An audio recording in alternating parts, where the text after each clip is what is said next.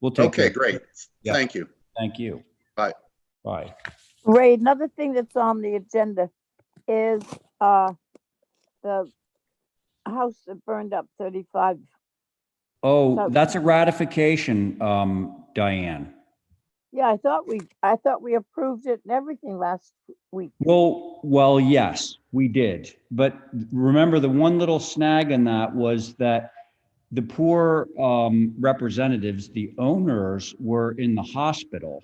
And so they couldn't sign any form work, obviously, nor can they. I heard that one of them is in a medically induced coma, or at least was. So the whole thing was that we didn't want to make the action or have that action without their consent. We didn't. Well, and we talked about it, like demolishing their house without them having a chance to basically get anything that might still be of value away from there. But Yeah, I mentioned that. Thing. Yeah. All right. Hello, Stephen. Hello. And I think I saw Val. Yes, Yep, I'm here. Hi, Val. Val. How's it Hi. going? Hey, Diane. Okay. Hi.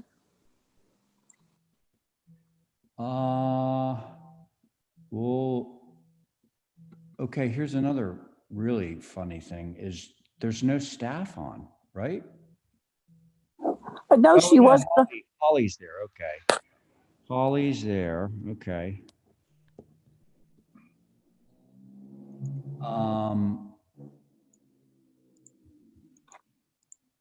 Maybe Kathy went to Maine.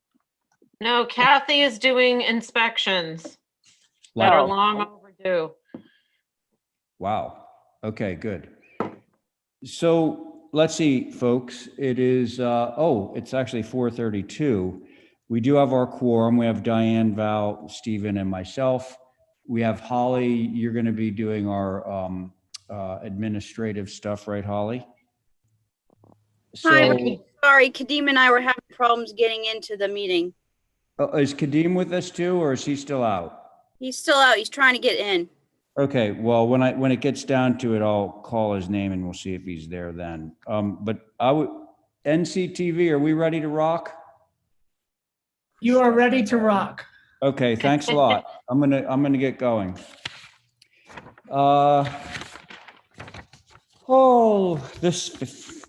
The script for the remotely conducted meeting.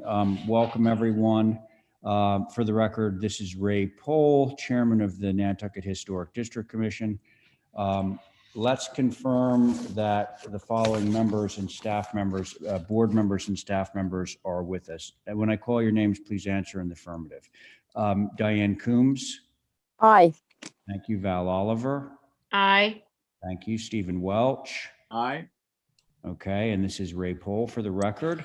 Abby Camp, hi. Oh, Abby, hi. Yeah, you just hopped on. Okay, so Abby Camp is with us. Thank you, Abby. All right, and now, and there's Kadeem. Okay, great. We're getting it's a party, folks. Staff members, when I call your names, could you please answer in the affirmative? Holly Backus. Present. Thank you. Kadeem McCarthy. Present. Thank you very much. Okay. This open meeting of the Nantucket Historic District Commission is being conducted remotely, consistent with Governor Baker's executive order dated March 12th, 2020. That order, posted with agenda materials, this meeting allows public bodies to convene remotely so long as public access to deliberations is reasonably provided. This meeting is convening via Zoom with video and audio recording, and we are being broadcast via YouTube on the town's YouTube channel. With no member of the public having been asked to speak, which I will confirm in a moment, this particular meeting will not feature public comment. Materials provided to members for the meeting or provided during the meeting are, unless otherwise noted, available on the town's website. During the meeting, I'll introduce agenda topics and speakers. Please remember, everyone, to mute your Zoom audio until your name is called. and to direct comments and questions through the chair to avoid crosstalk and make the taking of minutes easier. Lastly, votes taken at tonight's meeting will be done via roll call vote. Okay, with that out of the way, I would, here we go, folks. One change to tonight's agenda. Joe Paul came on a moment ago and said that the first item under new business, which is 19 Pondview, the guest house, he wants to hold so that he can do revisions to that conform with the revisions that we requested for him on his main house that we reviewed last Tuesday. So we're going to strike that from the new business agenda. Okay. All right. All right. As far as I know, unless either Kadeem or Holly tell me otherwise, that's the agenda for tonight. And I would like a motion to approve tonight's modified agenda. So moved, Mr. Chair. Thank you, Val. On the motion, Diane. Aye. Thank you. Abby. Aye. Stephen. Aye. Thank you, Val. Aye. Okay, and I'm in favor. So we have an approved agenda for tonight. Let's see. The first item, Holly, Kadeem, do we have anything that we want to read in as a public comment at this time, or should we move on? I have nothing. Okay. No, sir. And Holly says no too. Okay, so with that, we can move directly to consent. Let's see. I don't think any of us needs to recuse from consent. Nope. So may I have a motion to approve tonight's short consent agenda? I So make moved. so move 1 through 12. Whoa, maybe I have the wrong agenda. I have 1 through 8. Me too. 1 through 8 is correct. Oh, Okay. I So may have the old you agenda. might. Okay, so it's 1 actually through- 8 items. Yeah. But your motion is to approve the consent agenda 1 through 8, correct? Diane? Yes, Okay. Yes. Thank you. On Diane's motion, Val, Aye. Abby, Aye. Stephen. Aye. Thank you, Diane. aye. Thank you. Okay, consent with conditions. Let's try another one here. Motion to approve consent with conditions. Thank you. On that motion, Diane, Aye. Abby, Aye. Stephen, Aye. Val, Aye. and I'm in favor. Motion carries. Okay, we're cutting right through it. So now we're at the, we want to ratify the motion for the unfortunate after the fact approval of the demolition of the house that burned last week on Surfside Road. Now, let's see who's sitting on this. Myself, Diane, Abby. Okay, so we have the board. Holly, Kadeem, this is, we're good to just ratify this motion at this point? Yes, sir. Okay, thanks, Holly. So can I have a motion on that one? Make a motion to approve the ratification Okay. of 39 Surfside Road. Thank you very much for the demolition of that poor building. Okay, so Diane has made a motion. On that motion, Abby, Aye. Val, Aye. Diane. Aye. Okay, and I'm in favor. Motion carries. Okay, new business left over. We now have knocked off item number 1, Joe Paul's pond view. So we're going to go straight to 48 Orange Street, assuming that we have somebody to represent this application. Oh, I think we do. This is Tori. I Yeah. saw Tori on there. Okay. Tori? May be muted, friend.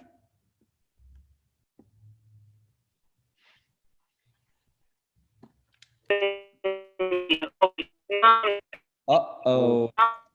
Hold on. Hello? Tori? Listen, something's wrong with your sound. We can't hear you. No. A lot of, Okay, hold on one second. Let me go. yeah.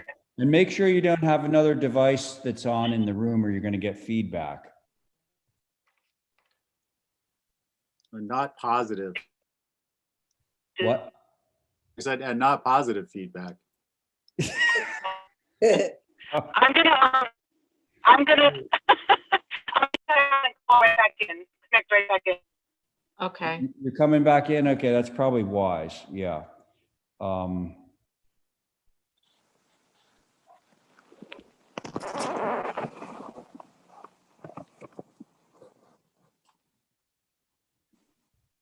It's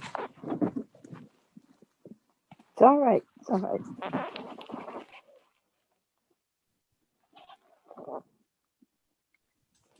Looks like she's there, but He is there? it looks like it, but Is that better? I'm here. Is that better? a little That's bit, better. yeah. Yeah, yeah. Okay, so what Okay. do we have, Tori?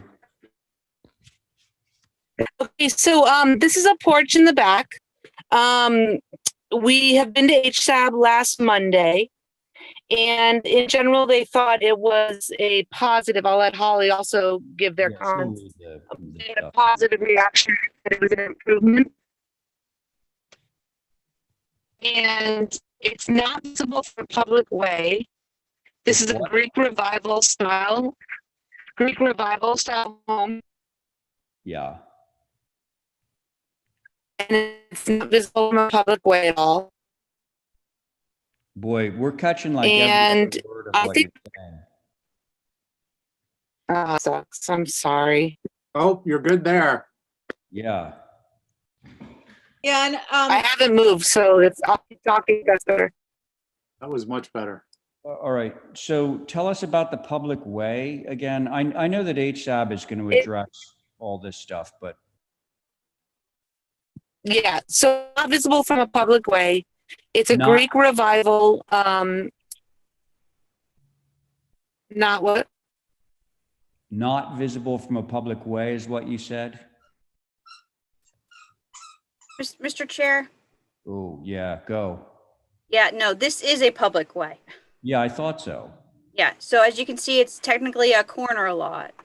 HSAB, you know, for the most part had simple comments. The columns should be round and tapered. Round and they're- tapered. Round and tapered. Concerns with the flat roof of the porch, and keeping with the architecture, which is an 1840s Greek revival. Yeah. The ceiling and the porch beam are shown out of proportion. The There's ceiling concern and the on that. beams are shown. And then the porch beam is higher than the windows, should be a 4-pitch and consistent with building with Nantucket and Mine guidelines, and not shallower of the existing porch, which you can see here. But they did overall make a comment that this project or this proposal is moving in the right direction. Based on the visibility of this being on a corner lot, I did recommend it being on the view. That's why it was on the view. Okay. So I wanted to make sure that their considerations were brought into. Okay. Well, I think a lot of that resonates with me at least. Can you guys hear me now?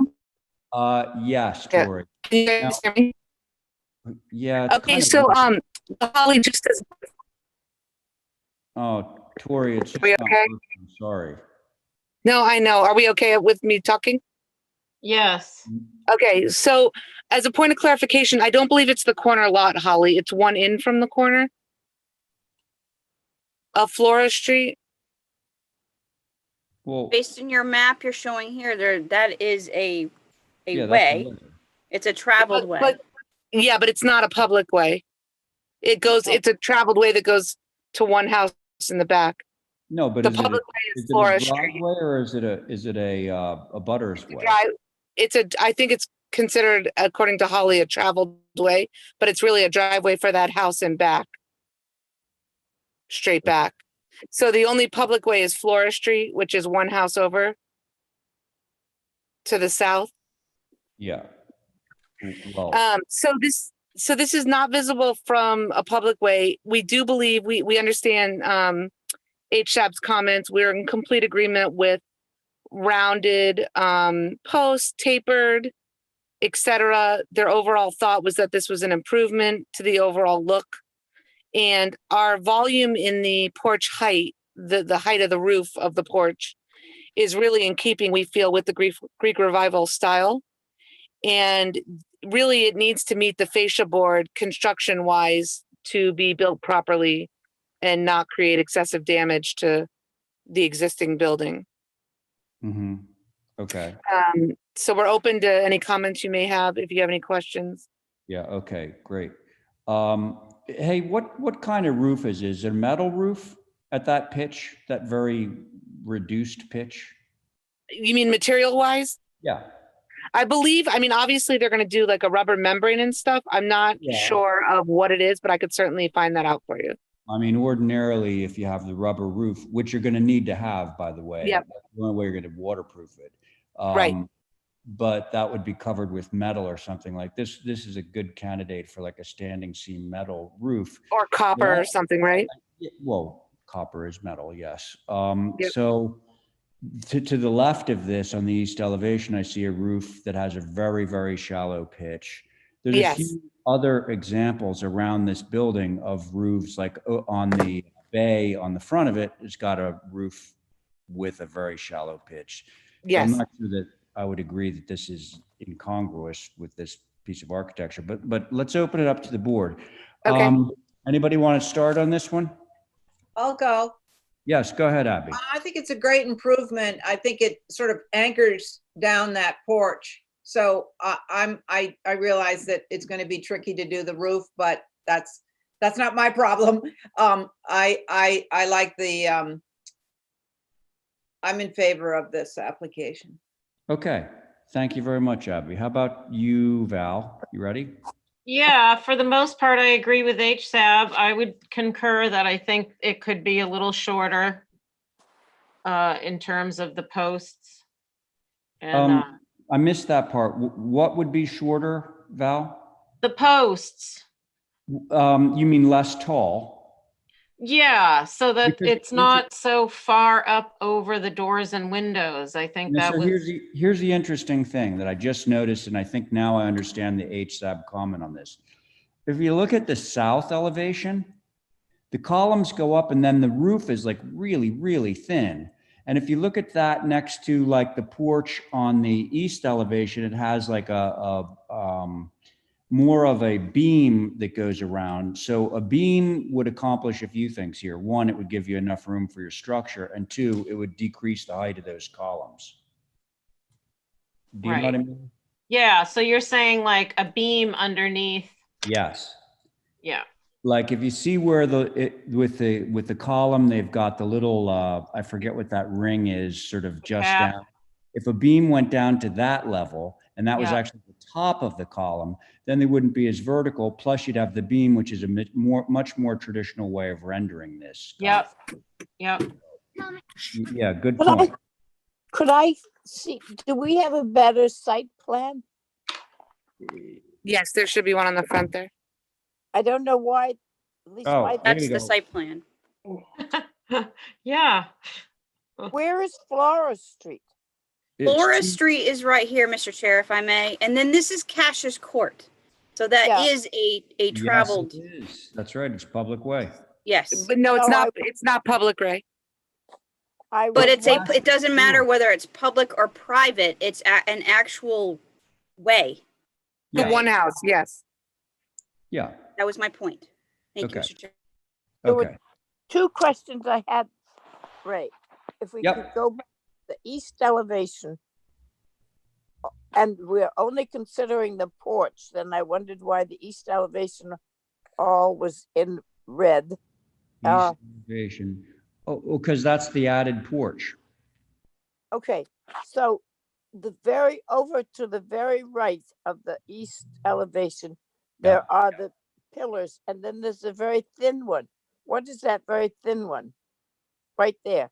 Oh, That's an existing two-story deck. And that's the post holding it up? I believe so, yes. You can see it in the elevation below. Yeah. It Lori, almost do you looks have like any a corner board. pictures? No, but of course I'm happy to submit them. Because I think that would help. Yeah, This is not Charlie Walter's house, right? I'm not sure. I don't believe so. Okay.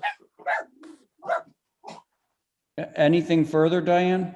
No, I wondered what that was and why you would see it on the east elevation with that narrow pole, but if that's one of the ones that we were going to increase, then it would be good. I actually think that that's a corner board. You I think don't, so? yeah, I think it's a corner board. But again, Val is correct in saying if we had photos, it would all be easily determined. Yes. Okay, Diane, thank you. Stephen? Yeah, I agree with HSAB. You beat me to the suggestion on the beam, and I seem to recall from, I think it's neither here nor there with respect to visibility because of the privet in there. But I seem to recall that this is a town street that used to be called, for my days on roads and rights of way, Lion Street back in the day. So I would make a motion to hold for revisions. You just made a motion to hold for revisions? Yeah. Okay. Hey, Tori, to Val's point, when you do the revisions, just so that we can see what we're talking about here, can you take a couple of snapshots of the building? Yeah, and the revisions are more basically the roof line? Yeah, I think here's what I would suggest. Add the beam, which will by default decrease the height of the columns.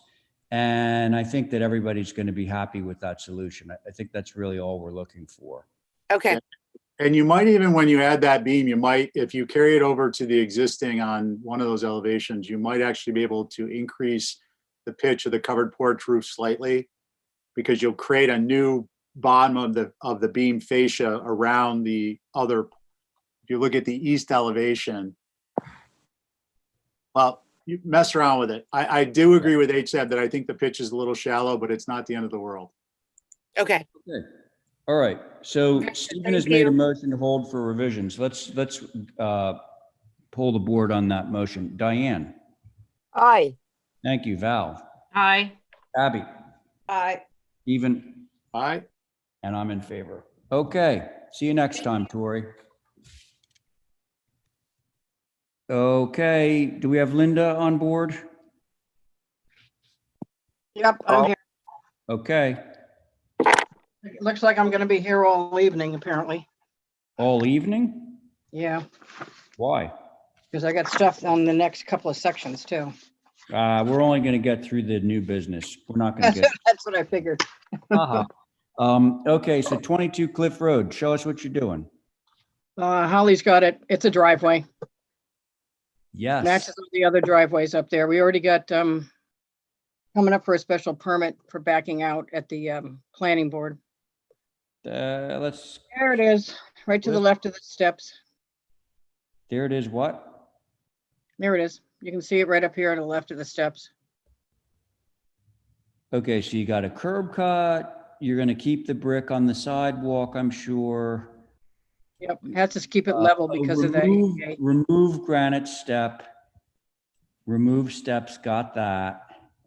And you just run the brick back. 7 by 17 is obviously the size of a short space, and that's going to go from your property line back to the red line and over to the property line on the side where the fence is. I think that's a fence. Oh, yeah. Okay. Any pictures or anything? We saw. Keep going. What's the type of brick? Like, what bond are you using? It's going to be running bond, nothing fancy. Bond. Okay. We may be back, and HSAB knows that. They didn't really have an issue with it of taking those steps off on the left side. The friendship stairs were not original to the structure. So we may have to come back and get rid of that left side there. Okay. But we'll figure that out once we get this plotted out in there. Okay. Speaking of HSAB, do we have HSAB comments on this, Holly? Yes, sir, and I appreciate Linda being in attendance for that. There was a comment about the window wells, so that's why Linda has provided a revised site plan through the engineer. Thank you for that. For it to be staked out, that would be helpful to understand the limits of the driveway. There was a conversation about the size of the parking space, indicating that yes, this is a 7x17 compact parking space. Just want to make sure that they'll be able to, actually utilize that spot. Well, Ray, we're gonna have to use your car to test it out. My car? Your little baby car. Oh, that's Lisa's car. You could fit two of them side by side in this space right here. But There so it was- is an interesting There was question. just concern about the landscaping, because if you saw in those photographs, there's an existing brick wall that's on the Yeah. neighbor's property. They are Right. gonna have to remove a little bit of that brick wall so they can actually get the clearance through there. Which it looks like they've already done. No, that's the way it's been for a while. Oh, Yeah. Just okay. disintegrated on its own, Yeah, sort of. all right. Not a happy camper, that wall. Yeah, okay. It just sort of, right, you just knock off that last little bit of it.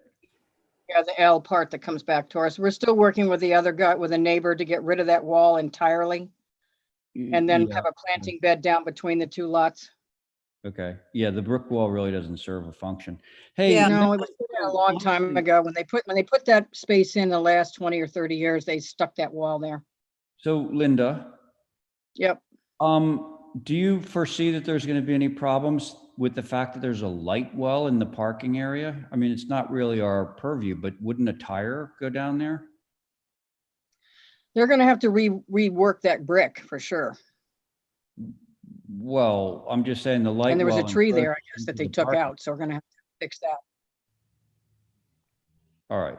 Yeah, they're gonna have to rework some of that stuff. All right, but fundamentally, we're here to see about whether a brick parking space is going to pass muster with the board. So board members, what do you think?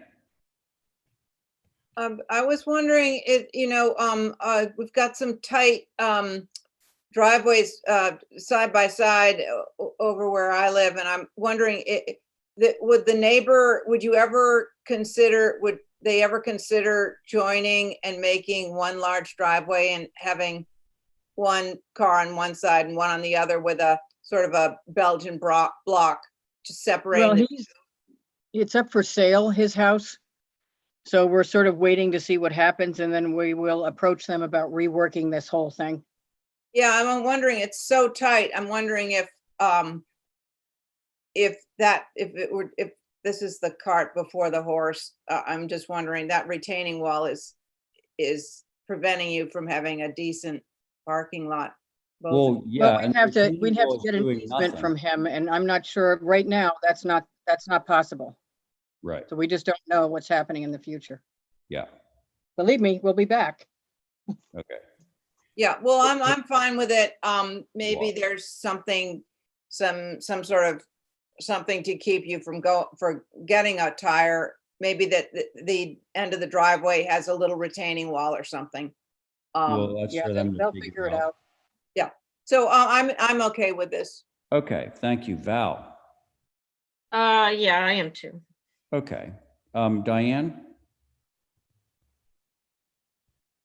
She's on mute. Okay, so while Diane's. Sorry, Oh. somebody came in the room. Mm, That existing vegetation to the property line, I don't know. If you say it's gonna work, I don't mind the friendship stairs coming down, so I'd go along with it to begin with. Okay, thank you, Diane. How about you, Stephen?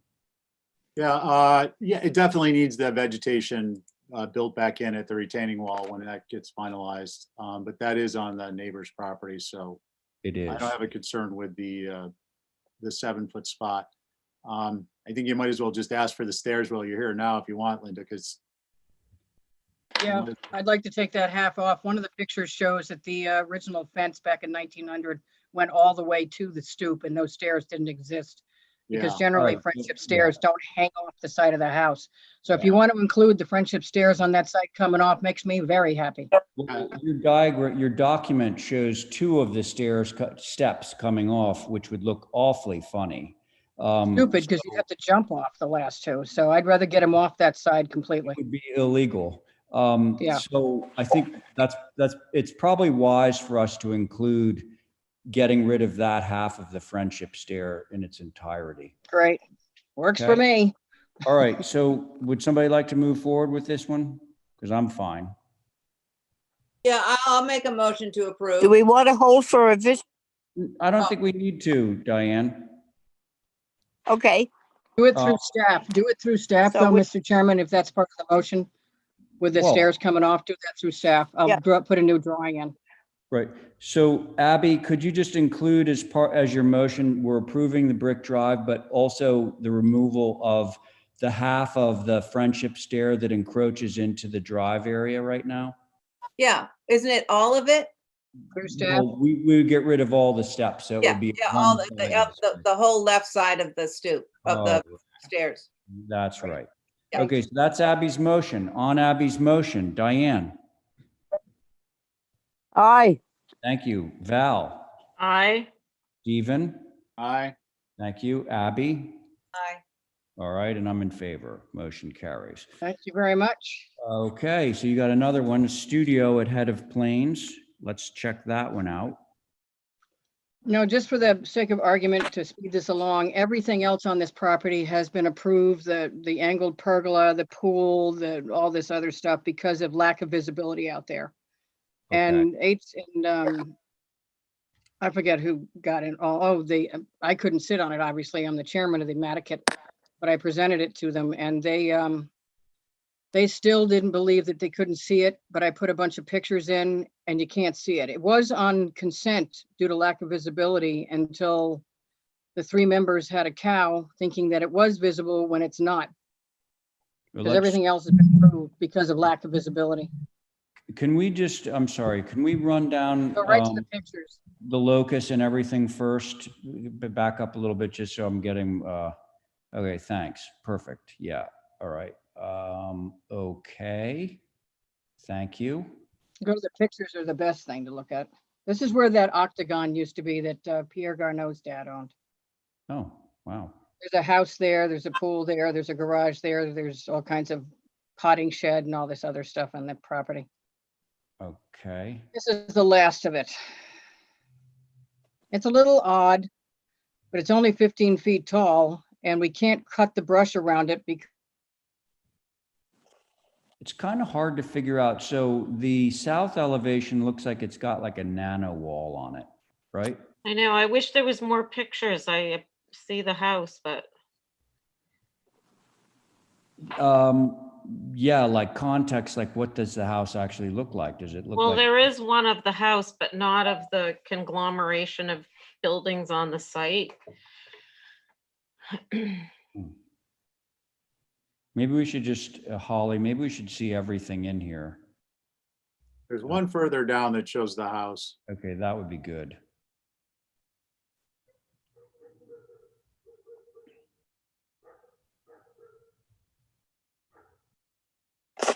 Keep going, Holly. Mr. Chair, Yeah. Linda's called me. Here she, go ahead. All right, I'm back in. My computer keeps going off. We got a new battery coming. Oh. So, But it's only 15 feet high. It's not visible. It's behind the house, behind the pergola, behind the pool. all right, well, we're going through the photographs right now. I can't hear them, Holly, so you have to tell me what they're saying. They're going through the photographs right now. Hold on. You going through the photos now? Yes. Yeah. All right, I'm coming back in. So Go, Val. with regard to that, the photos clearly show that this house is out in the middle of nothing. So you can see it. So I don't know where the lack of visibility is, except that it's at the end of the line and maybe people won't go out there, but I don't agree with the lack of visibility. I think you can see everything. You can see the house and the pool. Are you coming back in? Well, was this taken from the site? Is this, I remember when this project came through the first time. Yes. Yeah, like a year or more ago. Yeah. Yeah. Yep. Yeah. Okay. Who's the Keep architect going. here?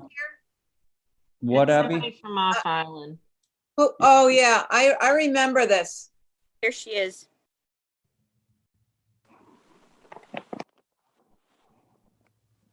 Holly, Quite can a you, walkway going up there. yeah. Can you keep scrolling so that we can see all these photographs?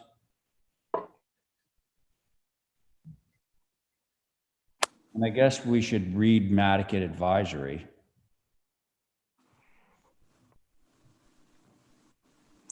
You can see all those buildings. Right. Okay. We should take a view of it. Well, it was on the view list, I think. Was it? I didn't see I it. didn't go out there though. Okay.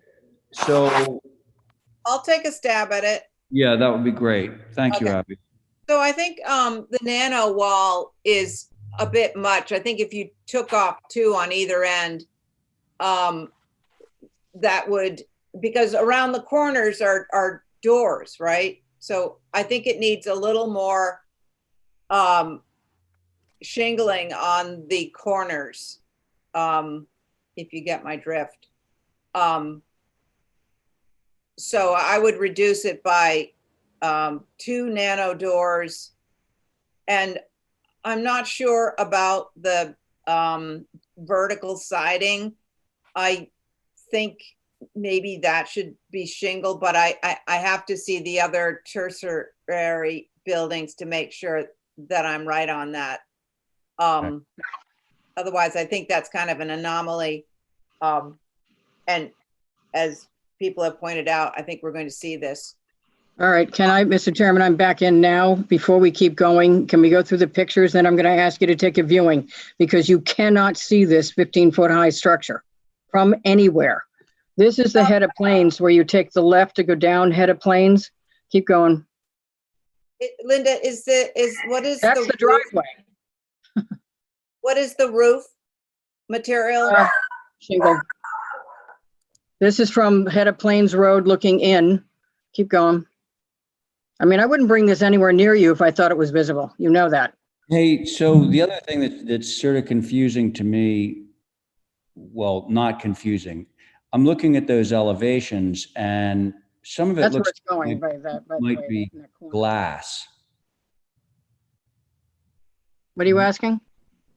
Well, we need to zoom in on the elevations because I can't read any of the text and it looks like there might be some glass or something going. It's all glass, basically. All glass. Okay. That's the house. That faces south on the other side of it. There's no road there.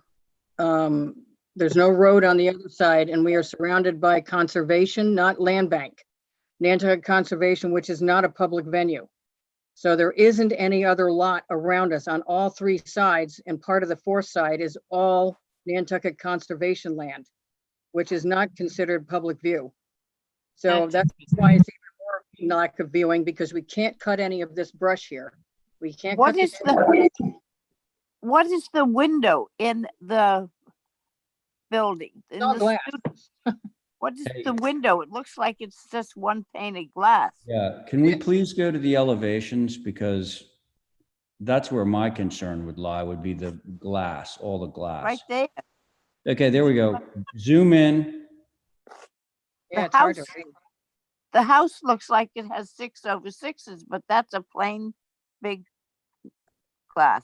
So That's a house. windscreen is glass, I guess. Yeah, everything you see is glass, from my understanding. Everything. Yeah, Like- except for the like- walls. The gable. Okay. But if it's not visible, then we don't really have anywhere to go here. So if you're gonna make a ruling on this, I suggest you take a viewing. All right. So how about Take a 4-wheel drive. we do a viewing with a height pole? Okay, Okay. that works. I'll put one at each end. That would be grand. So I also think yeah, that's a good idea. good idea. But it is an anomaly, Val. I agree. It's an anomaly, but if it's not visible like everything I else. know, I'm just getting really tired of these really oddball structures that Yeah. look like somebody who was in kindergarten put them together and Oh, believe me, I got him to this point. Oh boy. Okay. So Val, were you going to add anything or do you want to just look at it first before you? yeah, I'd like to, that would be great, Linda. Thank you. Okay. So can I have a motion on this one? Motion to view With high Okay. poles. and poles at either end. Yep. Very good. Thank Got you it. very much. That's Diane's motion. On Diane's motion, Stephen, No, no. I'm a no. On what? On the view? I viewed it. I haven't commented on it. I think if it's on a view list, we all need to go out and view. Yep. Wait. Oh, you're saying that we should have done this already. Yes. Okay. Well, now they got it. I'll put the poles up. All right. And you know where it is. Okay. So Stephen's a no. Abby? What do you mean? Well, sorry, what are we voting on? View. The view with two Oh. height poles. Yeah, sure. Okay. Val? Aye.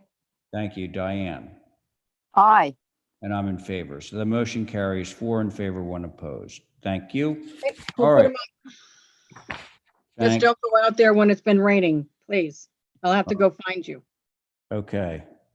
Thanks, Linda. Mr. Okay, Chair? that was you, Val? Yeah, I have to sit off the next one. Okay. Thank you. All right, we still have a quorum. Blackwell, is that Jeff Blackwell? Yes, but he's made me come to Oh. represent. Okay. Hi, Sarah. Hi there. So 3 Westchester, driveway apron. Okay. We're basically putting in a parking space. And Westchester. on Yeah. Westchester Street. Yep. Okay. That's where it's coming in. Yeah. It's brick. I know Jeff dropped off a new plan earlier or late last week.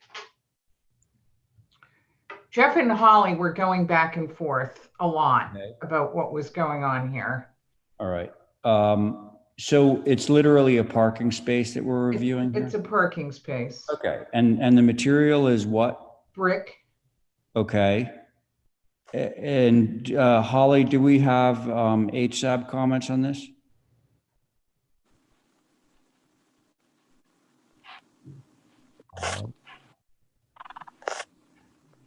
I think Seb was confused and had questions, which is why Holly and Jeff were going back and forth about, was there going to be, oh, sorry.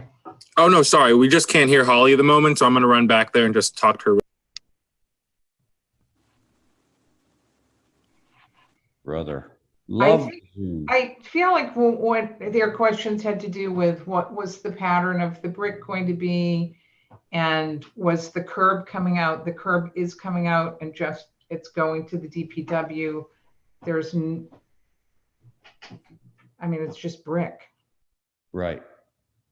Brick, and the sidewalk is already brick. And the sidewalk is already brick. Okay. Yeah.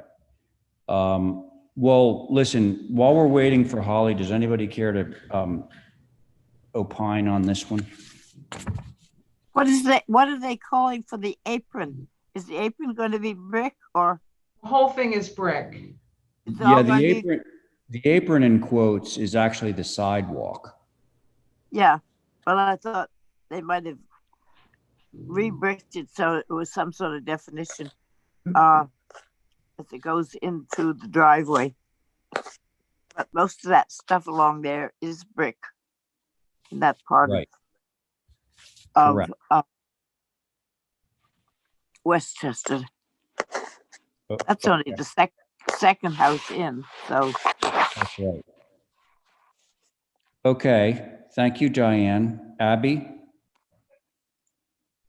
I haven't been able to see very many of the the site plan. Well, unfortunately, Holly is, I think she and Kadeem Okay. are talking right Well, now. in general, I'm fine with it. I don't have a problem. I think if it's running bond, for instance, it could be just, a very simple brick driveway. I don't see the problem. Well, we can specify that it's running. Running bond. bond, it would be good. Okay. Running bond is the simple one, right? Yeah, Yeah, Yeah, that's where all the sidewalks are. Yeah. yes. Yeah, we want it to match the sidewalk and be just running bond. That's fine. that looks like what you've got going up the brick patio and brick patio. Well, It's all so looks like interestingly, running bond. Diane, I can see why this would be confusing because the brick patio things and the brick walkway, those are existing. And what Jeff has done is he's superimposed just a thin 20 by 9 rectangle. That's actually the part that's going to be the parking, and all the rest of it's going to go. Why am I not able to let Holly in? But it will fit in. It will fit in with the other brick. Holly, where are you? Yes. So I don't have a problem with it. Okay, thanks. Stephen? Yeah, the only thing I would ask is, it looks to me that on the western edge of the drive, you're gonna need a retaining wall that runs parallel to the, perpendicular to the street, parallel to the length of the drive. Because you're cutting into two walls, the first wall. Oh, yes. So I just asked that we get that cleaned up on the drawing, but other than that, it's utilizing existing brick space primarily, so I have no concern. Thanks. Hey, so to that, Sarah, can you speak to the retainage that would be required for this? I'm embarrassed to tell you I cannot. Okay, because Stephen's point is that you're basically going up a hill. You're going to need to retain so that it's all at a level. So the retainage would run along, well, basically where that arrow is. Right. going. Is there any way to make this drawing bigger Yeah. so we can see? I mean, I don't even see See the two retaining, it says Yeah. SRW, SRW. Those so are. they're taking out the middle one? They're taking out That one. Yeah. That one, definitely. Yeah, that one. And the other Yeah. one can stay. Right. Actually, the other one would have to get removed and built taller because it would get undermined if you left it the way it was. Right.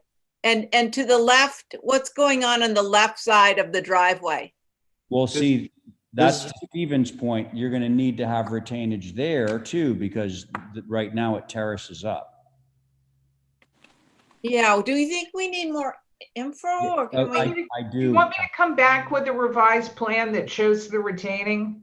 Yeah, That would be really great. There's, and if he showed, like, obviously the brick patio is being removed.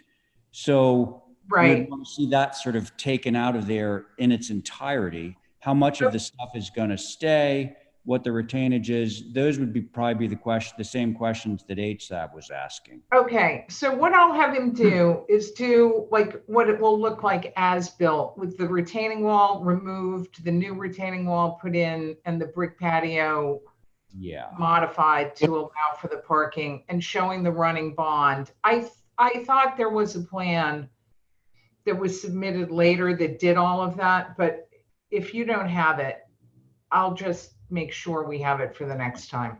I don't want think to it'd take be a up any more. relatively simple matter once we had that information. Yeah, I don't want to take up any more of your time. Let's just move right on. Thanks very much. So Sarah. why don't I make a motion to hold for more information? Yeah, and so- Mr. Chair, I apologize. I'm in and I have the revised site plan that I was working with Mr. Blackwell on. Oh, okay. So let's see that. But if it instantly doesn't show what you want, Ray, let's just move on. Okay. It should. So the previous, this should be it before you all. The previous application did not show. There it is. here. Well, okay, but so two things on this. One, that's showing herringbone, which we've decided. Yeah, we don't want herringbone anyway. Okay, Gotcha. and the other thing that this is not showing is retainage. Right. You know what? I know what you want. Let me just go back and have him do it and I'll just come back. Okay, thanks, Sarah. I think that's the best. I understand what you need. Thanks. Okay, so All right, Diane, thank you. were you ready to make a motion, Diane, to Yeah. hold for more information? I made a motion to hold for more information. Okay, that's great. On the motion, Abby, Aye. Stephen, Aye. Diane, Aye. and I'm in favor. Motion carries. Okay. Next Sorry, up, Mr. Chair. thanks, Sarah. Next up, we have 49 Hulbert Boardwalk.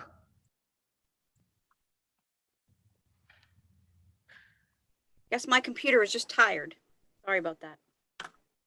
Oh, those computers. They should do a little spot where you can pour some coffee into it. Hey, High octane. Well, the Hey, is town can Elizabeth give on? us newer Yeah, ones. I'm here. You're there? Yes, good evening. Okay, hi, Elizabeth. Okay, so what do we got going, Elizabeth? It's just, we're in a buffer zone, so we're putting in some boardwalks to access the deck in the back and hug them tight with beach grass. And then we're reducing a driveway at the front from 2 parking to 1 parking. And we're adding a picket fence at the front and a small gate in the bottom of the plan on the left side. Okay, so guys, you'll notice that very lightly in blue are the proposed revisions. So you see one rectangle that shows that the driveway is going narrower. You see another length of blue that shows that there's going to be a fence in front of the house. And then the boardwalk are these 2 sort of linear elements off on the right-hand side. Is that correct, Elizabeth? That's correct, yep. And then it looks like you have a board fence that's going around your AC units. That's right, and the gas tank, Okay. And then we have our details of the fencing down there. yes. Is it natural to weather? Oh, white. It's white fencing. Yeah, it's Oh. Hulbert Ave. Right. Okay. That's it, right? That's it. Okay. Okay, folks. Oh, I should ask Holly, any HSAB on this one? yes, sir. And thank you, Elizabeth was actually in the meeting with us. So there was a long conversation about this area, and being, I guess, the location of where bikes are going to be parked, and the request of the recommendation of removing these 2 sections of fencing that kind of flank the walkway going in here. That seemed to, there was an issue about flow, and I get that was agreed upon. Am I correct, Elizabeth? Well, I agree that, but I, defer to the HDC Yeah. and see if they feel the same way or if they're gonna approve as submitted. Gotcha. And there's a conversation about putting an actual bike rack in versus having this kind of no man's land area. So Well, that was, what is the no man's land area is also brick, Elizabeth? Yeah, it's brick today, we just want to Oh, retain the right, small right. section. So you're just leaving that. Yeah, Well, so basically it would just be like a little annex off of the driveway where people would park their bikes. I don't think you that's necessarily right, need a exactly. bike rack. Yep. Okay. It's not a trick application. It's not a trick application. Yeah, I'm good with it. Thank you for telling us that because we get so many of those. It's always nice if the applicant tells us in advance that it's not a trick application. I'm Okay. good, Mr. Chair. So Abby's okay with it. How about you, Val? Me too. What is the white fence that's there at the end of the driveway now? Is that just getting taken out and there'll be this picket? Oh, no, that's under the house. Those 2 doors are Oh. under the house. That's a door? Yeah, and we want to remove it, but this is not what this application is about. It looks like a fence. Okay. Yeah, Where is that, Elizabeth? Like it's at the head of the existing driveway. So the goal would be to remove that, but this is not part of this application. Hey, 'Cause Val. we're putting plants in front of it. Okay. Yeah. Yeah. So basically those doors that you're seeing are on the portion of the driveway that Elizabeth is planning on removing. Gotcha. So it's basically right behind where she's showing the bike rack thing. Okay, That's where that is. Yeah. all right. So where are you on this, Val? I'm fine. Oh, okay. Thanks. Diane? Yeah, if maybe they're going to finish with it a little bit come another time. The I think what's going on, I guess it's the east side, is good, and I think that the bike area should be kept as simply as possible. And I also, there was one thing pointing right down by where it says 55. It says existing PT retaining wall. What, on whose property is that? That's on town property. We're not touching that. It's been there. It was there when my client purchased the house, and it's still there now. How high a retaining wall is it? It's just a few boards. Okay. I don't remember seeing it. That's all. I was trying to place what it was. Thank you. Thanks, Diane. Stephen? Thanks, Mr. Chair. Elizabeth, can you just explain what it says, existing driveway to be reduced, which I understand, and raised at grade? What is raised at grade? So it's pitching like down towards the house, and as we're moving it, to the side, we want to pitch it back. We want to raise that a little bit so that it's right now it pitches down from the road into this. That's why there's a retaining wall close to the house. So we want to eliminate that. Gotcha. And then there'll be, from the drive, there'll be a few steps up to the boardwalk and then around the back. There's grade change in the back of the property where the coastal bank is. Yeah, but the question I have at the driveway, steps to the front door. Go ahead, Stephen. the question is, at the driveway, there'll be a couple of steps up to the boardwalk. Is that correct? That's correct. Thank you. You okay? Yep, just wanted to make sure I understood what was in front of me. All right. So far I haven't heard anything from anyone about these little side walls that HSAB wanted to get rid of that define those two things. Are we okay with those, or do we want those to come away? Aren't they just picket? They're just, Yeah. picket. Yeah, it's just a picket fence. Yeah. And my view is that they'll at least block the bikes a little bit. Would someone care to make a motion on this? Motion to approve is submitted. I like it. Okay, let's give that a try. Diane? Aye. Thanks. Stephen? Aye. Great. Abby? Aye. Val? Aye. All right. Oh, and I'm in favor, for the record. Thank you. Thank you okay, very much. Elizabeth, thanks. Okay, now Cotuit Solar, 6 Briar Patch.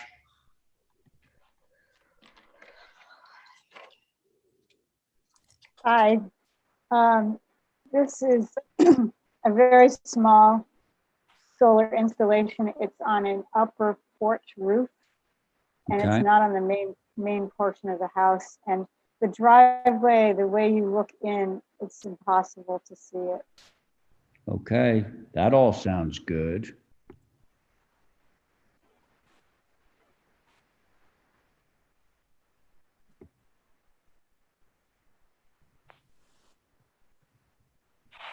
Okay, so is it going on the house with the cupola? Oh, yeah, I see. Not on that, no, just on that little side part. Right, so it's going on that building, but it's just going on that little porch that's like, if you look at the top photograph, that's on the right hand, yeah, exactly, right there. That's Yeah, it. That's Looks it, like 8 panels. right. Okay. Folks? Is there, sorry, can you hear me? Yeah. Is there a picture from Quidnet Road? I mean, where, if we could see it, what road would we see it from? Briar Patch. And there are photos, there's a street right there. This Yeah, is looking in from the end of Briar Patch into their driveway. so Vince lower, Vaca's house. lower right-hand corner, Abby, what you can see is the back or half of the gable, right? You see the little chimney there. Well, the solar array is on the other side, the gable that's actually the subordinate gable to the gable that you're looking at right now. Oh, okay. So it's far from Yeah, the. yeah, okay, I'm okay with it. Okay, thanks. Stephen? Yeah, I don't think you're going to be able to see this. No concerns. Well, actually, if you're over in the cupola at the Cranberry Bogs, you might. If you're in the cupola at the Cranberry Bogs, which as we know is a public way, Yes. publicly traveled way. Thank you. Diane? I'm all right with that. I think it would be hard to see and pick out with what's around it. I would I- tend to agree. Thank you. Okay. Val? Well, just for the fundamentals of it being a wood roof and it's the front of the house, I'm a no, but I would agree it's probably not very visible. Okay, well, that's a nice statement. Okay, but can we have a motion on this one? Make a Well, motion to approve as submitted. Okay, Yeah, and Did that the vegetation remain in perpetuity so that if for some reason the front house becomes, just add the caveat. okay, that's fair. Hey, do you mind adding that to your motion, Diane? Not at all. Okay, very good. So Diane's motion is to approve with the vegetation on the property to remain in perpetuity to screen the panels. On Diane's motion, Stephen? Aye. Thank you. Abby? Aye. Val? No, And Diane? Aye. And I'm in favor, so the motion carries 4 in favor, 1 opposed. Next up, 16 Pippin's Way. So this is a house and a cottage, and I'm asking, we have 2 applications, but it's Mhm. one system, one family. It's Mhm. the Slozak, Sam Slozak and his wife Rachel. The 16 Pippins butts up to their family farm. It looks like we're doing the cottage first. Yep, that's So- what's. All right, so the cottage, you really can't see it from the road. The only thing you would probably think that you could is the front dormer. There's a shallow dormer. It sits on a hill, so you can see the photos, you can't see the top of that dormer from the driveway. It's a private road, and they're also on a cul-de-sac, and yeah, you can't, the Google Earth photos are before the house was built. So Karen, Yeah. I guess we'll see this document, but where are these going on the roof plane? Facing the farm? Okay, well, for the cottage, I think if you scroll, they're all over the place. they're all over the place. Yeah, when you scroll down, you can see they want to cover their whole electrical, so we put them everywhere. But there's no visibility to the ones on the back, or with the little back roof planes. Where I was going with that comment is when we first started approving the houses that are on Pippin's Way, I think that we didn't really take into account the visibility over Slozak's farm to those houses, because you can see them pretty clearly. Now, whether this one you can see or not, I can't tell you. I know that the Gambrell house that's in there sort of in the middle is quite visible from Pulpus Road as you're driving past Slozak's farm. Anyway. Mhm. Yeah, can I go? Yeah, go ahead. Yeah, this has been a thorn in my side. The fact that you can see it through the farm and especially that one that's at the very end of that cul-de-sac from Pulpus Road. So I think for me, I need a pole that will mark. So I can look when I'm on Pulpus Road and look back and see exactly which roofs we're looking at, because no, I mean, I think you're talking mainly, as Ray pointed out, from Pippin's Way, but where we seem mostly concerned about from Pulpus Road, which sort of ruin that whole serenity of looking over a farm, and then you see the tops of these trophy houses. It's like, what happened to that? So I'd like to see a pole. I don't know exactly where to put it, but I want to make sure I'm looking at the right house from Pulpus Road, and that's my concern. Okay, thanks. How about you, Diane? I would go.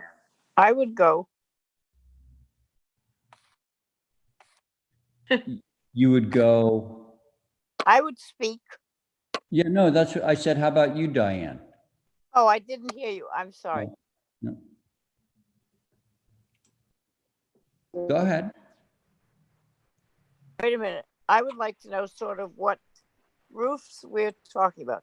I don't think of these buildings as being, big buildings. I see no harm in them. I think they're quite small and cute and typical of going around the farm. But I don't know on what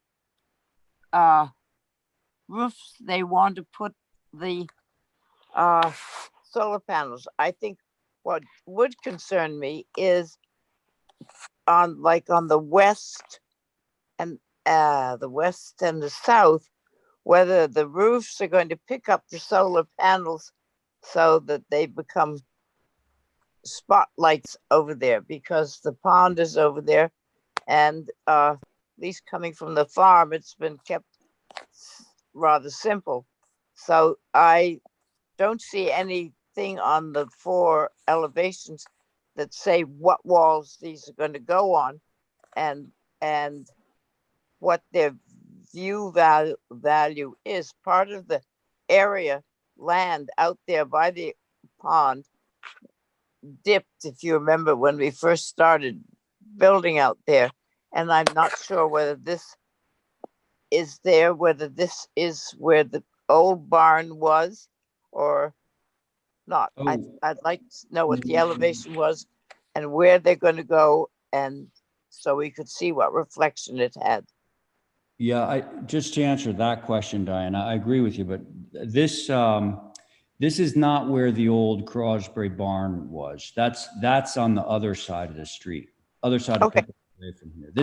This house backs up onto the farm, slows that. Yeah, that's right. I just wondered what you saw as you were going along Popus Road. I don't object to seeing the buildings because I think they're fitting around the farm, because I think they're small and sort of old looking. But I do not want to see them reflecting solar panels on the west in the afternoon when people are coming along, because I think it makes them much more obvious. That would be my I agree. position. Okay. Thank you. Stephen. Yeah, I agree with what's been said. I'm just wondering if there's some way. I don't know that a pole is really going to convey what may or may not be visible, but I think if there were a pole at the ridge on the back, the pole, I don't think from what I'm looking at, anything will be visible from Pippin's, or at least not to the extent that it would really read as solar.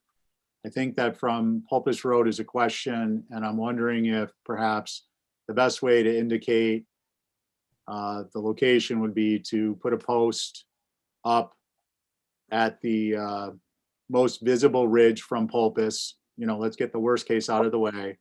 Yeah. But tie some marking, some fluorescent marking tape or something to it so it can be seen, because a pole is not going to be nearly as visible as the reflective surface of the solar. That's not to suggest that this can't be approved. It's just I don't want to be like a dentist pulling teeth. I want to just go there, see what I see. I actually viewed it, but I think that a pole with some marking tape would be at the 2 different locations. I know we're just talking about one of them now. would be the best approach. Yeah, I agree. Val? I agree with Stephen. I think what would really be helpful is if Karen went and got the plans of the houses at the building department, or maybe Rachel and Sam have some, and put them on that, because it would help us understand, I think, better. The GIS map or Google Maps are, when they're partially built, it's very difficult to tell what we're looking at. Yes. And I do agree with, I went out there as well. And to be fair, I really don't think that the stuff will be seen from Pippin's, but I do think at least the second floor ones will be seen from Pulpus. So that is important. Okay. So it sounds like the consensus view is that we would like to really check the visibility, well, from Pippin's, but mainly from Pulpus Road over the farm. So could you do something like that, Karen, where you could put up some kind of marking tape, conspicuous marking tape on the highest point so that we can identify where these would be going? Yeah, we can do that. Okay. Yes. Does somebody want to make that motion for me? Make that motion. Okay. So Diane's motion is to mark where the panels are going. Oh, this should actually be for both the guest house and the house. I think this, you know, the same concerns would be for both. Yeah, the house is much bigger. Yeah. So, yeah, tape that would, conspicuous sort of tape that would identify the roof planes where the panels are being proposed. That was Diane's motion. On Diane's motion, Val? Aye. Thank you, Abby. Aye. Thank you, Stephen. Aye. Okay, Diane? Aye. And I'm in favor. Motion carries. Thank you, Karen. Oh, so that, by the way, was for the main house and the guest house, correct? Yes. Okay. All right, Yeah. very good. We'll see you next time, Karen. In a few minutes. What's that? Oh, In a few minutes. oh, yes, I see. Okay, so next up, 28 Main Street, Sconset. Mr. Chairman, Yes. Lindsay did contact us saying that he is on a plane and won't be able to make it to the meeting, actually. So he was wondering if his application could be held for Thursday. I don't have any objections to that. I think that's probably the right thing to do. Can somebody give me that motion? I'll make a motion to hold that application until Thursday meeting. The All right. motion of 28 Main Street, Wisconsin. I Very thought we good. weren't having a meeting Thursday. Yeah, point of order on that. I don't think we are. Oh, I thought I saw it on here. No, there's a ZBA meeting. Oh, gosh. Wow. I should actually read the fine print. It says no HDC. That is correct. Yeah. So I guess just held for the next meeting, please. Okay. So then it has to go to Tuesday. So I'll make that change in the motion. Okay. Thank you, Diane. On Diane's motion, Val, Aye. Abby, Aye. Stephen, Aye. Diane, Aye. and I'm in favor. Okay. Now we are on to 7 Bunker Hill Road.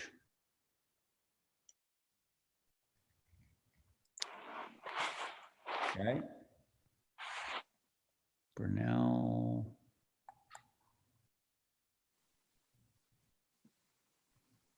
Proposed fence. Do we have somebody here to represent this? Deborah Wilson is in the chat. I'm not certain if she's aware that it's her time. Okay. After Deborah Wilson, if you can hear us, you want to unmute yourself so that we can hear you. Oh, I see you there.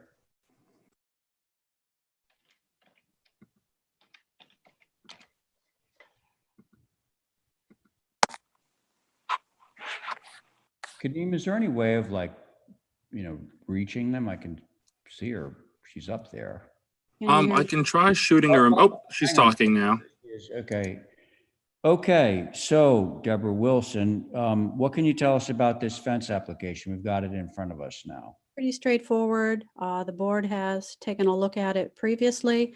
It is a long stretch of fence, and their concerns were to very validly, I think, is to get wrapped around that it is minimally visible from either New Street and Bunker Hill Road. This area is a subdivision, so we have quite a few properties that are in here, and the one of the prevalent concerns was that on lot number 1, that the homeowner is asking to have the fence installation be approved by the board prior to any plans, any building plans or any hardscaping plans submitted.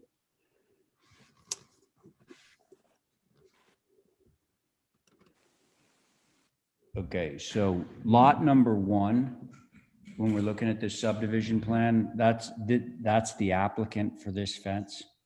That's correct. Okay, so it's going on lot number 1. Thank you for, and there's no building on lot number 1. That's correct. And you're saying that the prerequisite to them building is to have this fence? I wouldn't say that necessarily it's prerequisite. It's simply the order that they chose to proceed, and they asked me to represent it that way. Okay, so, well, I guess the first Well, thing. it's New Sconset Street. Hang on one second, because I want to hear, I'm sure that Sconset Advisory had something to say about this. Yes, sir. Yeah. They did. And during that conversation, I'm trying to pull up the photographs that Deborah had sent after the fact. You all can see these? Yep. Okay. So that was one of the biggest things, was wanting to see exactly the area. There were no concerns on the type of fences proposed, but there was a concern on the length of the fence without having any location of proposed structures. For context, of trying to figure out where exactly it was going to go in relationship to what's out there right now. So that's where photographs were requested to be helpful for you all. That was pretty much it. This obviously 5-foot cedar fence between lot 1 and lot 2 of that plan that you saw. So one thing that I'm going to say from like the outset, and I'm kind of surprised, well, Sconset Advisory sort of hinted at it, but this is a 5-foot board fence that literally runs from edge to edge. Ordinarily, what we're doing is we're holding it back as it approaches, or we're reducing the height as it approaches the street. In this case, definitely New Street, right? But the fact that we don't have a building there blocking part of the fence is also a little sort of cart before the horse feeling to me. But do you not think that perhaps if they get a fence that goes from property line to property line, that lot 2 is going to want some protection perhaps from lot 3, and we're going to end up with 5-foot fences developing the whole area? Yeah. Because it's viewable from New Street, and without having some idea of what's going to go in there, it's viewable from Bunker Hill too. I don't know. I think it's a big piece to approve first thing. okay. Thank you, Diane. Stephen? Excuse me. I agree. I think if this were to be approved, I'd want to have a couple things. Or maybe a few. I'd like to know what the setback is, and from New Street, presuming that will maybe be the front yard. I'm not sure, but in any event, what the front yard setback is from New Street, so we would have an idea of how far to hold back at minimum the fence, as opposed to going all the way up to the property bound. The other thing is, that's along your line of your comments, Mr. Chair. The other thing is, as shown with a pressure treated post and red cedar materials, I think that is, any length of that is going to do, even when it weathers, they're going to weather a little bit differently, and it's going to draw attention to it. So I think we would want the materials to be the same. And lastly, I think that the previous guideline that a plant material would be planted at least every other section of fence is appropriate. So something that's vining or a tall shrub just to break up the length of it. Thank you, Mr. Chair. Yeah, thanks, Stephen. Good points. Abby? So let me get this straight. I've never heard it called New Syosconset Street. I've always known it as New Street. So we're just talking about the street that the casino and the chapel are on? Yeah. Okay. All right. Because I've never called it New Syosconset Street. I don't know where that came from. But unless it's a new road that I don't know about. But I think it's highly inappropriate. I think it's just a strange precedent to start. What's wrong with a privet hedge? I mean, a board running this amount of length is just seems like they're throwing up a fence. So this has to be reduced in size, or get together with the lot 2 and say, let's do this. That's less egregious than this is almost like hardscaping. So those are my thoughts. Okay, thanks, Abby. Val? I agree with what's been said. I think they might be better served to plant some hedges or something. It's too hard standing alone, and I think it's not a good idea till we see what's going to be on the site. Yeah, that sort of encapsulates it for me. We don't know where the buildings are going to go or when they're going to go there. So having a fence of that length that's going to be completely visible from Bunker Hill and New Street is a difficult thing. It seems like an odd cut of a lot too, very skinny, and what kind of house is going to fit there? Yeah, true. That's 41 feet. Is that what it says? What does that say? Yeah, 41 thank you. feet. Thank you. Yeah, that's new. Yep. That's 41. And at least 10 of that has to be set back, so. Yeah, so 30. Yeah, it's gonna be a narrow little house. How does this get passed? I know it's not our purview, but I just don't understand how they have made a lot this size. It just because seems it's approval not required. Yeah, it conforms. It conforms to the thing. it's a strange set shape. Yeah, no, they don't. I don't think it's their business necessarily to micromanage the surveyor who comes in with the subdivision plan. They look at to make sure that the requirements are met in terms of square footage, frontage, all those requirements. And if it does, it's approved. And it's up to somebody else to figure out. Requirement was 75 feet. What? It depends where you are. Yeah, the zones are all different. It seems to me it would have been better to do 2 boxes, lot 1 across from where it is and lot 2. But anyway, that's not our job. Okay, so what do we do with this one? Hold for revisions? Yeah. Yes, Okay. hold for revisions. Okay, so Diane's made the motion to hold for revisions. On that motion, Val? Aye. Abby? Aye. Stephen? Aye. Diane? Aye. And I'm in favor. Motion carries. Thank you. Okay, Marketone's up next at 4E Lincoln Ave. I'll be right back. I'm going to get some water. But let's get this stuff up. Good idea.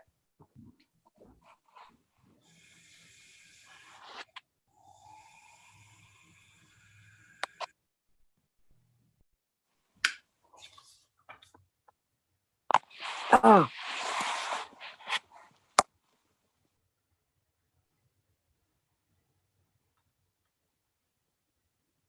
Okay, Mark, are you there? Yes, I am. All right. All right. This is a This is a lot that once belonged to the property to the east, as looking at the site plan. And this was the garage structure that was tangent to that building, larger building shown on the right in this site plan here, on the abutting lot, I should say. The lot had been subdivided, it's since been sold. The current owners would like to take the building and pick it up and move it to the back corner of the lot as we're showing here now, rotating it as well, with some improvements to the building itself, which will then free up a future building footprint for them as they plan the next couple of years looking out to build on East Lincoln itself. You know the weird thing, Mark? What? I think in order for this to be official, you're going to need to request a move off. Move off, move on the same lot? Yeah. No, No, it's two different lots now, right?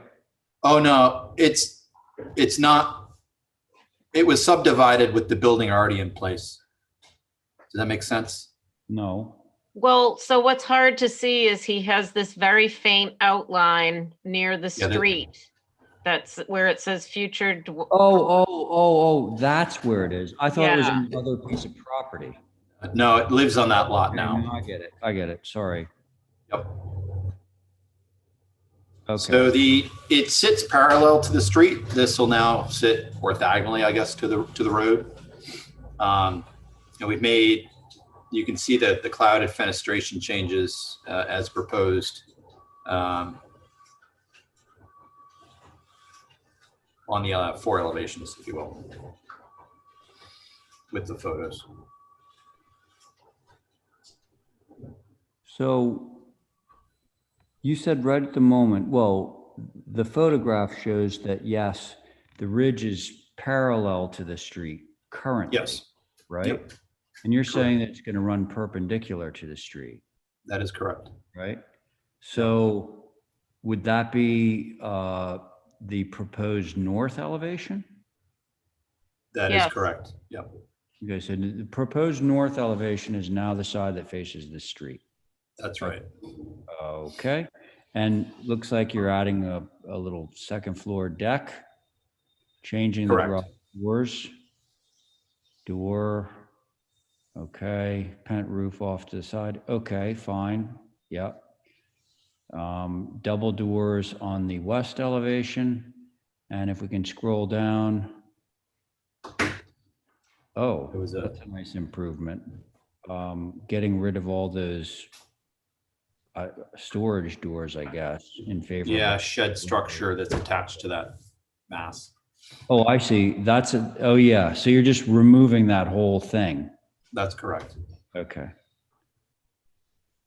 Okay. Likewise, on the other side, you're removing those decks and porches. Correct. Okay. All right. Now, would this have HSAB comments on it? Yes, sir. Okay. So there was a concern about the second floor French door precedent. Overall issue with having that deck, rather not see the deck. A question about where the AC units are located, that the doors should be gray. That the, let's see. Yeah, so that the doors, paint, no white, there we go, sorry. And the center door on the north elevation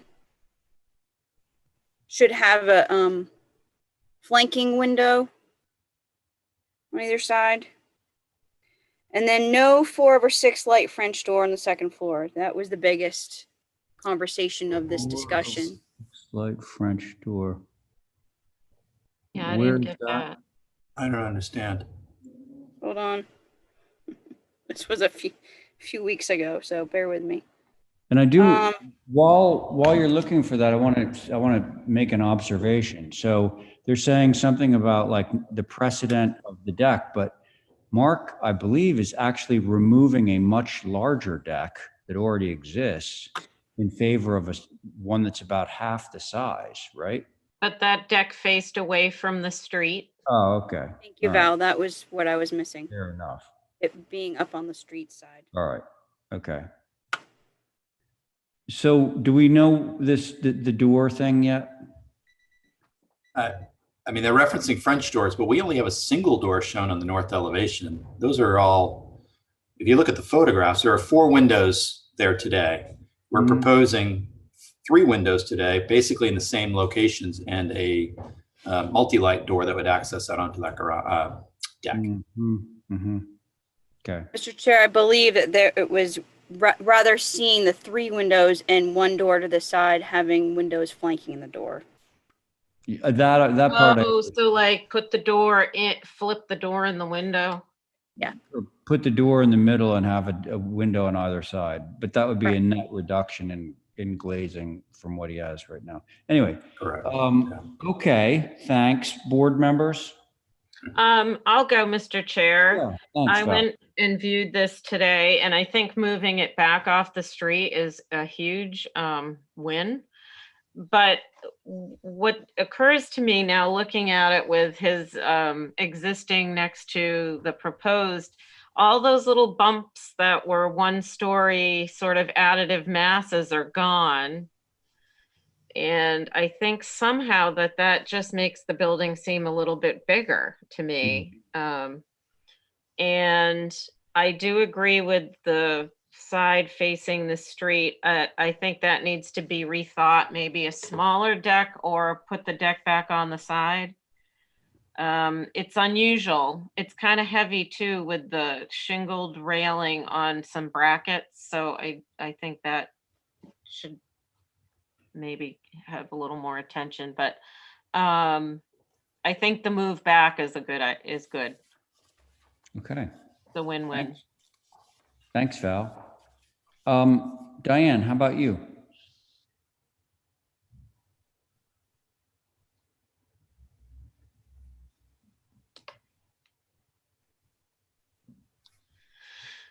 I don't even see her. Oh, really? Did we lose her? Okay. How about we go to Abby? Here I am. Sorry. Oh, there you are. Okay. There I am. I agree with Val on the porch. I think it is totally inappropriate, too heavy, and I can't even think when I saw one like that before. I would like to see some. Are we just looking at it for moving it, or are some of these things relative to what we can do? Well, moving is part of it, but in moving it, he's also proposing all these architectural changes to the building. So we're reviewing everything. Okay. Yeah. All right. Well, I think the windows are inappropriate particularly on the east elevation. It's hard to see what I agree with doing the French doors. It's lofted. It's sort of little garage feeling, and I don't think it should. The windows on the proposed east elevation are all mold.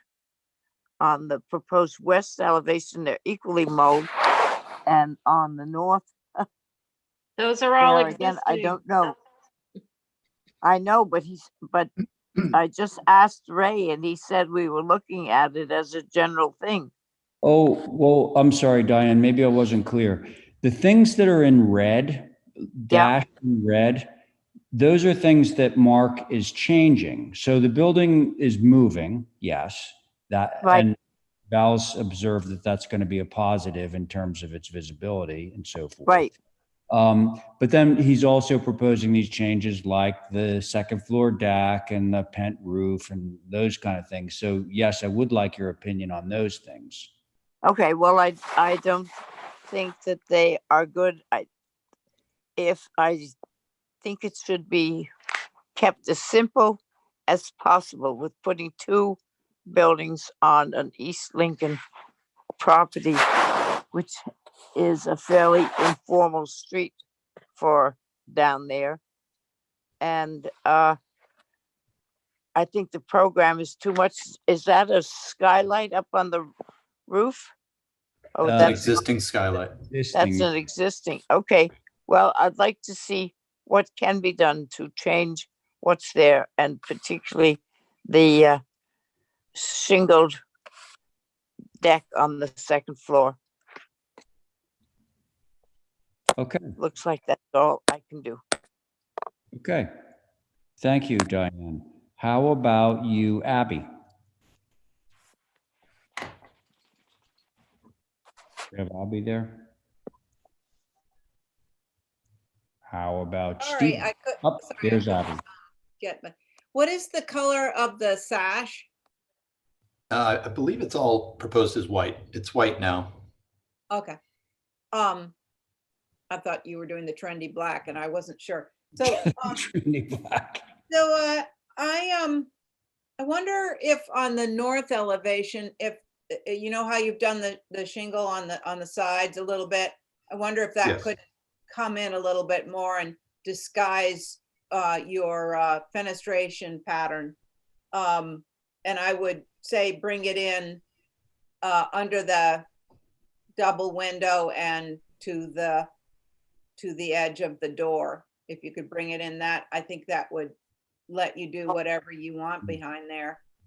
No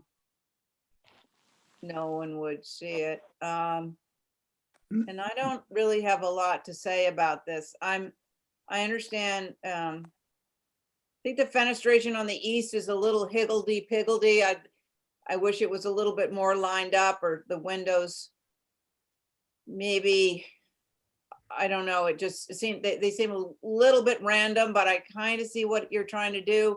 But I don't even know if that east elevation is going to be visible. Yeah. Those were my thoughts. Okay, thanks, Abby. Stephen? Yeah, I'm kind of more aligned with Abby on it. I think that net, it's an improvement with if some changes can be made to maybe simplify the second floor porch area on the north elevation. I think just simply turning that into a shingled wall and maybe bringing it into the left and right edges of the window and the door casing respectively would help quite a bit. And other than that, I have no comments. Thank you, Mr. Chair. Okay, thanks. Thanks, Stephen. Yeah, me too. North elevation, if you can get that one to work, I think the rest will fall into play. That's all I have Very to say. good. All right. Can I make a suggestion? Yeah, please. Mark, could you do it as if it's a porch roof and that deck is cut in and there's some posts somewhere? Great idea. Yes. Mm-hmm. That would mitigate some of the.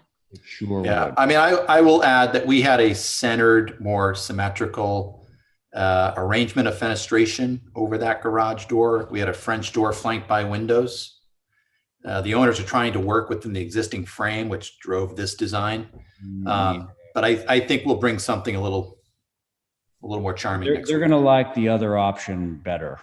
Well, I think too, if you just change the grill pattern in the door so it lines up with the grills on the window. Yeah, that would help. Yeah. Yeah. Okay, let's Thank you. have a motion for some revisions on this. So moved. All right, thank you, Stephen. On Stephen's motion, Abby, All right. Diane, Aye. thank you, Val, Aye. Stephen, Aye. and I'm in favor. Motion carries. Okay, let's go over to 44 Burnell Street, 6-foot fence. Huh.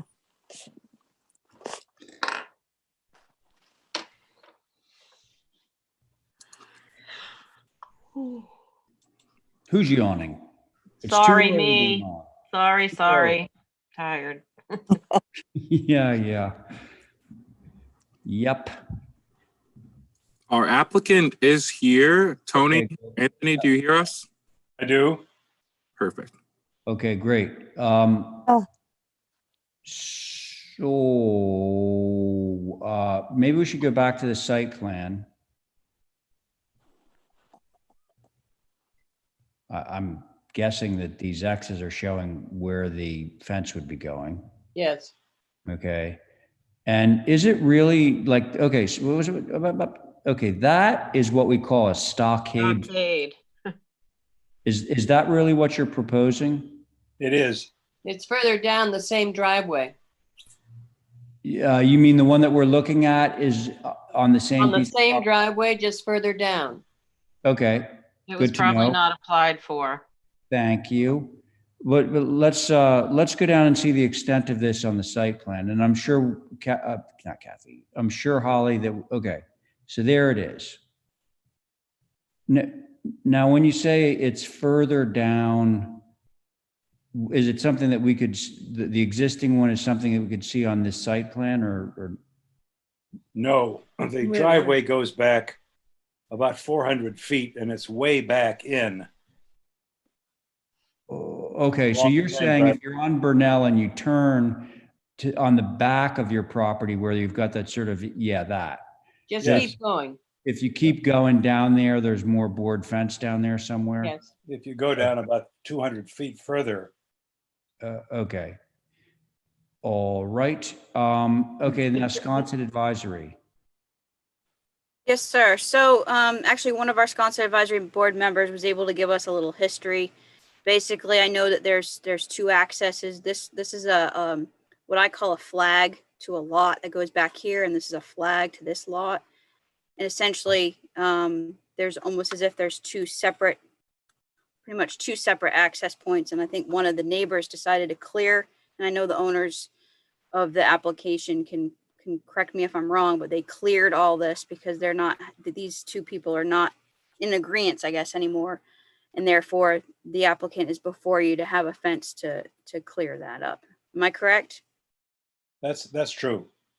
Okay. We had cover right up to the middle of those two driveways. And a month ago, the second driveway next to where we'd like to put a fence was put in and everything was taken out. Quite a bummer. No, so tell me, those aren't ways. It sounds like they might be just pork chop driveways. Right. Like they're private. What's the pork chop?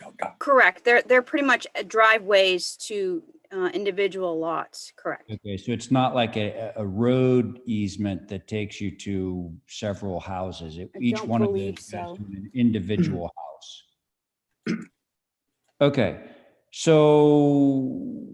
So as far as Sconset, they said that the proposed type of fence, the stockade fence, was fine for the area. That there's similar fence in the area. They did question about having vegetation though, to screen it. Screen it, correct. Yeah. Okay, so now I'm sure that that's going to be a number of the members sitting on this application have done extensive research into fencing. So I'm sure this is going to come up, but so right now I think that it's being proposed to be right on the property line. And what's probably going to happen is you're going to want to move it in a little bit so that we can have some sort of vegetation to take the edge off of just a very long expanse of tall fencing. So with that, I think I'll open it up to the board members. I'll start, Mr. Chair, if you want. All right, thank you, Stephen. Great. So I went out there, I took a look at this. It's a nasty gash along the side of a really rural area, right up next to these folks' house. 6-foot fence is not inappropriate for the location, noting we obviously have one on Main Street and Pine right in town, albeit it's not a stockade fence, but I think the stockade fence is definitely used out there. And my suggestion would be for, if this were to move to approval, is that there would be a vining plant placed on the outside. So that is on the, as labeled Lathrop et al. At all side. And if it's a vining plant, you could really plant, you could put your fence right up on the property line and plant literally right under the face of it. But if there were a vining plant every third section of fence, that would be consistent with our past approvals. Thank you, Mr. Chair. Okay, thanks a lot, Stephen. How about you, Val? He said it perfectly. Okay, all right. Abby? Yeah, I'll go along with that. It's All too right. bad. It seems like another hideous mistake, the two driveways side by side, but Yeah. Well, I can't imagine it's going to remain that way for too much longer. It would be impossible to keep it like that. Okay, thanks, Abby. And Diane? I'm going to unmute you, Diane. I think I can. No, I can't. I got it. I got it. There you Diane go. just Go came ahead. in. Yep. I agree that that's probably the only thing we can do. I'd just like to make sure that the wood for the fencing was not something that wouldn't shade down and age properly, leaving it to natural to weather. I think it's important just to try and make it as subtle as possible. Well, so I'm sure that they're proposing basically the same type of fencing here, which is a stockade fence. It's pine. And Right. this one hasn't really weathered all the way. This has still got a little bit of the sort of yellowish, but in a couple of years, this is all going to be completely gray. Right. Well, just tell me something, that picture. Why is the fence not connected to the post? It's not our fence. That's not our fence. I have no idea why. It's on the same driveway, the new driveway, but it's not our Right. fence. Oh. That's called a fence in disrepair. They need to get out there with some baling wire and rope it together. Suck it up.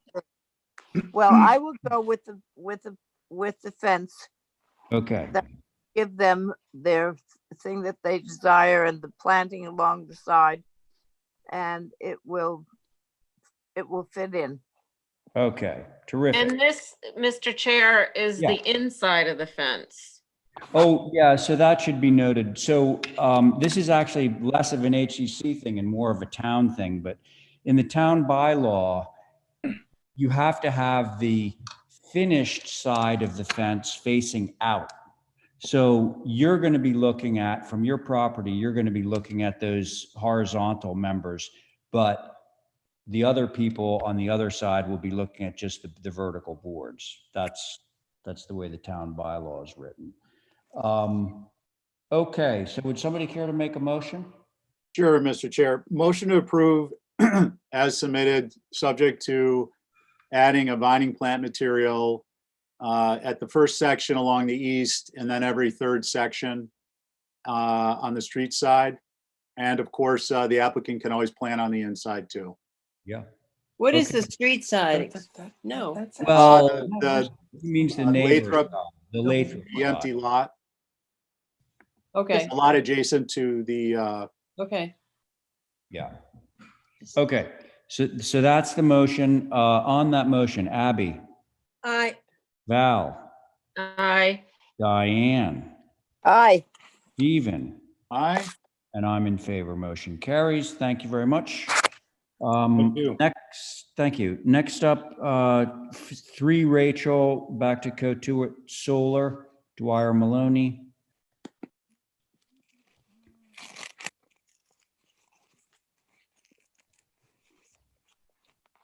Okay, so first thing I want to point out is this is a brand new solid black asphalt roof. It is not visible from the road. Heavy vegetation around all of it. The front of the house, the solar is on a very shallow pitch porch roof. Okay. And the sides, and there's some panels on the back of the house on some dormers. Okay. Again, you're not going to see any of it, and even on his property, on this, if you're looking at the front of the house, the porch roof is such shallow pitch, you'll see very little of it, but you can't see it from the road. All right. Do we have a plan that shows where the panels are there? Yes. There's see. that. That's the front.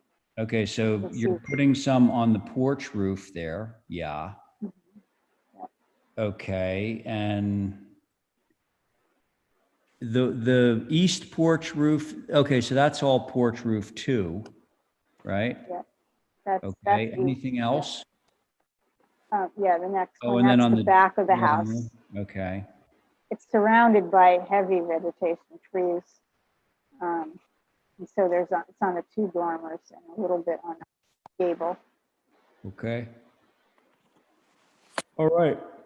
Thanks, Karen. What do you think, folks? I think it's okay. My only concern is that in addition to being on many roofs, they're all different sizes and directions. For instance, on The sizes are same. the east elevation, you have a consistent pattern on the main part of the house, and then over the garage, there's some that are fatter, some that are skinnier.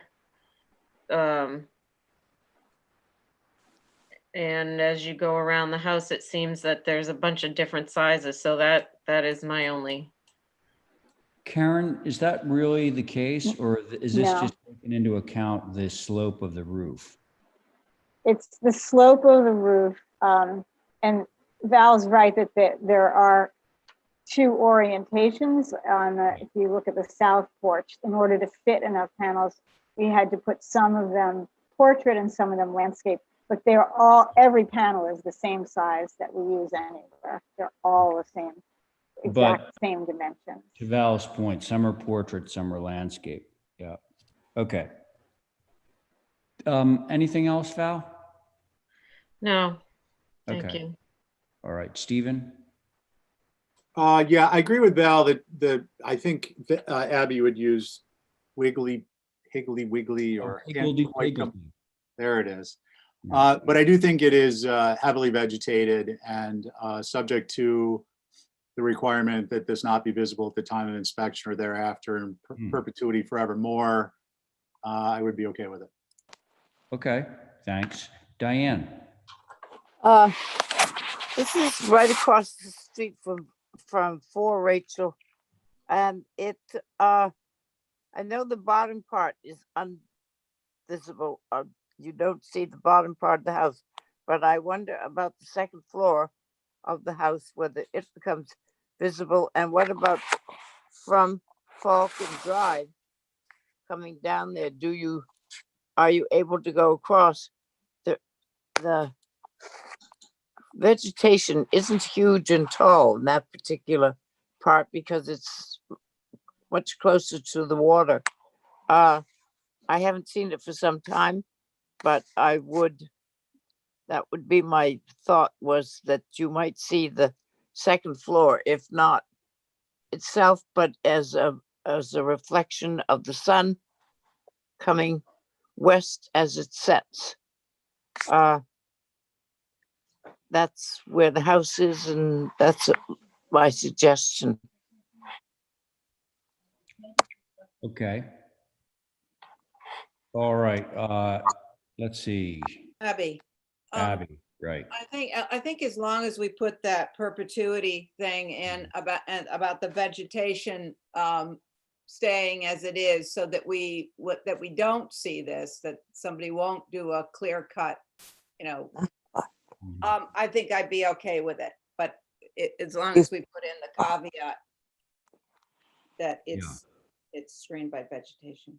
Okay, I think I'm fine with that too, with that measure of protection. What would we like to do with this one? Make a motion to approve with the proviso that the vegetation remain the same, so that you will not see it at the time of inspection and in perpetuity. Okay, so here's the rub, Abby. Stephen actually said motion to approve as submitted, and he got those words out before you were able to get out your far more extensive. But so I cede the floor, Mr. Chairman. I was going to add as submitted, subject to, Oh, Abby's covered Okay, it. So because we're I good. do, personally, I think that it would be important to have that language. So can I take Abby's motion? Please. Okay, great. So Abby, that's your motion. On your motion, Stephen, Aye. Diane? How about you, Aye. Val? Aye. Oh, aye. there's Diane. Val? Aye. Okay, Abby? Aye. And I'm in favor. Motion carries. Thank you. And, all right, now we're to 56 Monomoy.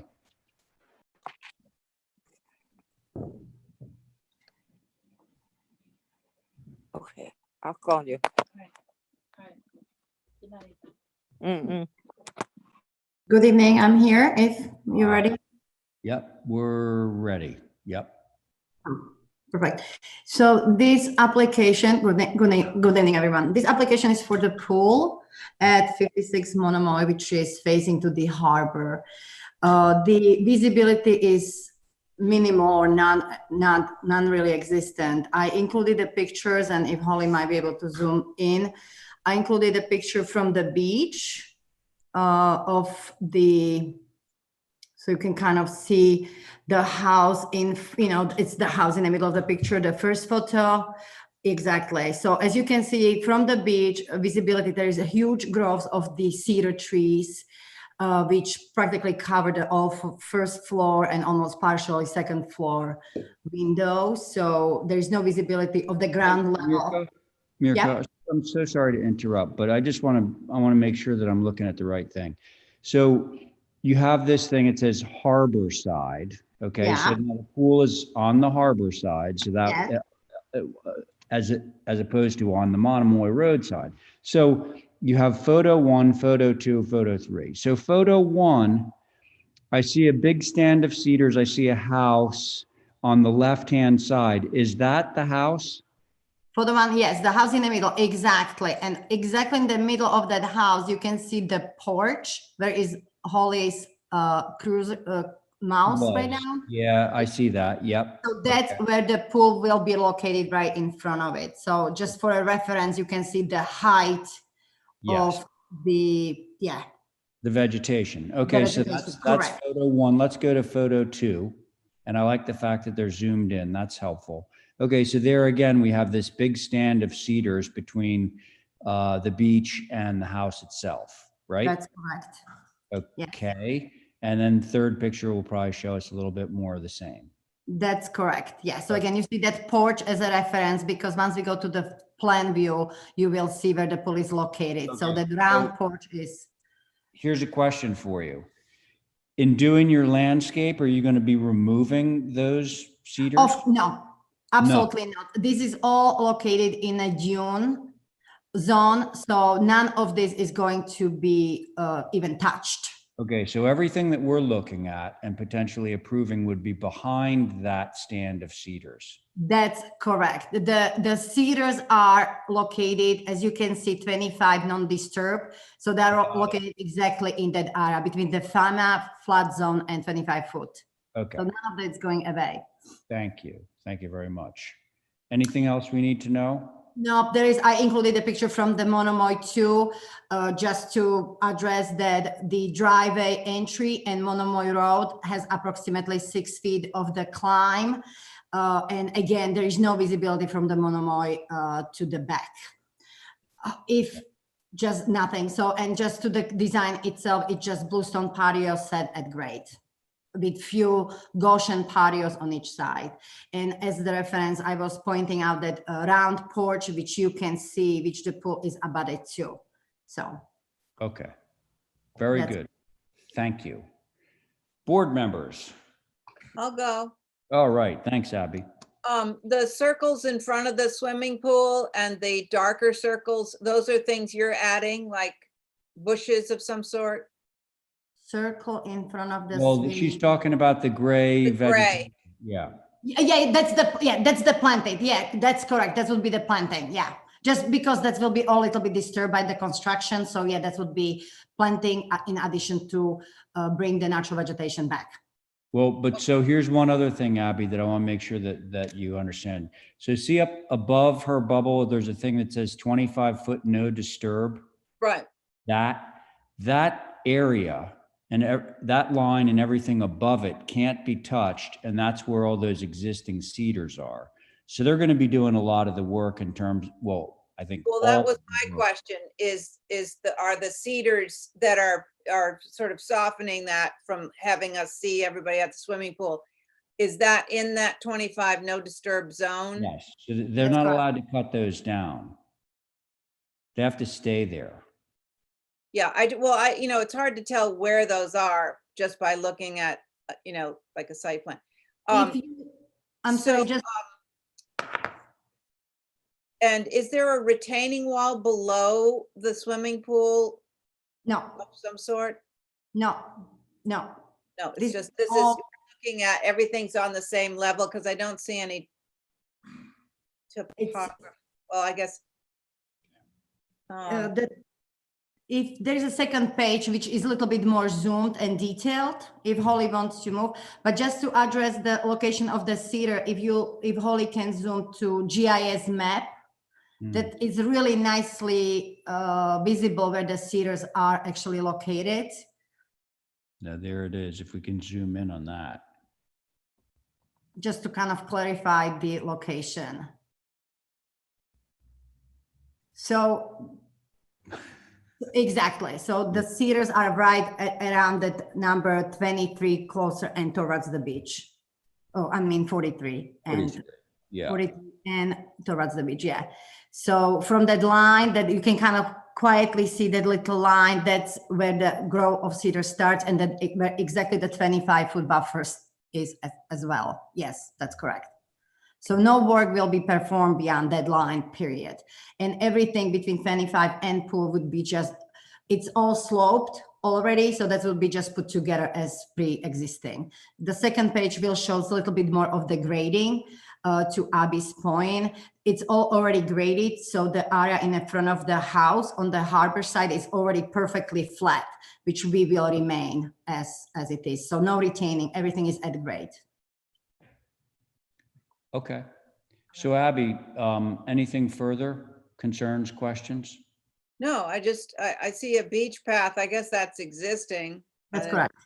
And that can't be touched. So, no, my concern is just to have concerns over grade and what you can see, because we have made mistakes in the past, and I don't want to make another. So I'm okay with this. I'm just double checking. Dotting the I's, crossing the T's.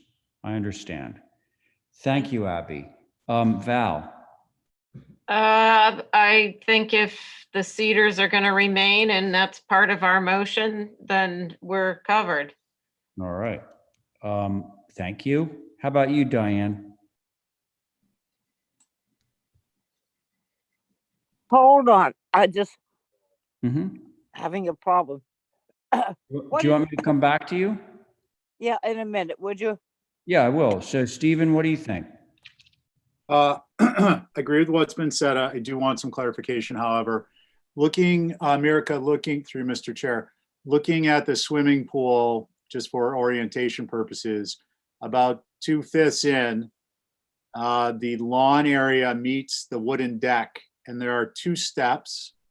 And then opposite that on the right, there are 2 steps. Are those steps up or are those steps down? Steps, just to correct that, steps down. So the pool will be abutted to the deck, and deck will sit on top of the coping. Down from the lawn or down from the pool? So is the pool raised by 2 steps? No. Sorry, that's supposed to be riser and paver at grade. So it sits at the grade. It just sits at the grade, and there is just the paver to abut it to the coping. That's just, I guess. Wait, so you're saying those aren't steps at all? No, there's just one riser, because the deck, there's a typical detail. The deck is 12 inches above the ground. So the pool will be at the grade. So I have to have 2 risers meet the grade from the deck, from the existing deck. Okay. So that's from the just deck to meet the down grade to from the the deck. lawn. Yeah. Yeah. So Okay. pool at grade. Yes, the pool is at grade. Pool at existing grade. At the existing grade, yeah. I'm Okay, not thank- touching the grade at all. Thank you. I saw the steps. So I wanted to make sure I understood. Thank you, Mr. Chair. It sounds like you're okay with it. Yeah. Okay, thanks. Diane, you ready?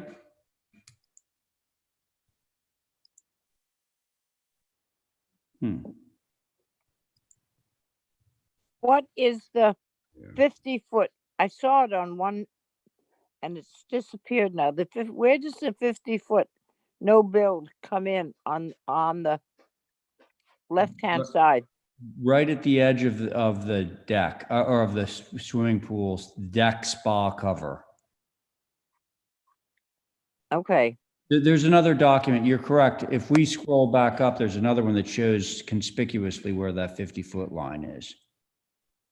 There it is. See that, Diane? Yes. It basically is like right at the edge, the northernmost edge of the pool coping. Right. I just wondered if that was close. I think that people, I will just say, having attended a class on Friday, that some of these things so close to the beach are going to go for the FEMA flood zones. This is right on the edge of the flood zone. I don't know what requirements we make other than the fact that it's not overlapping. So good luck to them then. In these areas, it's a growing problem. That's all I can do. But the planting that they've got, natural planting, is what we require. So I have nothing to say. Okay.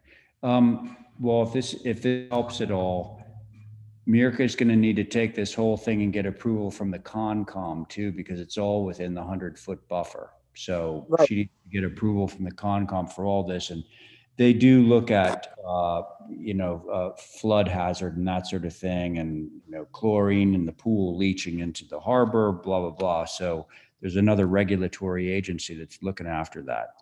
Good. I'll make a motion to approve. Yeah. I have a question though. Ho. Go ahead, Val. What's the outdoor kitchen, Mirka? That's built in?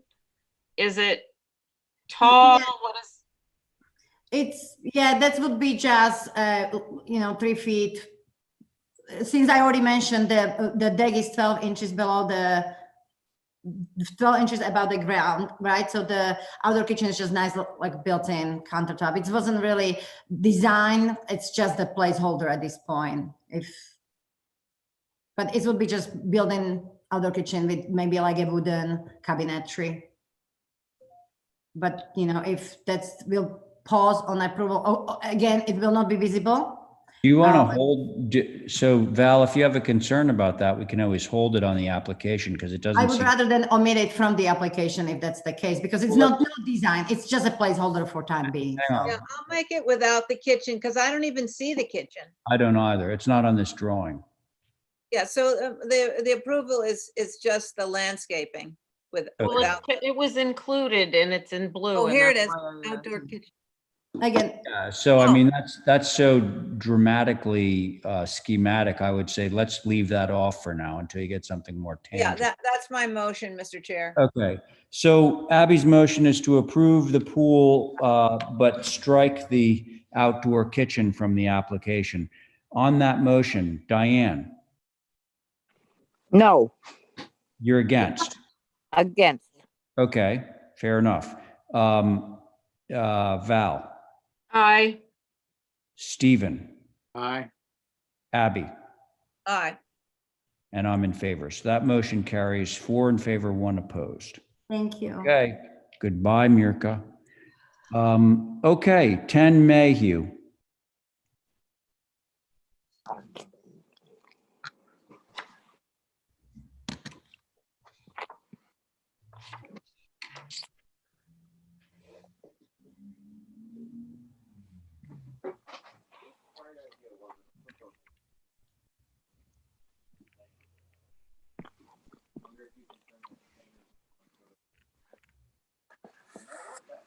Do we have somebody on board to represent this? I'm looking. Shelter 7? Yeah. I'm looking down the list here. Anybody on board to represent this? If so, you should unmute yourself. Jason nor Matt are here, Ray. I don't see anyone. What did you just say, Kadeem? Typically, it would be Jason Albury's or Matt Hill even. I don't Yeah. see either of them here. No. Okay, so we really need to hold this for representation, I think. Can somebody give me a motion? So move. Yeah, thanks, Diane. On the motion to hold item number 16, 10 Mayhew for representation, Abby, Aye. Val, Aye. Stephen, Aye. Diane, Aye. and I'm in favor. Okay, so Shelter 7, hold for rep. We're back to Act Smart. Got somebody to represent this one? Hey, guys. It's Tim here. Hey, Tim. We actually, for some reason, have a board on this. Yeah, I think this came up. This was originally under consent with conditions, and I assumed it was going to go through, and then there was a question came up around. I remember. Yes, I do. Yeah. Okay, so your board, Tim, I think is basically the board that we have here. Myself, Diane, Abby, Val, and Stephen. Yeah, so, okay. Yeah, there was a question about, right. So I saw that on the replay, and there was a little bit of confusion on the site plan. I did submit an updated site plan. Okay, great, you got it there. So those dashed lines, the black dashed lines, are actually the original property lines before the owner purchased the paper streets to the east, west, and south. It was a yard. Yeah. Yeah. And so the array is fine in terms of its location with respect to the property lines. Say that again, Tim. I said there was I think it might have been Stephen had wondered whether the array had gone over the property lines. Well, maybe, but the They other look thing like was they if it was still indeed a paper road and someday it would be activated, well, then the solar array would be right there next to the road. But when you do a yard sale, that does away with the paper road, as we all know. So that kind of answers that question.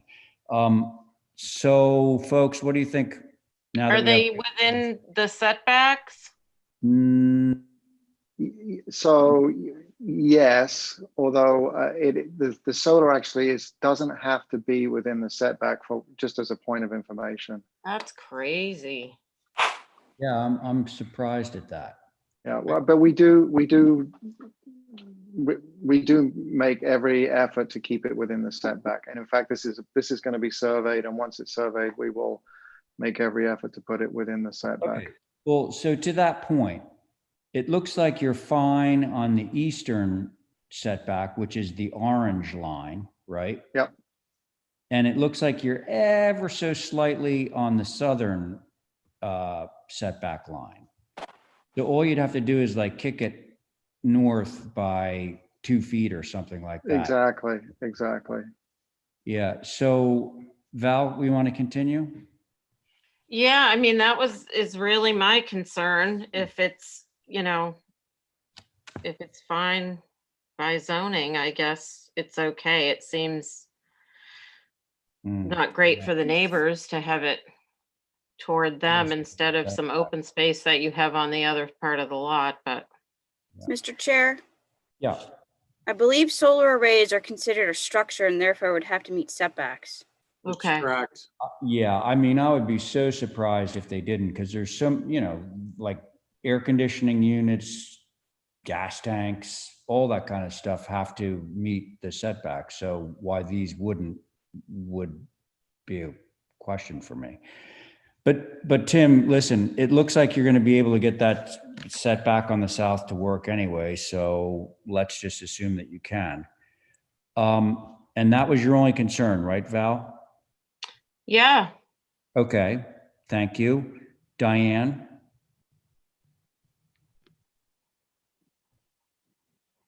Yes. You're good, you're okay? Yeah. Okay, Abby? Yeah, my concern is that they have a hedge that's concealing it from the pool and the, you know, their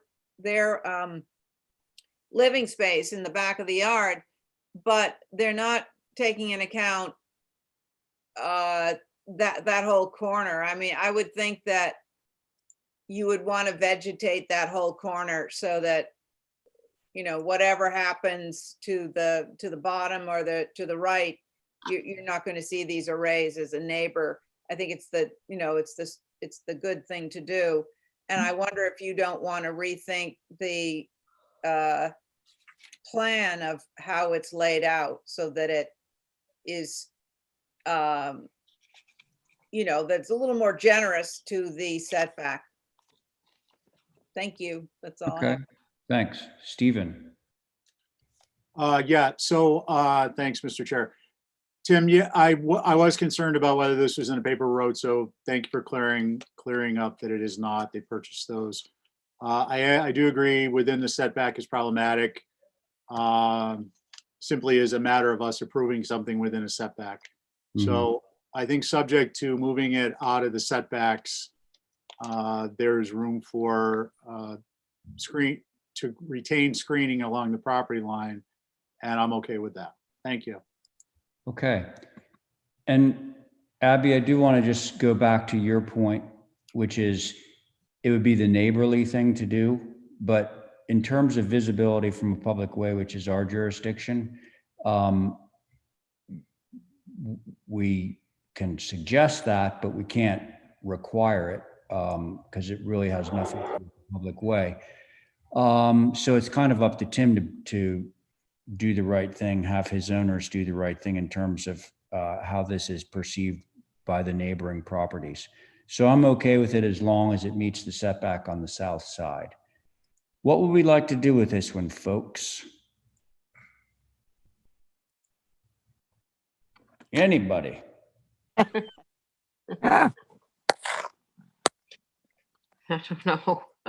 Well, we're all going to vote on it. So I'll make a motion There we go. to approve as submitted, subject to clarification that the arrays will not be in the property setback. Okay, thanks. So on Stephen's motion, Diane? Are we going to make sure that the vegetation lasts in perpetuity around there? Well, actually, he's not showing any vegetation. And I think the reason he's not showing any is because it's in a corner of the property that's away from all the publicly traveled ways. Yeah, it's away from the publicly, but Pequot Street is right there. Anyway, I'll say aye. Okay, thank you, Diane. Val? Aye. Okay, Abby? I'm a nay, and and to get something like that passed again, I think it would be nice to even put in some trees to show the border, so that we know when we're looking at this that there's vegetation. So I'm a nay. Okay, and I'm, Stephen, where are you? You made the motion. Yeah, I'm an aye. Okay, and the chair's in favor, and I do just want to speak to that. So the funny thing about this is, I believe the reason that Tim did not show any heavy vegetation around these panels is it's a ground array, and so the vegetation would actually block all the sun, go into the ground array, which is kind of, defeats the purpose of a ground array. Well, so that brings up a good question. That's not a good thing.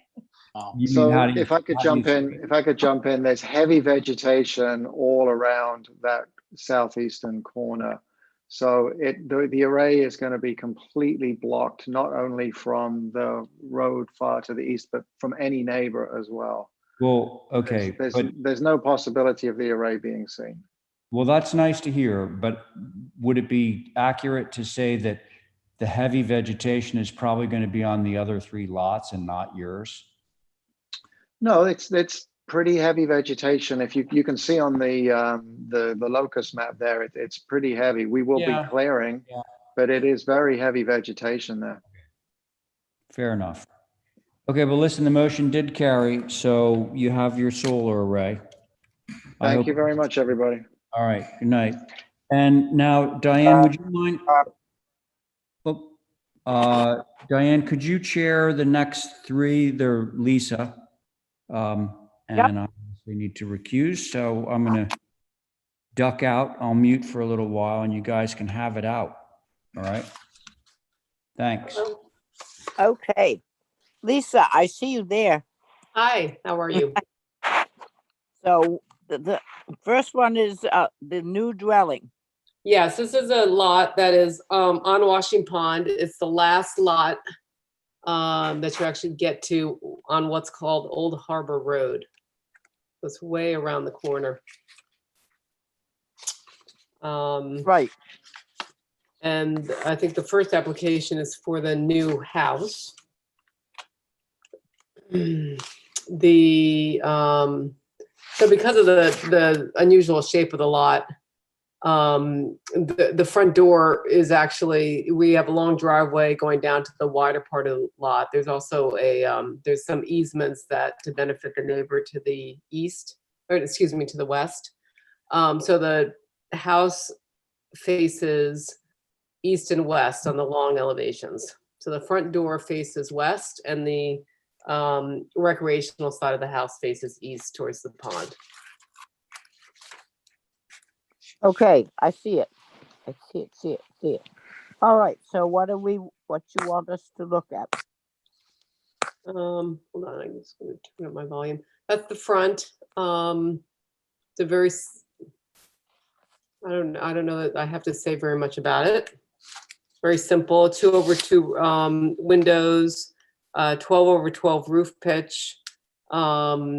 We tried to do some deeper, like longer overhangs to make the house appear a little bit more old. I don't want to say old fashioned, but older. Simple massing.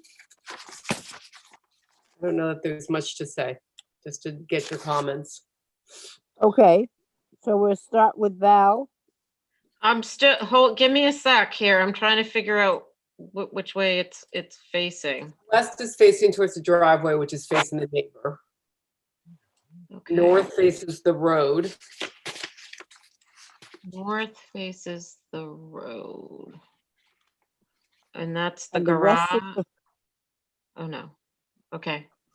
I think it's a nice looking structure. That west I don't east have faces my biggest concern would be the chimney. What is that, parged or painted or? let's see, what did we have it down at? I think it was going to be masonry. Well, it's not listed. I would think it would be brick, not parged. Okay. Okay. I don't have anything really to Okay. say. Very good. What about you, Stephen? Yeah, I agree with Val's comments. No. Okay. And Abby? Sorry, I was muted. On the east elevation, if those balustrade could be a bit shingled on either side. On the larger deck, Abby? Yeah, I think I like the way it's cut into the porch roof. That's really cool. No, I like the design a lot. But I actually think if you did do some shingling on the balustrade, that I think it would be really successful, because I think it's all those continuous lines are sort of taking away from your nice design. And I think it could be true of that gable as well, the left gable where your arrow is, Holly, that the French door configuration with the side lights. Never seen that before, but like if that were shingled, I think it would be better. The other Sorry. Yeah, just a quick thing about the front door and the side, those pointy sort of, there's I guess it's on the front door, which is that. Did you think of like a hip roof instead of the whatever that's called? That is a hip over the front door. Yeah. Oh, that's a hip. It goes back. It goes back. Okay. Yeah, it's to Oh, match and the I see porch. that goes back to, okay, nice, nice. No, I've got nothing. I think it's a nice design. And it's Okay, Abby? 28 feet high, that's nice. Thank you.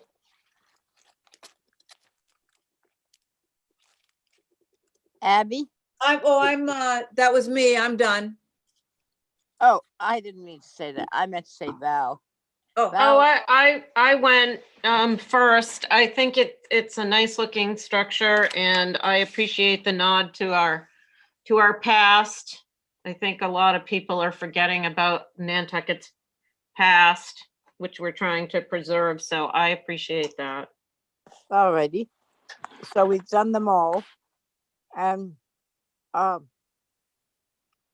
my only suggestion, I don't know what it does with your interior of the second floor, is I would like to see the mall windows in the center of the dormer over the front door separated, and the other two windows moved out a little bit so that they take up more wall space. That's my only suggestion. I can definitely separate the center two a little bit. I think the other two, yeah, we might be able to play around with those a little bit. Yeah. All right. You know, Madam Chair, why I kind of like them is that it's in this architecture, it kind of centers the front door, and it gives it sort of a bit of a focus. That's why I kind of don't mind them ganged. It's as if it's a feature window. So that's, I just thought I'd throw that in. I think if they're separated, then it begins to be a little random in that shed dormer. It loses its impact. Well said, Abby. I didn't, just because I said it doesn't mean it has to be done. I just making how, like, see it done so that the two windows split so that they were equal the size of the door below them. Yeah, I don't think I could get them equal. Definitely. Yeah. Not with the way the plan works. Okay, so can I get a motion, please? Motion to approve as submitted. Okay, Val, thank you. Stephen? Aye. And Abby? Aye. Val? Aye. And I'm an aye. Thank you very much. And the next one is the little guest house. Little guest house. Okay. Let's see what you got. So this is a very simple structure. The garage is below, which faces east towards the pond. And then the guest house itself really fronts to the south. Oh, that's the cabana. Sorry, wrong building. Let me go to the cabana. Sorry. The cabana is just very simple. It's two little pavilions that are connected by a roof. And it's in the southeast corner of the property. So the visibility of that, I think, is going to be very limited. Okay. I don't know what happened to the drawings. Oops. There we go. Okay, this is this the cabana or the? This is the cabana. Okay. Madam Chair, I took them out of order. My apologies. I can go to the garage if you want. No, that's all right. You've got it up. It's not serious. This is the cabana, so you might as well stick with it. Stephen. Yeah, I mean, it's a simple structure. It's not in a highly visible at all location. I've got no concerns. Thank you. Abby. No concerns. Val. I just have a question. What's the wall material, Lisa? Is it shingles? No, it's actually clapboard. Yeah. I think I'd be okay with it if it was shingled. What color are we talking about here? It would probably be white. Yeah. And the clapboard would be white? Mm-hmm. How does that relate back to the main dwelling?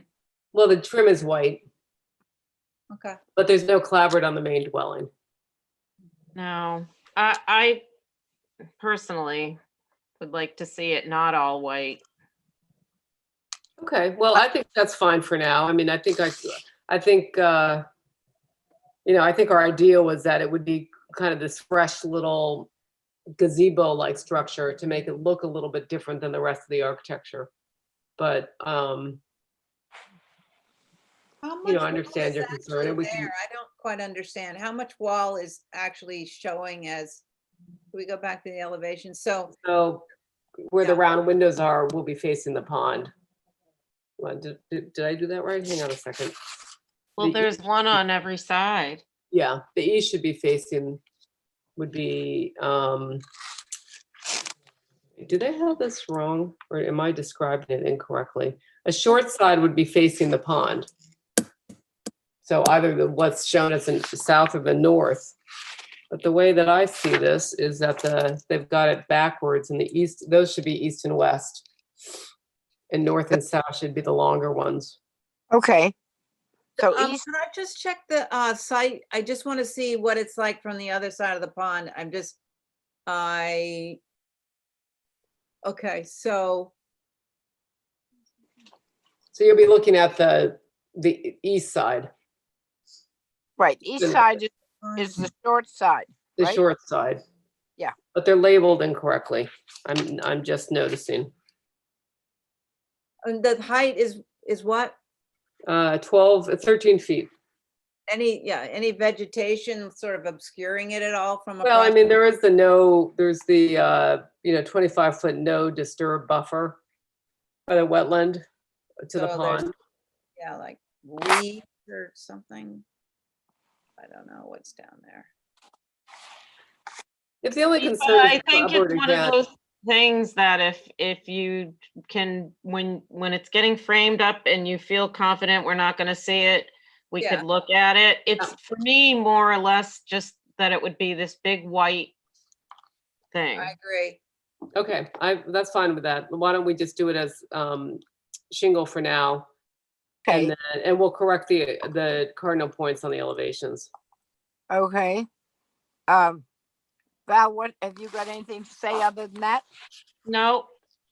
All right, then I need a motion to do Did something. Steve on this one or no? I thought he spoke already. Pardon me? Did you Not speak? on this. Yeah, I spoke. I agree. A motion to approve subject to shingling and the clapboard without prejudice. We don't need to add that, but just to be clear. Okay, thank you. Thank you. Abby, Aye. Val, Aye. Stephen, Aye. and me is an I. Thank So you. we have the last one now, which is, The garage. right, the garage. So, So the garage is rotated so that the south elevation opens onto the common lawn between the house and this building. The north faces the road, or where you come in off of Old Harbor Road. The east that is the facing towards the pond with the sunken garage, and then the west obviously faces the driveway. okay. So I will start with Stephen. That's a nice design. Thank you. Abby, Can we go back to how it is on the site plan again, just one more time? I'm I'm just having a day here. So that's it right there, right here, there. yeah, that's right. Okay. You drive past it to get to the front door of the house, and or you could take a little left to get down to the garage. Yeah, no, it's a large guest cottage or garage. So I just wanted to see how much land was around it to give it room to breathe, and I'm fine with it. Thank you. Okay. So Val, I agree with what's been said. It's nice looking. Is the garage door white? No, you know what? Let me check that. I doubt it because Ray does not like white garage doors. So. And it's a large one. That's why I'm asking. Yeah. Let's see. We can make it just as overhead vertical board. I mean, we can make it natural to weather now if that's important, or painted gray. I'd rather have a painted gray. yeah. What's the Anything but foundation? white. Okay, so the doors would be painted gray. The garage. Doors would be painted gray, and otherwise everybody likes it. So can I have a motion, please? Do we know what the foundation is to either side of the garage door? Is that Well, like, that's what we're just showing it parched. It'll probably be natural. that faces, I can't remember what you said. That Faces faces towards the pond, but it's actually on a part of the lot where they don't control the shoreline. So I don't think it's going to be visible from the pond. It's the neighbor's lot, the way that it works. Well, that's a bit of an issue. You know, we're sorry, just quickly, we're developing this island so fast that we have to think about the other side of the pond now, because there's so many houses over there looking back, blah, blah, blah. So, I mean, I wouldn't want to be looking across the pond and see this garage. So I don't know how we can mitigate that. You think it makes sense to bring this shingle line down? Or is that going to just be too tall a building?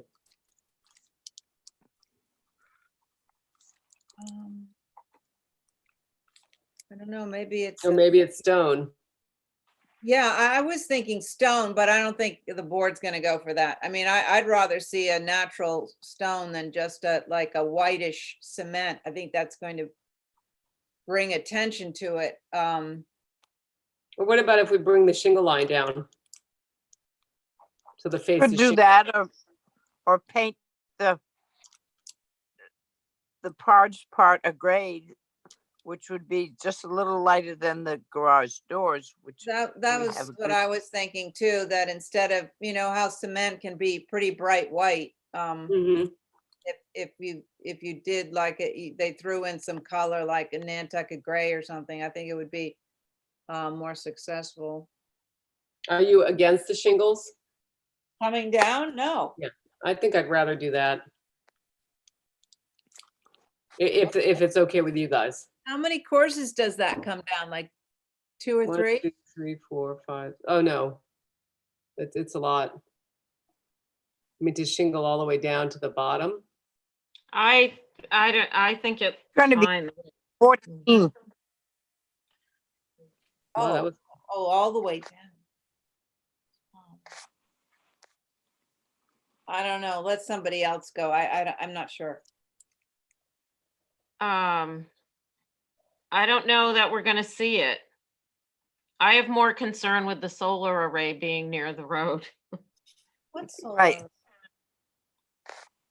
Well, let's finish these 3 up. Let's finish the garage up. Do we have any motion to cover the color perhaps of the cement, and we know what the color of the garage doors will be? I thought she said gray. Yeah. Yeah. Nantucket gray would be the garage doors. Right. Yeah, I mean, I hate to be technical, but I think you tinting the cement might be good to get it more towards the color of the gray of the, and sort of just have it disappear. Okay. So the concrete's okay, but you want it tinted. Yeah. I mean, I wouldn't Why mind don't we- putting that stone wrap around to the door either at that height. I don't know why it just stops on the corner there. You see, on that elevation with the garage. If we could, yeah, why Well, can't it? maybe we need a little bit more information on how the retaining's gonna work. Hey, guys, is any of that going to be visible? That's, No. well, that's what I'm worried about. I don't know. I don't So, think so. yeah. But I don't see why the stone doesn't come all the way to the garage door and through the, making like a wainscoting of, And then bringing the shingle down? yeah, Okay.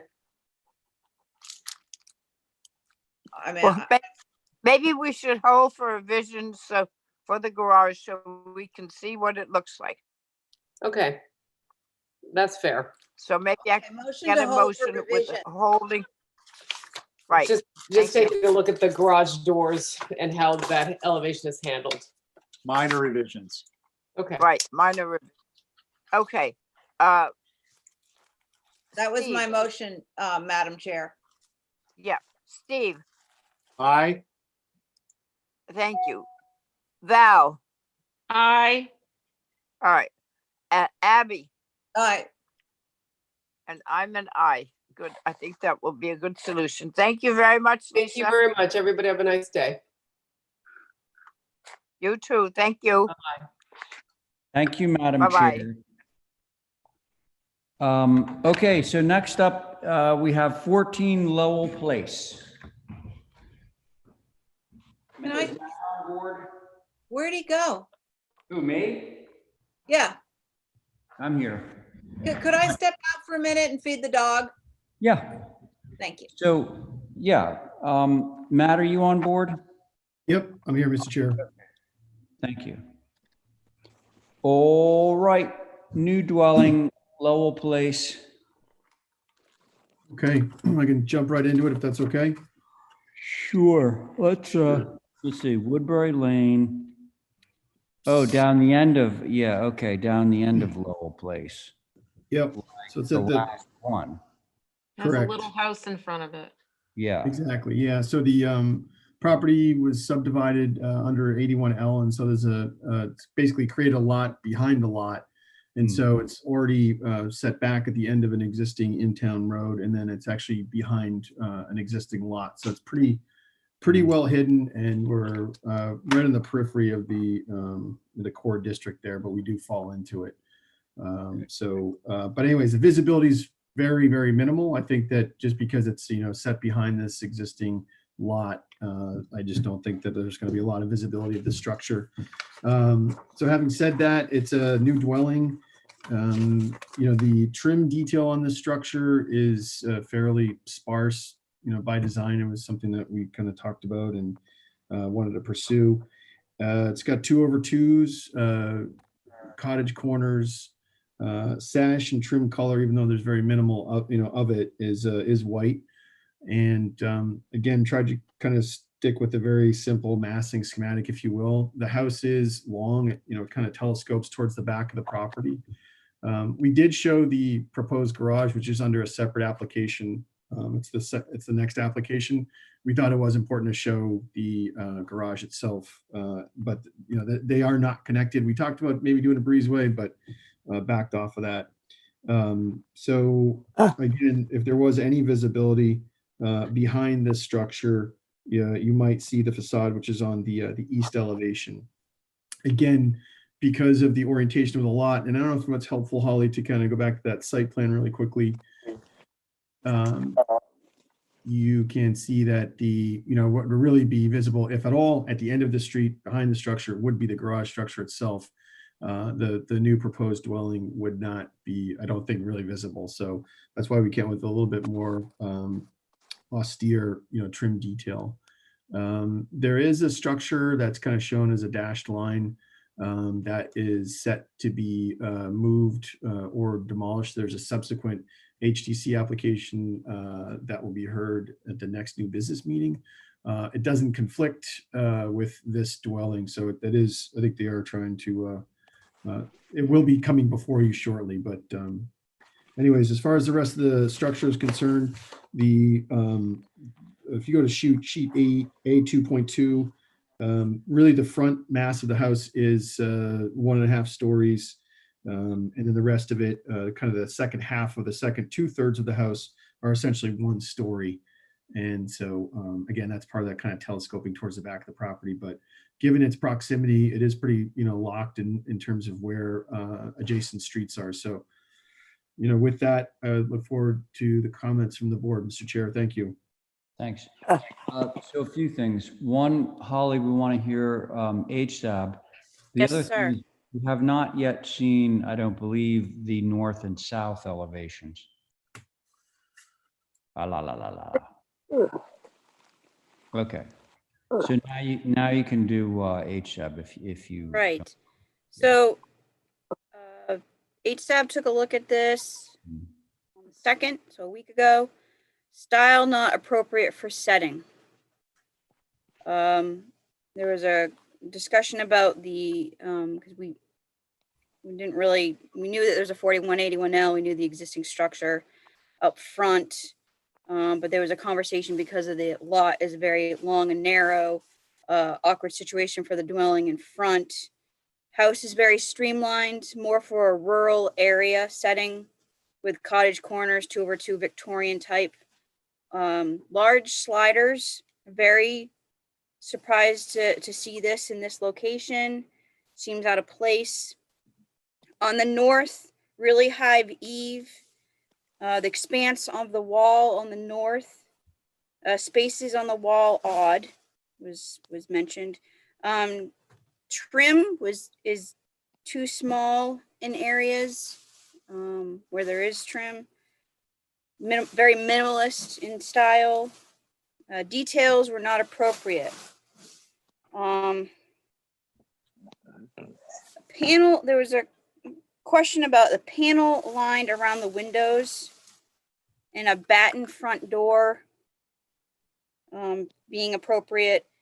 Full light French doors, awkward. And the south gable is tall and narrow and kind of needs to lower the plate. And those were the comments. Thank you, Mr. Chair. Okay, thank you.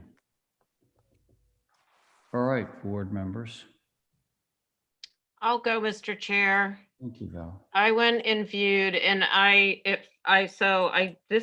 didn't understand it was a lot division. So for me, it was like, holy moly, it's a huge disconnect from the little house that's there. And I do think that you're going to see this from Woodbury between the lots that are there now that don't have anything in them. But more concerning for me is that it has these beautiful large trees on this site, and it looks like they're just all going to be gone. And that would mitigate a lot of the girth of this house. So, but I don't see how it's possible to even keep them given how this is fitting on the site. And I do agree with HSAB. It seems sort of modern for the area that it's in, which is a very traditional sort of old part of town area. Okay. Mr. Chair? Yes. I forgot to mention that we did receive comments from a direct abutter who actually participated in HSAB. There were some comments overall that were just trying to understand the process about building a structure, and some questions about that were not under your purview. But one of the questions was about those 3 mature trees along the property line that Val just notated, so reminded me, thank you. Not certain on whose property they're actually on, so maybe that's something that could be provided with where these tree lines are. And then there was a comment more or less about the proposed garage, which I can bring up when you all get to that one. But this is a direct abutter, Mr. Chair. Okay. Thank you. Thank you. Can I make a suggestion Yeah, go ahead, Diane. that we get hold of Dale Gary at the DPW? And he knows pretty much every tree that grows downtown particularly. And he would tell you what they are and whose property they were on and whether they were town trees or not. Okay. It would be nice to I think- know, 'cause it would affect the design, certainly if they were town trees. It wouldn't affect the design, but I do think it affects the area. And one of our missions is to keep the landscape as part of this acceptable streetscape of Nantucket. And to cut them down and put something up there would not be fulfilling our mission statement, which It's, if I could, Mr. Chair, I don't believe that they are town trees, but we can certainly confirm that with Dale. I've I'd worked be with Dale over really the years. surprised if they were, but yeah, I would like to check that box, so to speak. Sure. Okay, so let's see. Diane, we've heard from you. Val, we've heard from you. Stephen? Yeah, I agree with, thanks, Mr. Chair. I agree with much of what's been said. Matt, I think through you, Mr. Chair, it's an interesting kind of a balance between simplistic and minimalistic, but then some of the fenestration goes to an extreme, primarily on the south elevation. But overall, it just seems large for that area, and the simplistic aspects of it don't really jive with the setting. So that's a concern. Too simple. Very broad, but that's what we're working with. Okay. Thanks, Stephen. Abby? Oh, Abby's gone, right? Well, I'm Yeah. here, but I'm gone. You were gone, right? Yeah, no, I wasn't here from the beginning, sorry. Yeah, okay, so you would need to stay off of this one. So I got everybody except me, and so, yeah. What? What? No, go back to the icebox. So some of the HSAB comments I think resonated with me, like the north elevation, there's sort of very wide amount of blank space between the dormers that are sitting on the roof and the first floor windows. Little troubling. It's very, very severe.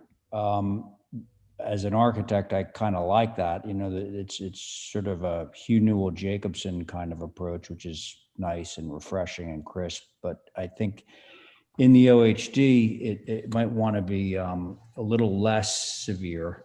I agree with HSAB again that the south elevation, that gable that's supposed to be a subordinate gable, the plate is actually higher than the main gable.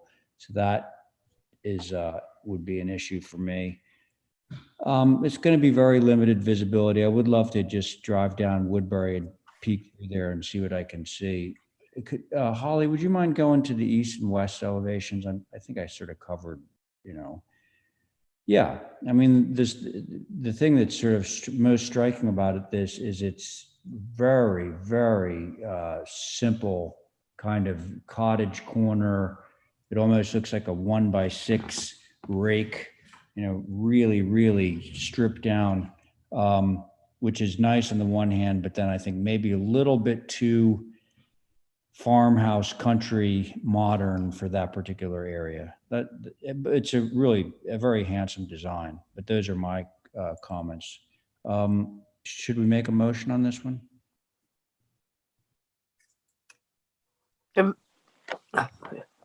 Yeah. I know. Did we want to hold revisions? Yeah. I would think so, yeah. That'd be the natural place to go. Was that your motion, Diane? Yep. Okay. All right. So on Diane's motion, Val, Aye. Stephen, Aye.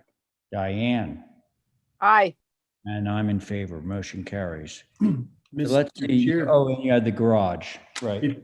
Could I make a suggestion in the interest of expediting in the meeting? I could hold the garage to track with the house just in case whatever changes. Oh, I'll just tell you, the garage is, again, it's really simple, handsome building. But I think there's a general concern about like, it's so simple that you might want to actually, I hate to say, but That's kind of what I was thinking. So can I take the comments from the main house and apply those to the garage, and then we can just. Hey, Matt, I'm just dying of curiosity here. You're in the OHD. Can you get a pool? Yeah, they actually already approved it prior to my involvement. Who's they? The owners and the landscape designer. So I'm not talking about the HDC. I'm talking about. Yeah, it's now that you say that, maybe we're just outside of it. Yes, Mr. Chair. Oh, sorry. If I may, this is zoned R1, which is on the outskirts of. Okay. Remember, we had this conversation about being within the old historic district, but it's not zoned ROH. Correct. So, Yep. that's where Okay. this Thanks would be one of those outlying areas. And it wasn't a criticism. It was just a curiosity question. Yeah, no, I think it's that overlap gap space where it's, it is. Well, there's plenty of those. Fair. If I understand that you all probably want to just track the garage, but I do think that the comments that HSAB has for the garage, it would be beneficial to you all and Matt. I'm totally happy to hear them. I was just trying to move the meeting. Gotcha. I'm happy to hear them. Let's hear HSAB, but I think that the motion would then quickly be just to have the garage tracked. But let's go for it. Go ahead. So the details are narrow trim, question about cottage corner, goes with the house, just not the neighborhood, that it's tall, like the simple plank doors, too tall for this area, very tall with continuous roof plane, lower the entire roof structure and lower the plate. On the west, the eave and no higher than the gutter. The proportions were awkward. The garage should be pushed back from the house at least 6 feet, and that was I thought would be an important conversation for you to take in now, Matt, while you're in the design phase. Mm-hmm. But I think overall it goes well with your proposed house, just not necessarily within this location. Okay. Thank you, Mr. Chair. Thanks, Holly. And so rather than discuss this, why don't we let Matt make some changes? So can somebody make a motion to hold this to track with the house? So moved. Thank you, Stephen. On that motion, Thank you. Val, Aye. Diane, Aye. Stephen, Aye. and I'm in favor. Okay, next up, 4 Howard Court. And Abby, are you back? You're muted, but it looks like you're back. Yeah, for a little bit. For a little bit. Okay. We're almost to old business carried over. This is an exciting event. Okay. I could jump in real quick if you like, Mr. Chair. Yeah. So this is an existing structure that we basically did an addition to. We had previously approved it, and unfortunately, the owner passed away. Ian McKenzie, great man, and kind of midstream of the project, or I would say that they were pretty far along on the exterior. So we're just requesting 2 changes from the previous approval. One is we had a chimney that was approved as part of the previous approval, and we're looking to not build that because they don't want to build it. It was something that the owner wanted, but nobody else really did.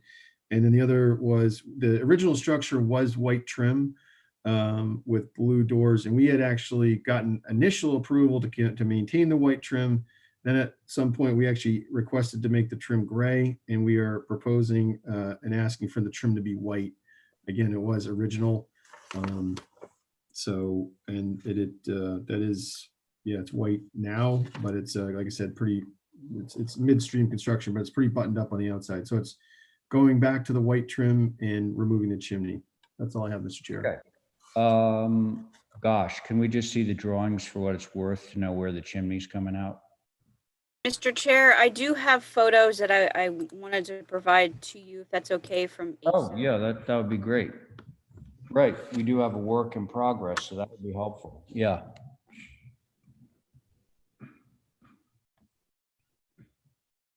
And the overall question was, assuming this is an as-built because the chimney is no longer there. Well, Right. and it's Well, the also chimney- painted It was, white. it was never, the chimney was never demolished because it was never there to begin with. Okay. Well, where was it supposed to go, I guess is the question. On the Do opposite we side of have those the old blue doors. approval? Yeah. Yeah, it was on the back side, and I think we've got the original approval in our drawing set, but it was on the opposite side of where those blue doors are. Yeah. Okay, so we just saw the south elevation. Right. So it's on the back side of the building. Yeah. I All actually never really loved the chimney myself because I just felt like it was a little overscaled, but Yeah, the other funny thing about this is I bet you if you mock this up, you probably would see like maybe none of it from the road because of the perspective. But I might add a note in here in a favor of the changes. You know, due to this guy dying and, you know, someone's going to buy this, they're going to do something to it. The thing is sort of in limbo. It's not finished. I walked by it the other day thinking, you know, what a neat little project it was. And I just think for now, they're just asking these two simple things. And I think I'm okay with it. oh, you're okay with it. Okay, I mean, basically what you see is what you get, except for the finished grading, of course, and the steps and all that. Okay, so thanks, Abby. How about you, Diane? Well, I'd go with what's there. I just wondered why they never built the chimney, which gave it some sort of finishing touch, which now it just looks like a building sort of put together, and that was pretty good. Usually when we ask for a chimney, there's a good reason for it. So I just didn't know why it never got there.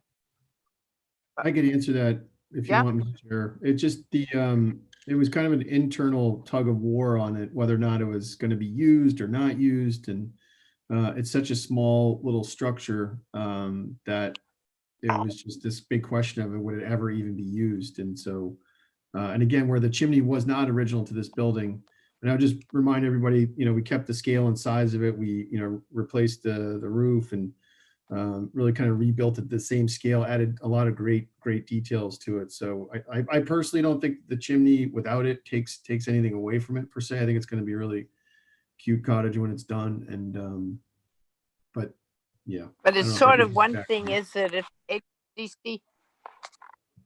the HDC asks for it and approves it on your COA, then it's sort of a good idea to build it or come back to us. No, totally. And that was part of the build it. plan to come back because it kept, like I said, it kept going back and forth internally. And so we did plan to come back to ask for it. And by the way, it is something you can always build. It's harder to knock something down than it is to build something. So there are provisions where you could build it, but we just don't, there's just no use. And then, you know, Ian passed away. And so that kind of slowed things down a little bit, but so that's why we're here before you. So. Okay. Chair, So I just want to notate that HSAB was happy or not happy to see it and not put back, or they wanted to see it pretty much. And based on the minutes from HDC's previous, you know, approval, that they would like to see it back. Just wanted to notate that for the record. okay, thank you. Stephen. Yeah, I agree with Diane. It could be for us before it's not done. But I also agree with Matt. And frankly, I think that the chimney we approved was a little oversized. Yeah. For the structure. So I'm fine with it as it is. Val. Thank you, Stephen. Val. I have nothing to add. Yeah, I'm okay with these changes. I'm with Abby on this. Can we have a motion of some kind? Yeah, I'll make a motion. I was just over there. It's basically 2 rooms and a bathroom. It's so small. I mean, to put a fireplace in there, I don't think there's room. No, it So I was- make a motion to approve. Okay, thanks.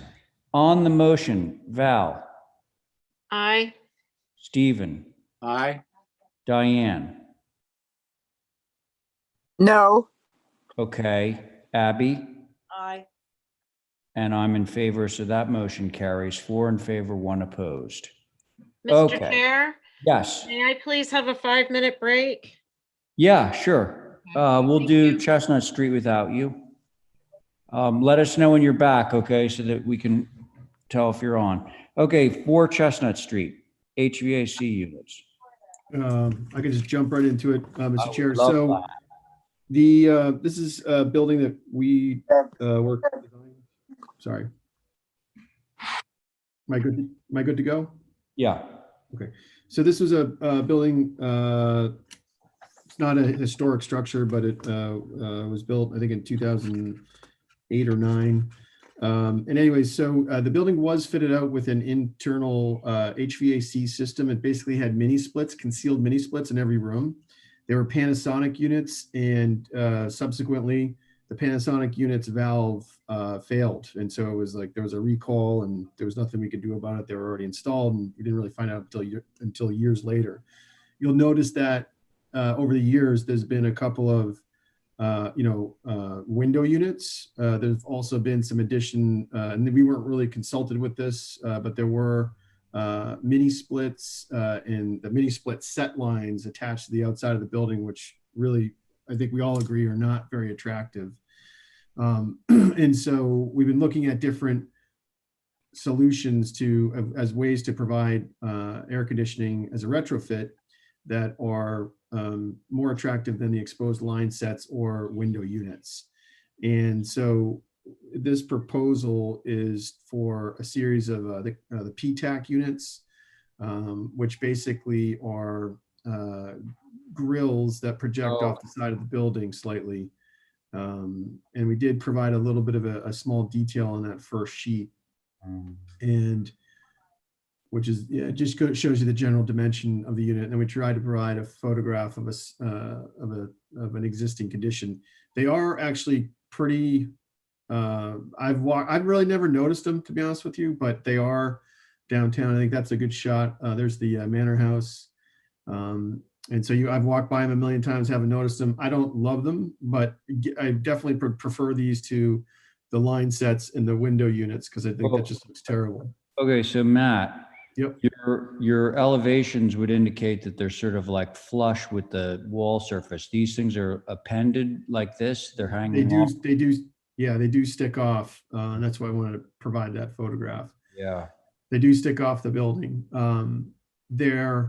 And just to kind of go back to the elevations, the proposal, just to kind of give the lay of the land, what we tried to do is the third floor, all of the mini splits are concealed and accounted for. So essentially what we try to do here is add these PTACs in locations that were hidden. And so if you look at on this sheet A2.1, you'll see on the west elevation, they're kind of hidden behind these railing systems that you can see it in the photographs. I don't think they're going to be highly visible.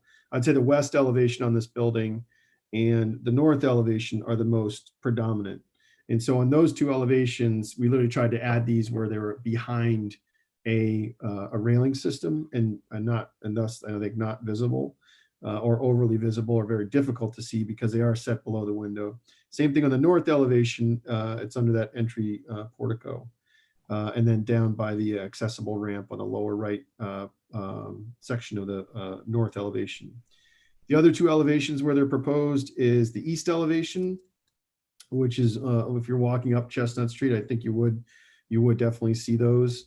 We tried to place them in a way that was symmetrical and uniform and had some logic to it. And then the other area where we placed them, which is on the south elevation, which is between the meeting house and the gatehouse. Again, kind of a narrower alleyway. So again, not a ton of great options. Running ductwork for multi-room hotels or whatever you want to call them is difficult just because your floor to ceiling heights are low and it's just a challenge. So this is a proposal and love to hear what the board and the HSAB thinks about it. Mr. Chair, thank you.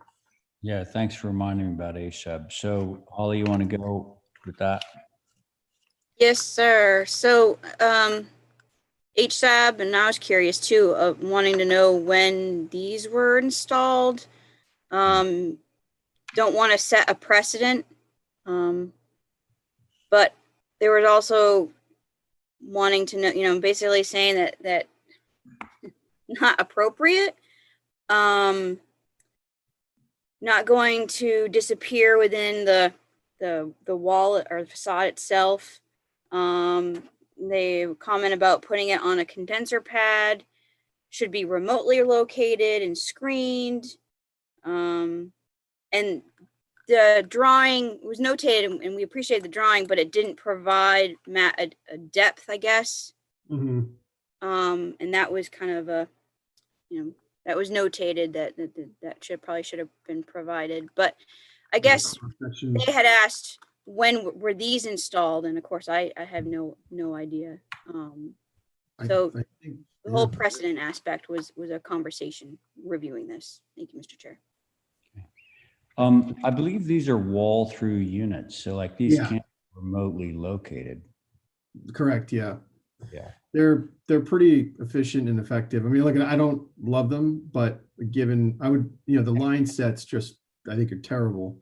Well, yeah, but let's hear what the board has to say, just to sort of move this along. So, board members, anyone? Which are the, am I on? Yeah. Oh, can hear you. which elevation is the most visible? Did you say Chestnut? Well, Street? I'd say the two most visible elevations of the building are the Chestnut Street side, which is the north elevation, and then also the west elevation, which you can see from Center Street. Now it's set back, obviously, but those are the two most predominant elevations, I think, that are visible. Right, north and what? Which one? North and west. West. I think the north is okay because it's concealed from the the whatever that is, ballast, that sort of. Yeah, the railing is in the way. Yeah. Yeah, that, and then the other railing is in the way going down. So I don't see north as being a problem. And then here we go. Okay. So east, just trying to figure this out. There's nothing we can do with the fire escape, right? You can't put anything there because there's no room. Middle on that east. Those are small little recessed balconies, if I'm looking at the same thing you are. They're just little French doors. It's kind of the building jogs in about 4 feet. And I thought it was, sorry. Okay. I don't know. I don't know what's worse, mini splits or units in the window. Units in the window, you are only seasonal and you take them out. But it probably takes away from it being a swanky joint.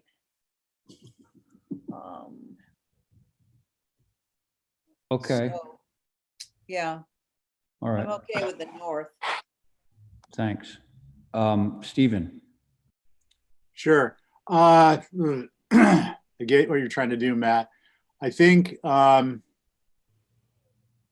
just wondering, these package terminal units, sometimes depending on what's selected, the room cabinet, it's a unit that sits inside and then there's a sleeve that goes through the wall. And if you build into the room such that the cabinet slides more into the room, you decrease the depth of the exterior portion of the wall sleeve that's exposed. And I think that in certain locations, I'm not suggesting in all locations, that might be really helpful here. You'd have to go back to the manufacturer and your contractor to see if it's something they can do with these particular units. But I think that would help me, because if these weren't sticking out quite so far and they're painted, to match, I think they will tend to blend more than we would think looking at an image of them.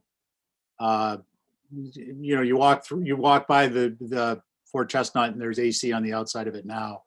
I never noticed it. That we don't really notice. So I'm not suggesting this is a great solution. I'm not suggesting that it's totally appropriate, but I'm wondering if in following up, you can determine whether there is some way to mitigate the depth of what's exposed. Thank you, Mr. Chair. I could definitely do that. Thank you, Stephen. Val. Oh, Val's off, right? Yeah, Val's off. Sorry. Diane.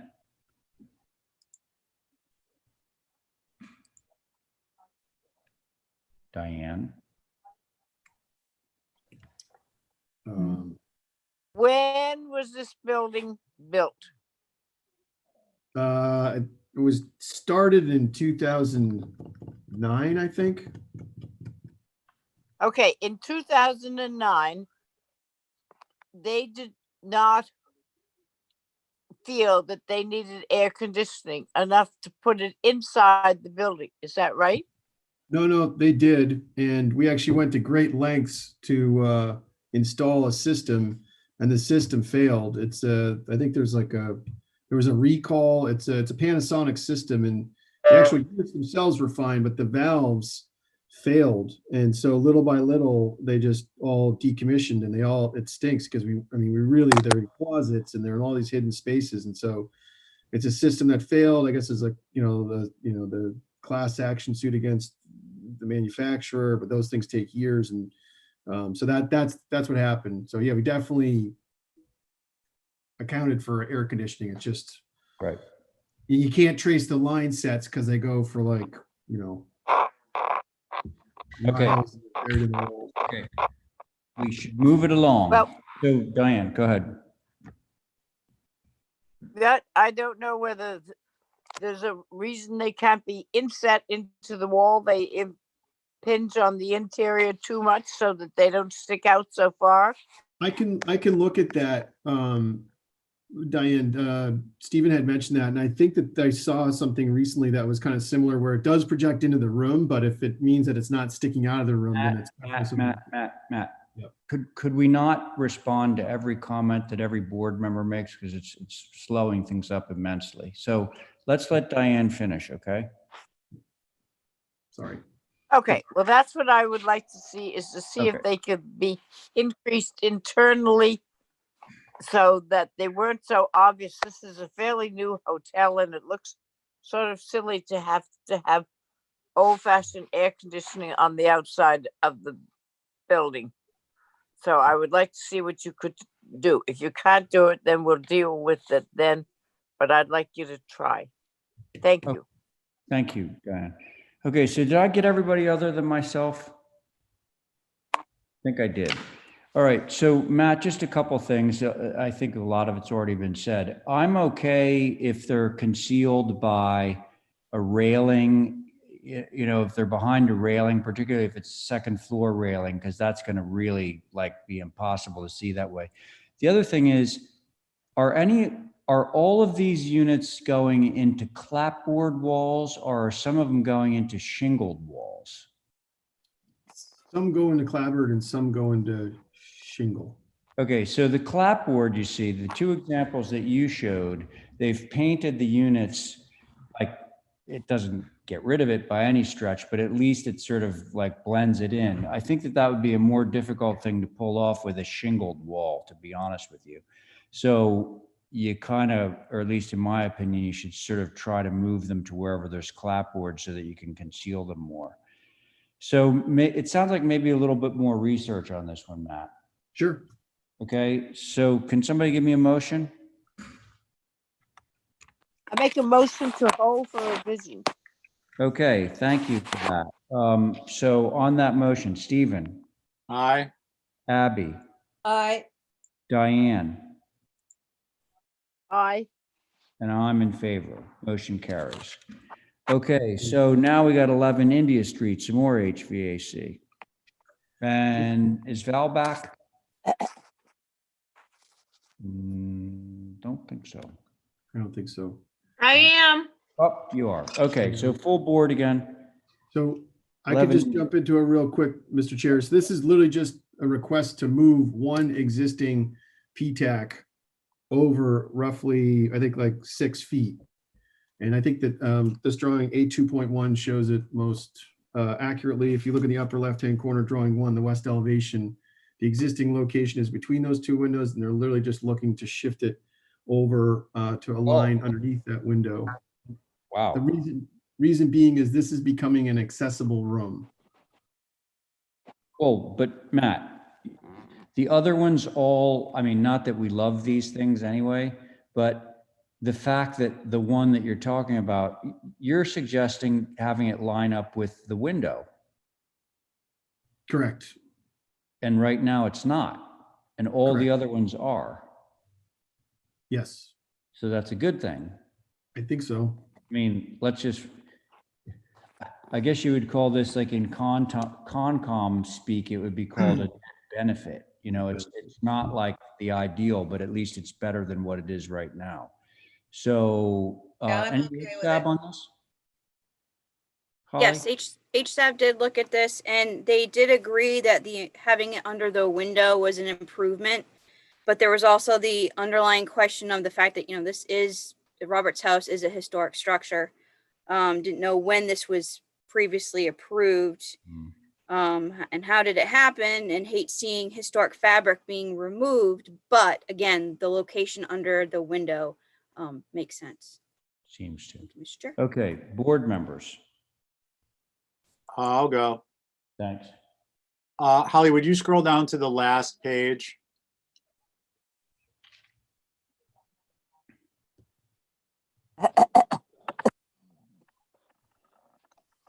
Yeah, and zoom in on that last page. That's it. So Matt, that's what I was suggesting. And I think in this particular application, if you slide this over, given there's some already there and this is painted to match the clapboard, while it's not appropriate, it's approvable in my mind.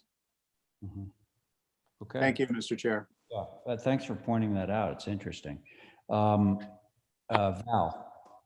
Are they all going to be painted to match? That would be the, if I could answer that, Mr. Chair. That would be the plan. So Val, if it's in the clapboard wall, Yeah. we would paint it the same color. I think in this particular instance, I don't know if we paint this one because the rest of them are not painted. And also to answer Holly's question, I don't know how these look like they've been here for a long time. You know, like at least 25 plus years, I'm guessing, because that's just my guess. But yeah, so if they're in clapboard, did we paint them, Val? Okay. I think that would be better. Yeah. Oh yeah, definitely. Okay, Val, thank you.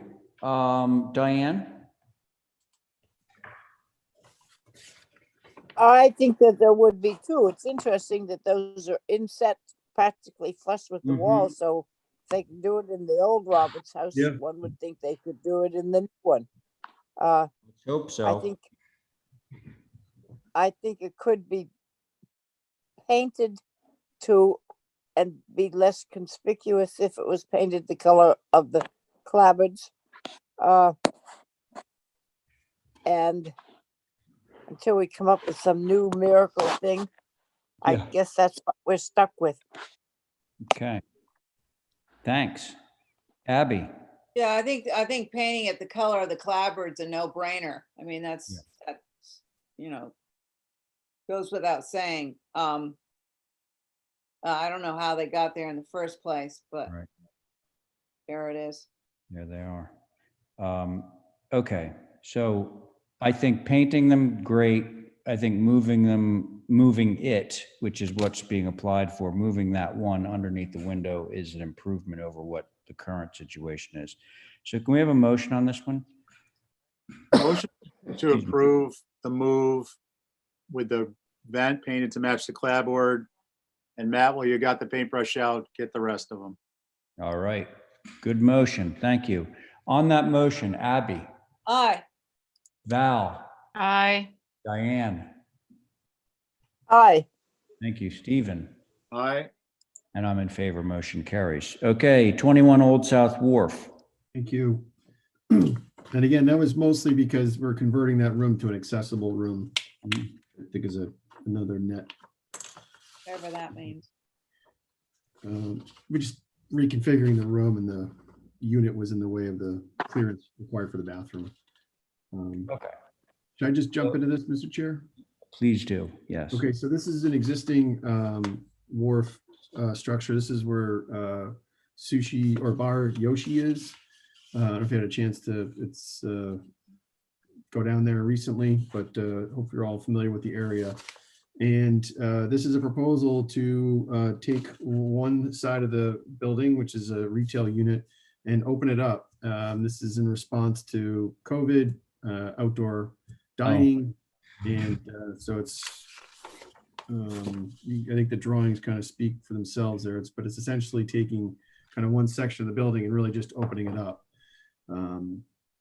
So I think the drawings are pretty self-explanatory. We're going to try and, retain as much of the fabric as possible. It's more about just kind of removing it. And again, just trying to create an open air outdoor dining environment that is conducive to, the current environment we live in. So that's all I have, Mr. Chair. Thank you.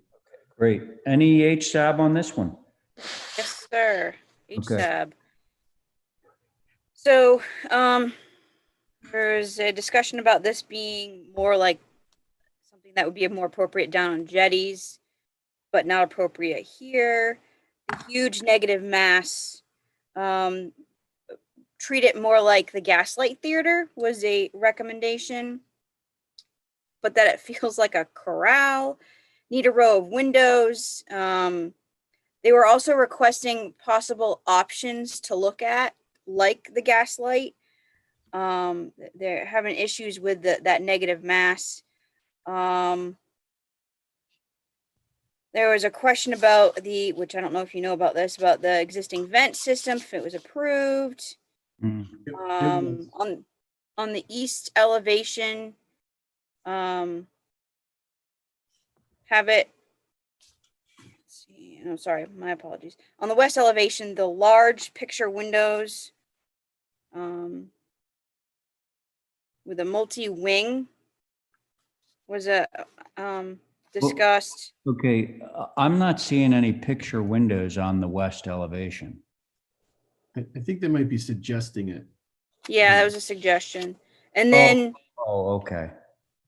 On the west was having, I guess they're really, at the end of the day, concerned with the void of not having any fabric there, and that's very, very different. And providing options to the commission was an overall suggestion. Thank you, Mr. Chair. Okay, thanks, Holly. Board members. I actually agree with that. I like that idea of making it look as if it was a porch that was filled in or something, rather than just a more modern open porch, so to speak. I like that. It keeps the integrity of, those little shacks and shanties down there. Yeah, Matt knows how to do that. Yeah, the rope walk used to have like those big open windows that were hinged at the top. It was terrific. Right. I think they're gone now, but it was a really great feeling. You could open it up and then close it up when the weather got a little bit nasty. So thank you for that, Val. Abby, how about you? Yeah, I'd like to see improv on a window like it was a sun porch, but the windows either lift up like the old rope walk, or they slide to the side. I mean, they've been pretty inventive on South Beach with windows, and I think yeah, the negative mass, I don't really mind it, but I think it would have more integrity if it did have some sort of window unit that slides or lifts. Mhm. Okay, thanks, Abby. Diane?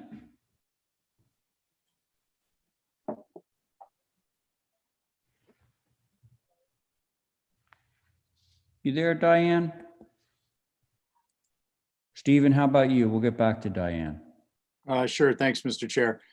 So I really appreciate the fact that we're taking what amounts to basically a ranch style house on the wharf and turning it into something that allows the kind of maritime history, literally the water and the piers to be seen from the wharf.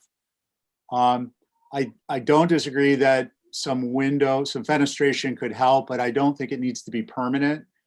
I would go so far as to suggest it could even be something that's seasonal, but along the lines of what's been discussed by you all.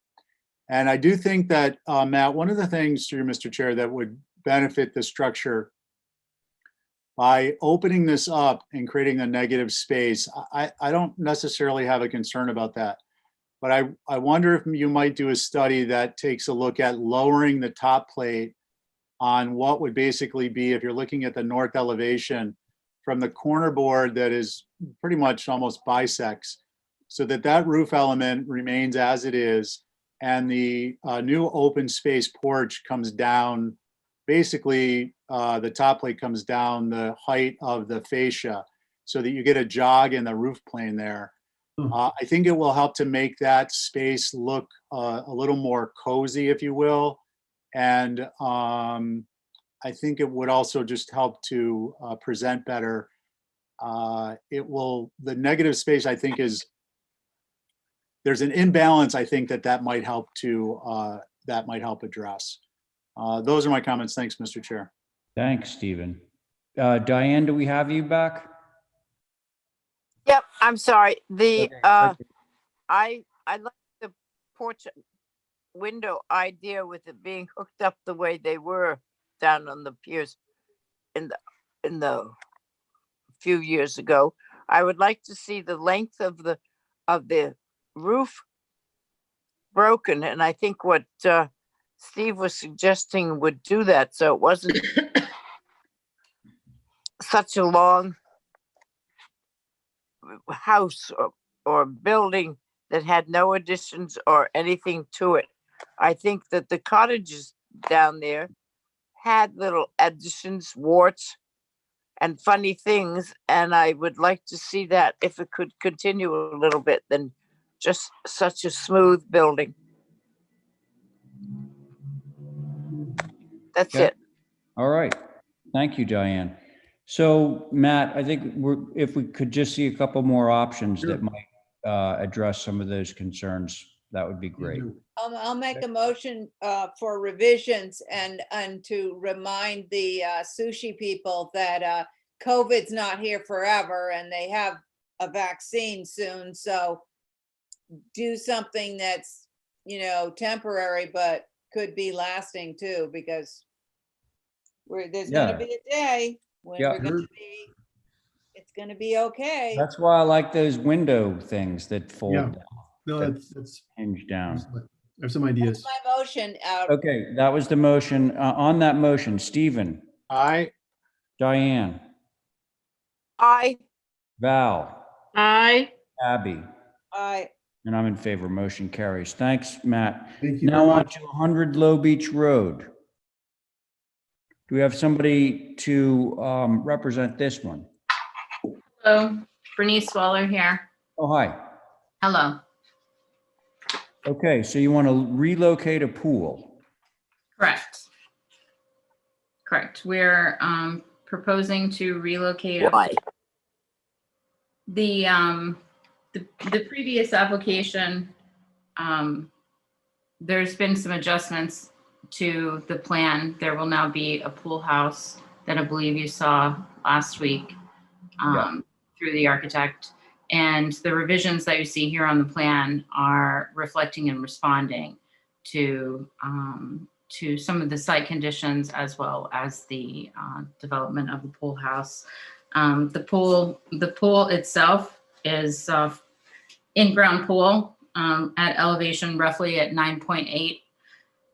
The road elevation at Low Beach Road, for reference, is around 8.5. So it's an in-ground pool, roughly 16.5 by 45 feet long, with an inset spa into the interior of the pool volume, surrounded by stone, gray granite, and with stone coping. We're proposing a gravel driveway with a cobble apron coming off of Low Beach Road. And the intent is to maintain the existing vegetation and the character of that roughly 30 to 40 feet buffer that we have in between us and Low Beach Road. And then the property, there is some ornamental vegetation that's proposed itself, right adjacent to the pool terrace area, which is potentially a privet hedge, clipped privet hedge that's on the backside of the pool facing towards Low Beach Road. And with that, I'll open it up to questions. Okay. I have a few questions from right starting out. Where was the pool approved previously? If you look at the first plan, there's a small dashed line on the plan that shows the previously approved location. It's roughly starting at the spa area and working back towards the pool house. Starting at this There's a little light dashed red dash. Can you We see? need to zoom in on that. Oh, yeah, Like no, right in front of the cars. I see it. Yeah, okay. So that was question number one. Thank you. And question number two is, the only thing that's bubbled here is the pool itself, but you just mentioned about the parking. Is that like, are we supposedly reviewing and approving that or what? Yes, yes, this is an entirely new application with the pool and the associated landscape. Okay, so then you shouldn't just bubble the pool. You should bubble everything that's been revised since the last time around. Yes, I think they wanted to, yes, I understand. Okay. All right, board members. Oh, actually, Sconset advisory on this? No, okay. No, sir, outside of their jurisdiction. Okay, all right, fair enough. Board members then. I think it's too formal.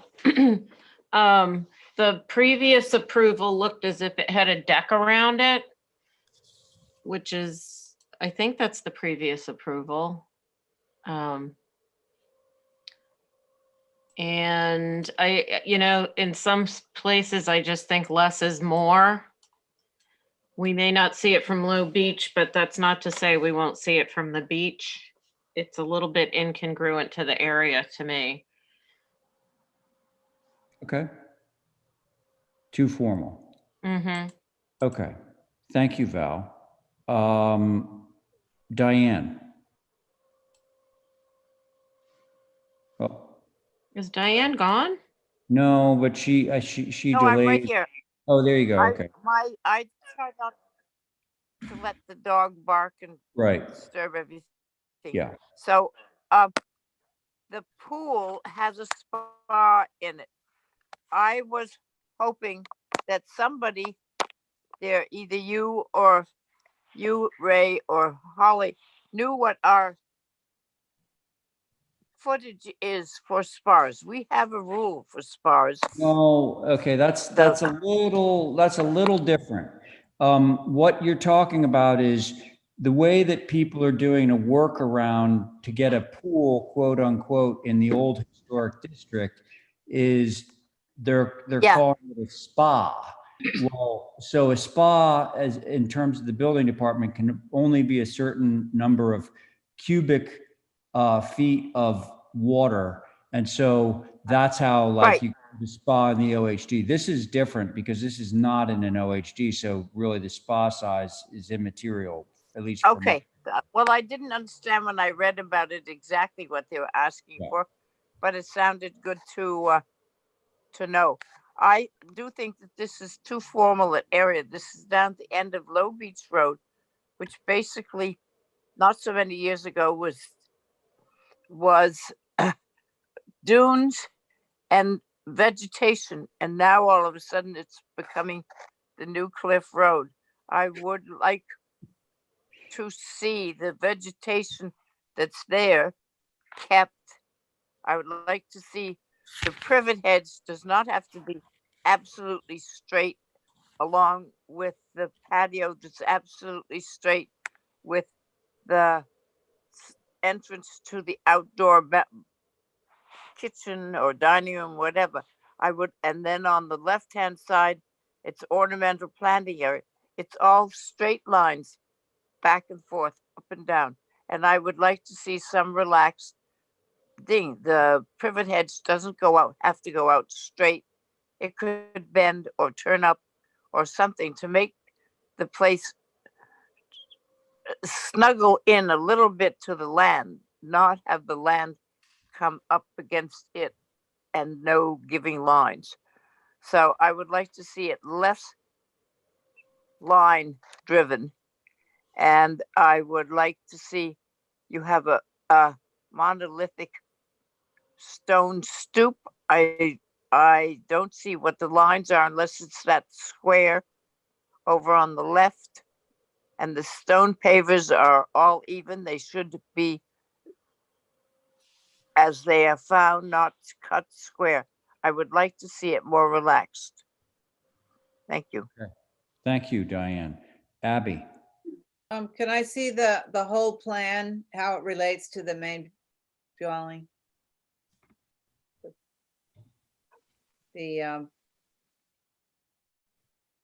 So it's to the left? Is that the Yeah. main dwelling to the right? The house is on the right, the landscape and the pool house are on the left. Yeah. Okay. So I'm pretty appalled that this is happening on the other side of the road. And I have to get my grievances out. I just have to say it. I just can't believe it. I can't believe this was passed by Concom and that they're building in these, sort of virginal dunes. And having said that, I can't believe how rigid a design this is. It has nothing to do with being on the dunes or it doesn't relate back to the nature that's surrounding this area. Very hardscape for me. So I would like to see a softer approach to this whole application. Okay. Thank you, Abby. I have another question, Mr. Chair. Oh, go ahead, Val. Yep. There's two driveway cuts. It's the same piece of property. There's two driveway cuts with two different aprons and Right. leading into parking areas. So I Did just the wanted planning to. board approve that? There are two existing curb cuts on the property. There is a proposal to relocate slightly the curb cut near the pool. Okay. Thank you. Stephen? Thanks, Mr. Chair. So yeah, I agree with a lot of what's been said. In particular, on the sheet one, I think image 2 is indicative of the area. This is obviously plant material, but just in terms of the concepts and the presentations with the more organic, naturalized looks. I think the hard lines of numbers 1, 3, 4, and 5 are not indicative of the area. I would like to point out, I think that with respect to the driveway apron, I know that different geographic areas refer to cobble. What they refer to when they say cobble is different. What I typically think of when I think of cobble is the cobblestone in town, as opposed to the block that can also be referred to as cobble. Well, So, this is actually called Belgian block. right, but it's labeled as cobble apron, and in European countries, it is often commonly referred to as cobble because they're talking about the fact that it's cobbled together, I think, historically. But in any event, the point is that one, I think the monolithic color tone is inappropriate for this area. And two, I think even though these are softer lines, the rectilinear form is inappropriate for this area. So I would just point that out with respect to image number 4. And then the other thing I just having trouble with, and this is nothing on the applicant or their agent, but I don't believe we approved the pool house. And cognizant of the fact that we're here for many long hours at a time, I'm having some difficulty with looking at a pool, making comments on it, and then we have the pool house that we may not be accepting. Whoops, excuse me. That's the level of my frustration. We have a pool, we have basically something we may not be approving, and then we're going to have to look at this again to revisit. So I just want to voice that concern. And again, it's not directed at anyone in particular, but it is relevant to this application. Thank you, Yeah. Mr. Chair. Okay. Well, it sounds like the overarching concern here is the formality in that very virginal sort of landscape. So I think that we should have a motion for revisions on this one that might soften a lot of this. May I'll I? make that motion. Okay, Motion thank to you. hold for revisions. Thank you very much, Diane. On the motion, Stephen, Aye. Abby, I, Val, Aye. Diane, Aye. I'm in favor. Motion carries. Okay, everybody, good news. It's 8:15 and we're now on to old business.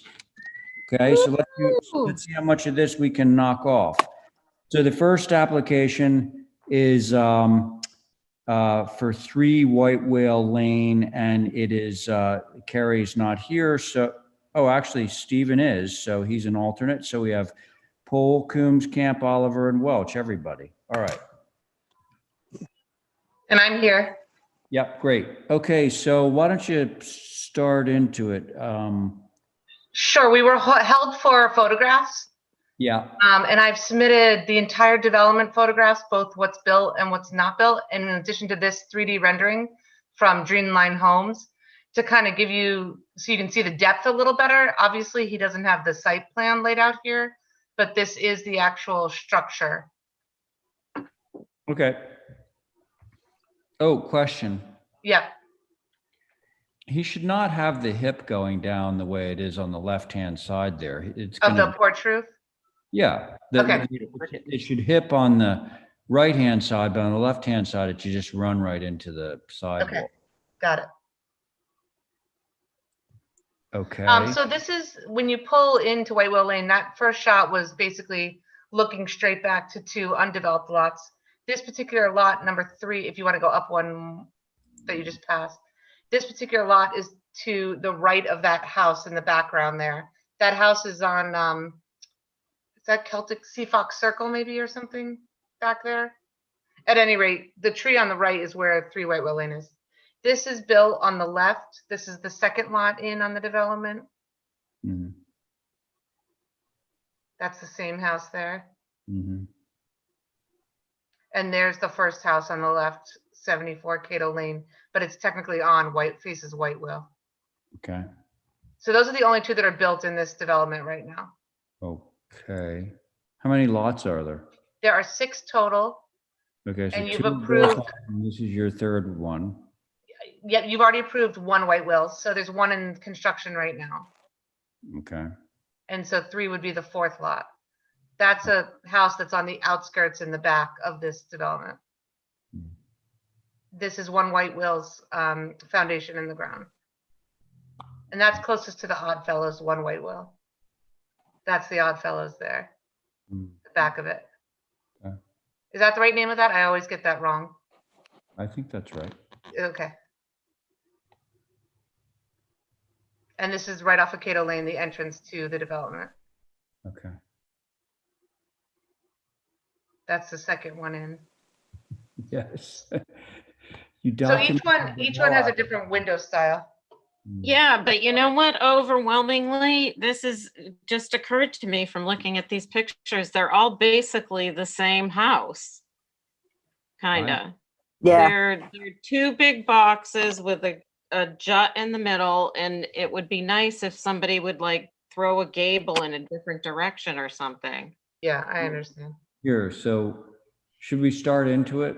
I mean, Sure, go right ahead. you know the precedent. Right.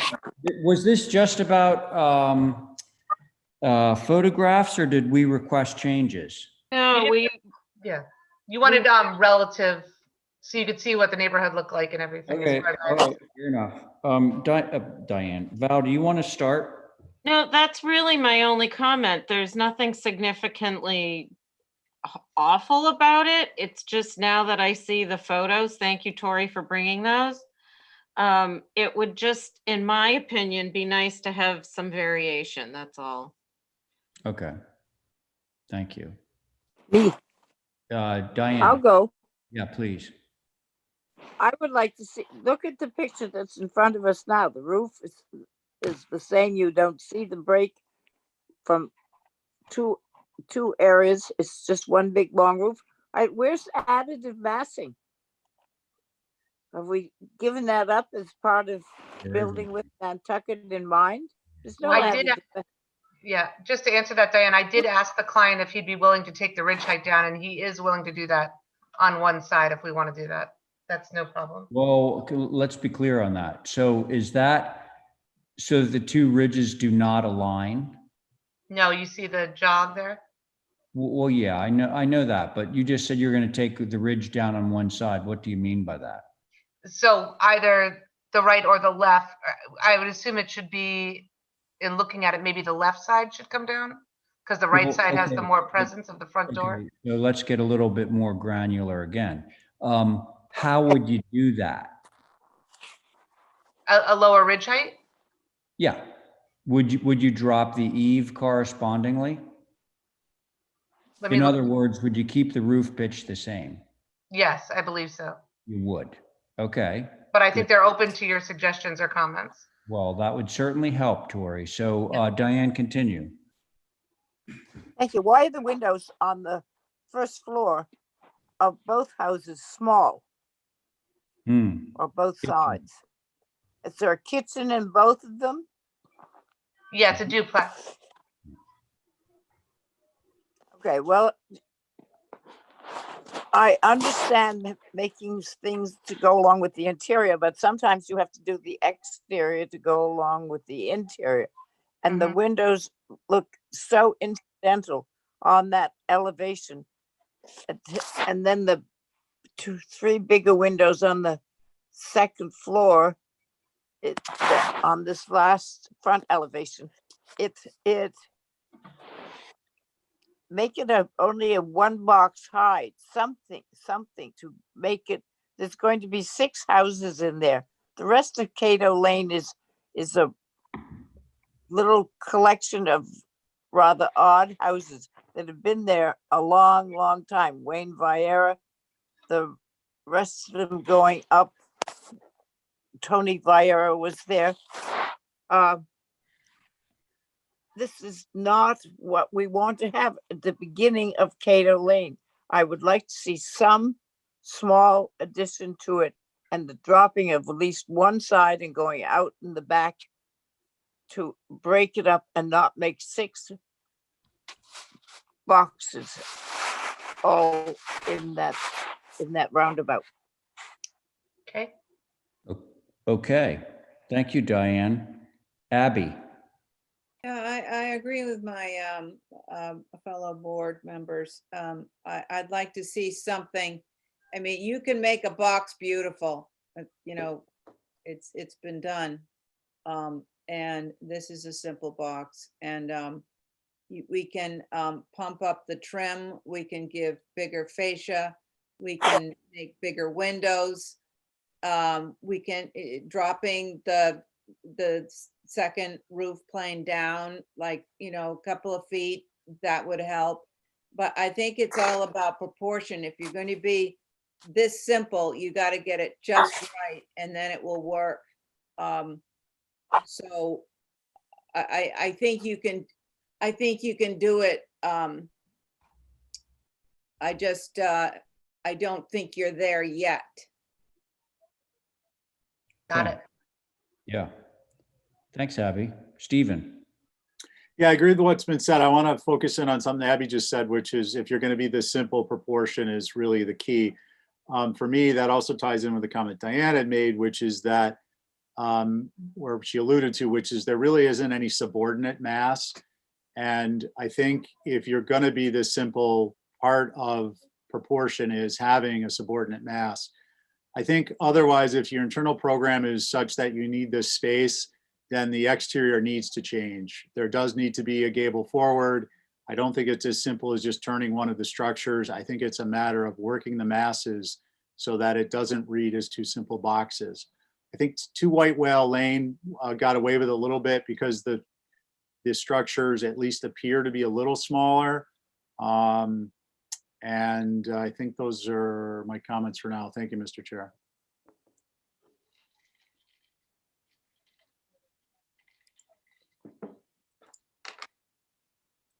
We lost our chair. What? Oh. Left. He Said he's did? going out to dinner.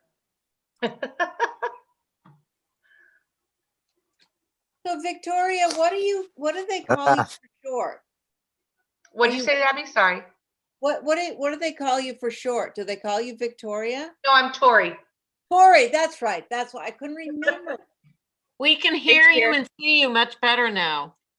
Oh yeah, I'm at home on my computer. You're on mute, Ray. I ran out of power, so I just plugged in. So let's see. Sorry about that. Stephen, you were up. I missed it. You're going to have to watch the tape, Mr. Chairman. Am I off this one now? No, I'm just saying for my comments. Okay. So my comments, well, I agree with pretty much, no, I agree with everything that's been said, but I'll underscore a couple of things. One, larger windows. 2, the dropping of one of the roofs, that was good. Oh shoot, there was another one in there.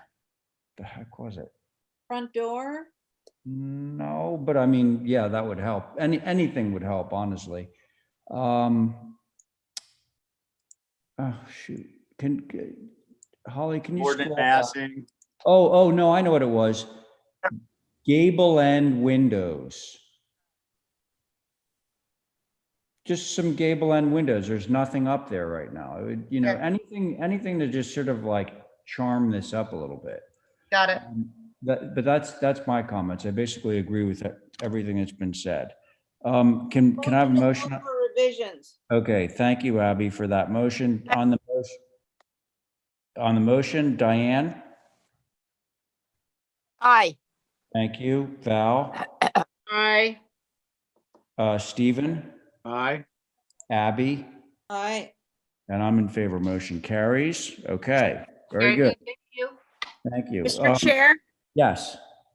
I've just received word from the agent for 15 Beach that they would like to hold for a full board since Carrie is not here this evening.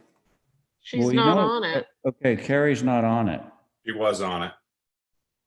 If you Okay. read the minutes, she's on Hey, the so minutes. Joe, what you're going to need to do, because this, I believe you, but what we have down is myself, Diane, and Stephen. Yeah, I think that was an error. Hold on. I have in the minutes, I have Paul, Welch, Thornwell, Coombs. Paul, Welch, Thornwell, Coombs. I only have 4 members. Yeah. So listen, call Kathy tomorrow, you know, have her look through that and make sure that that's correct. I'm sure it is.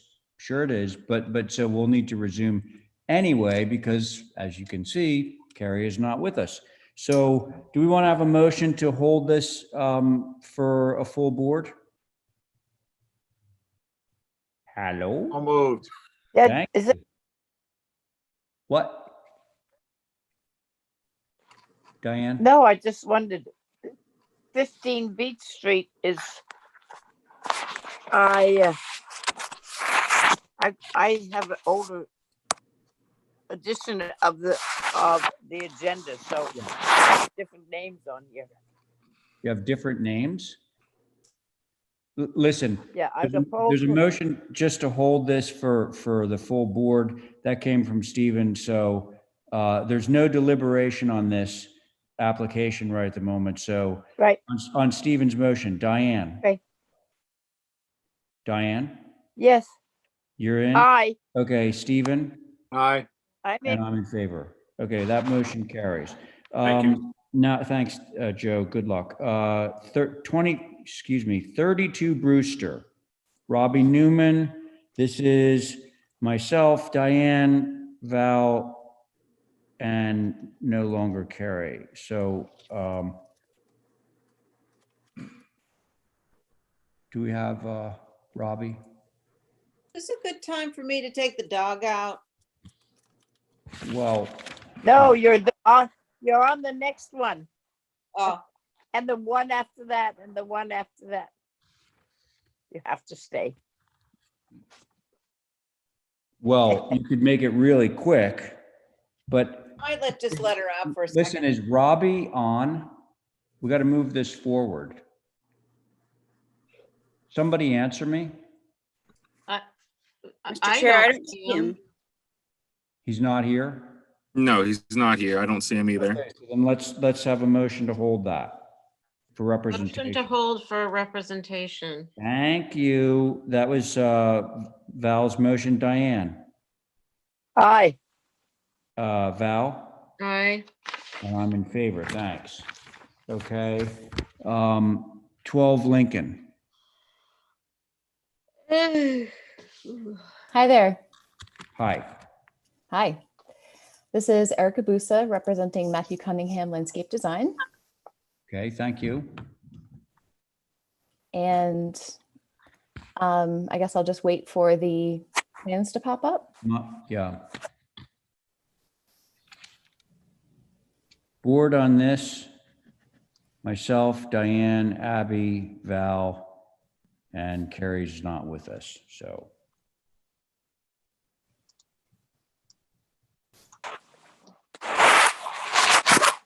Great.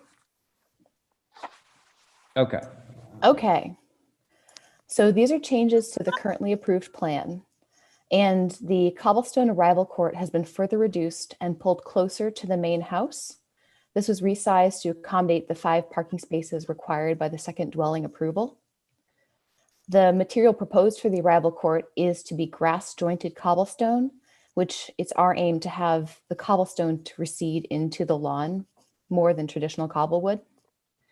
And just as a quick note, per the board's prior comments, we did look at trying to squeeze in an additional parking space on the north of the ribbon drive by the main house. But unfortunately, we were unable to do this successfully due to the grading required around the house and the driveway width required by the zoning bylaw. You'll also see that the front walkway extents have been reduced and kept closer to the main house as well in order to align with the relocated arrival court.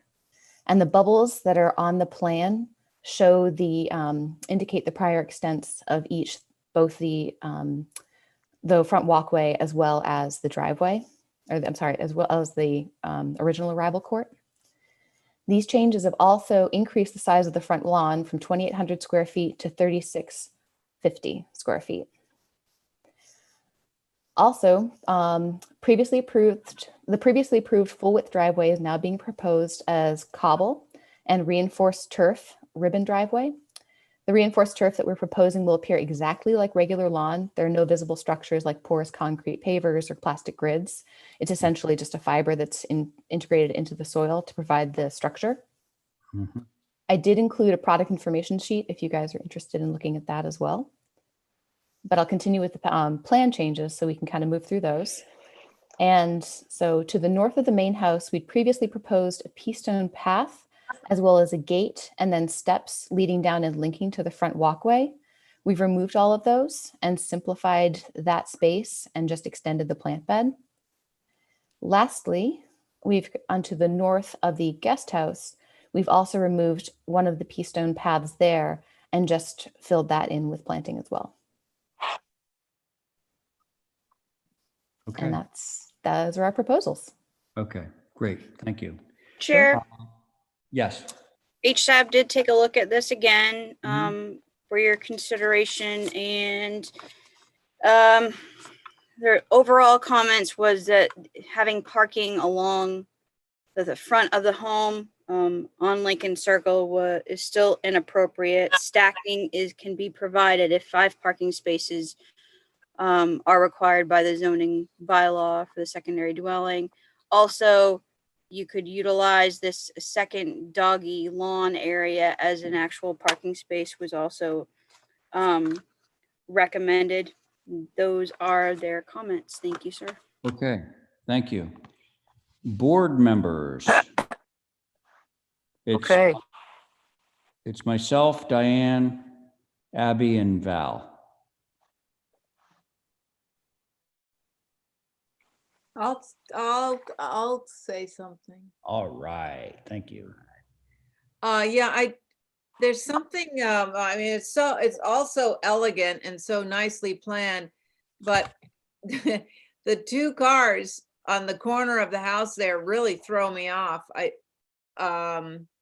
It just seems out of place, because you've got that beautiful lawn, you've got all this landscaping, and then you're going to see two cars. I would get rid of those. And I appreciate the way the materials you're using on the driveway, and that it'll read as a lawn and not as you know, a hard stone of some sort. The materials you're using, they're all natural materials. It'll be like grasses. Yes, all of those. May I respond? Yeah. The reinforced turf is all just regular grass and turf. And then the cobblestones are actually Main Street cobblestones reclaimed from downtown. Yeah, you took them right off the street there? No. Yep. Yes. I noticed there was some That was me with the truck. Right. So yeah, everything else is so landscaped in and vegetated around that I don't think we're going to see a lot of the hardscaping. And I guess you're only here for what you said. Mm-hmm. So I'm fine with the changes except for the two cars in front of the house. Thank you. Okay, thanks, Abby. Although I want to sort of clarify, I think the bubbled stuff represents changes from the last time we saw this. Yeah, so that's what's confusing. Okay, so, but I want to be clear because Abby said we're only reviewing and approving what's bubbled. So we're reviewing the entire landscape application, are we not? May I respond? Yeah, please. Yes. Sure. So no, not the entire landscape. This was already approved. So there's a previously approved plan. And in that plan, the front walkway extended significantly more into the front lawn. And the arrival court was both much bigger and extended into the lawn. And that's been approved. So we have approval for a much larger landscape, hardscape footprint in the front. And what we're looking to do is to shrink that down. And quite frankly, the front spaces are only essentially to accommodate the requirements, and they're mostly going to be used as a turnaround space. The client is not interested in having people park there. It's like last resort. But to go back to your question, that's we are looking to just reduce the approved footprint of the arrival court and front paving. I see. So it would be like it's just that the way the visual here shows like 5 cars. So I'm sure you're not going to have 5 cars, at least I hope not. So it's mostly going to be that area in front of the house is more going to be for backing up and turning around. That's the ideal. We do have to accommodate 5 cars, and I did actually speak with the zoning board. So that's why you show the 2 stacked cars in the main parking court in front of the garage. I did get approval to stack those cars there. Sometimes you're not allowed to block egress from the garage. So we tried to get as much parking to the rear of the property or to the center of the property, and to minimize the required parking in the front.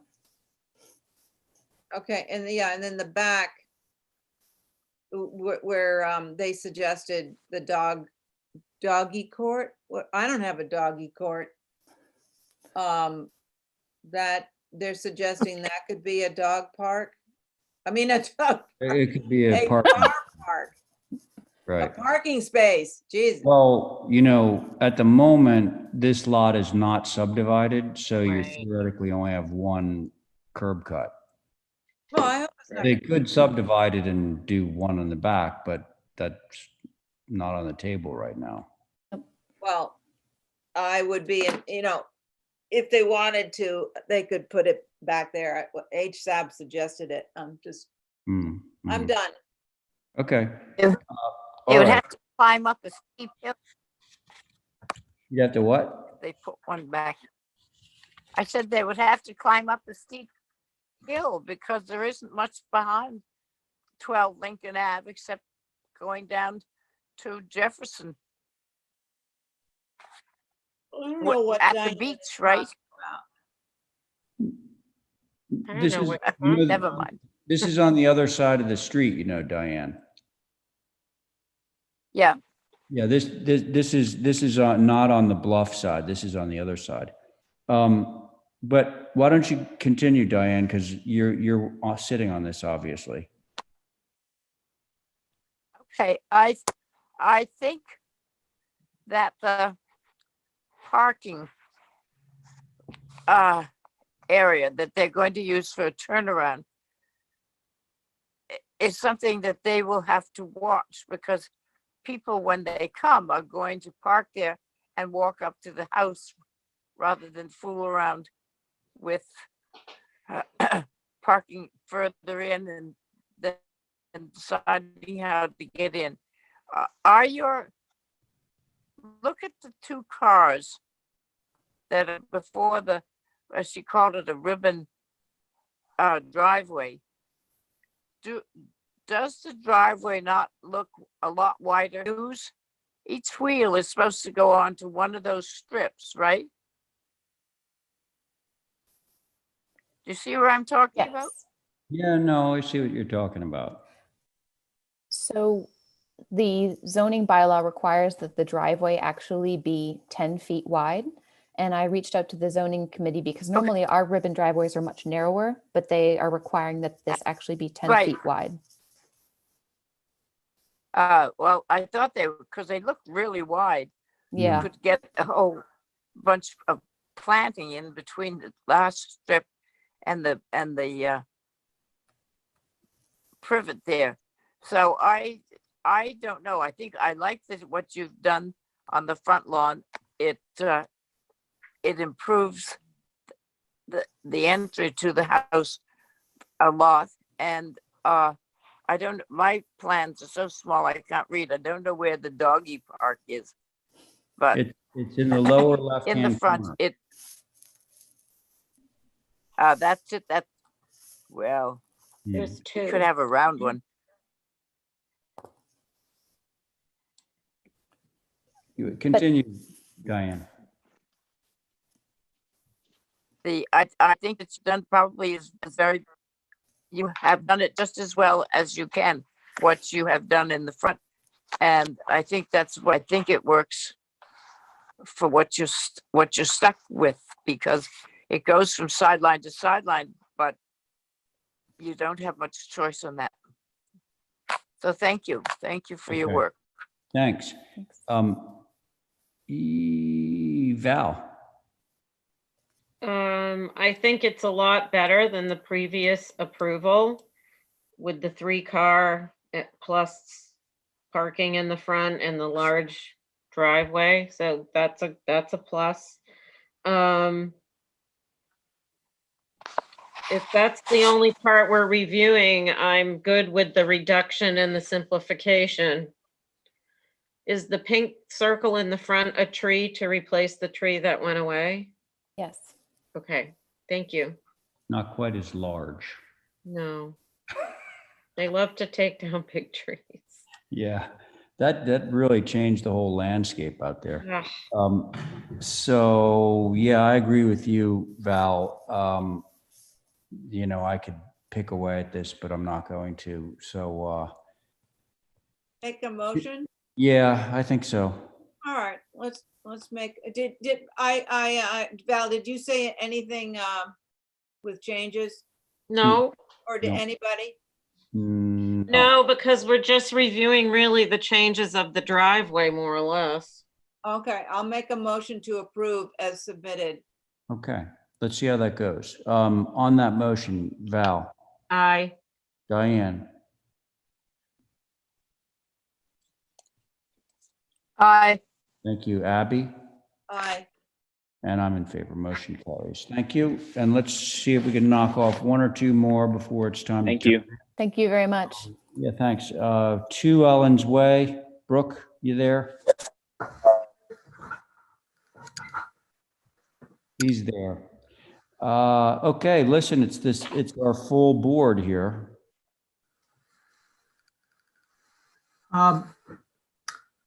May I share a screen? I have some photos that I wanted to show for context because that was a big request from the last meeting. They're actually in our packet here. Oh, they are? Great. Yeah.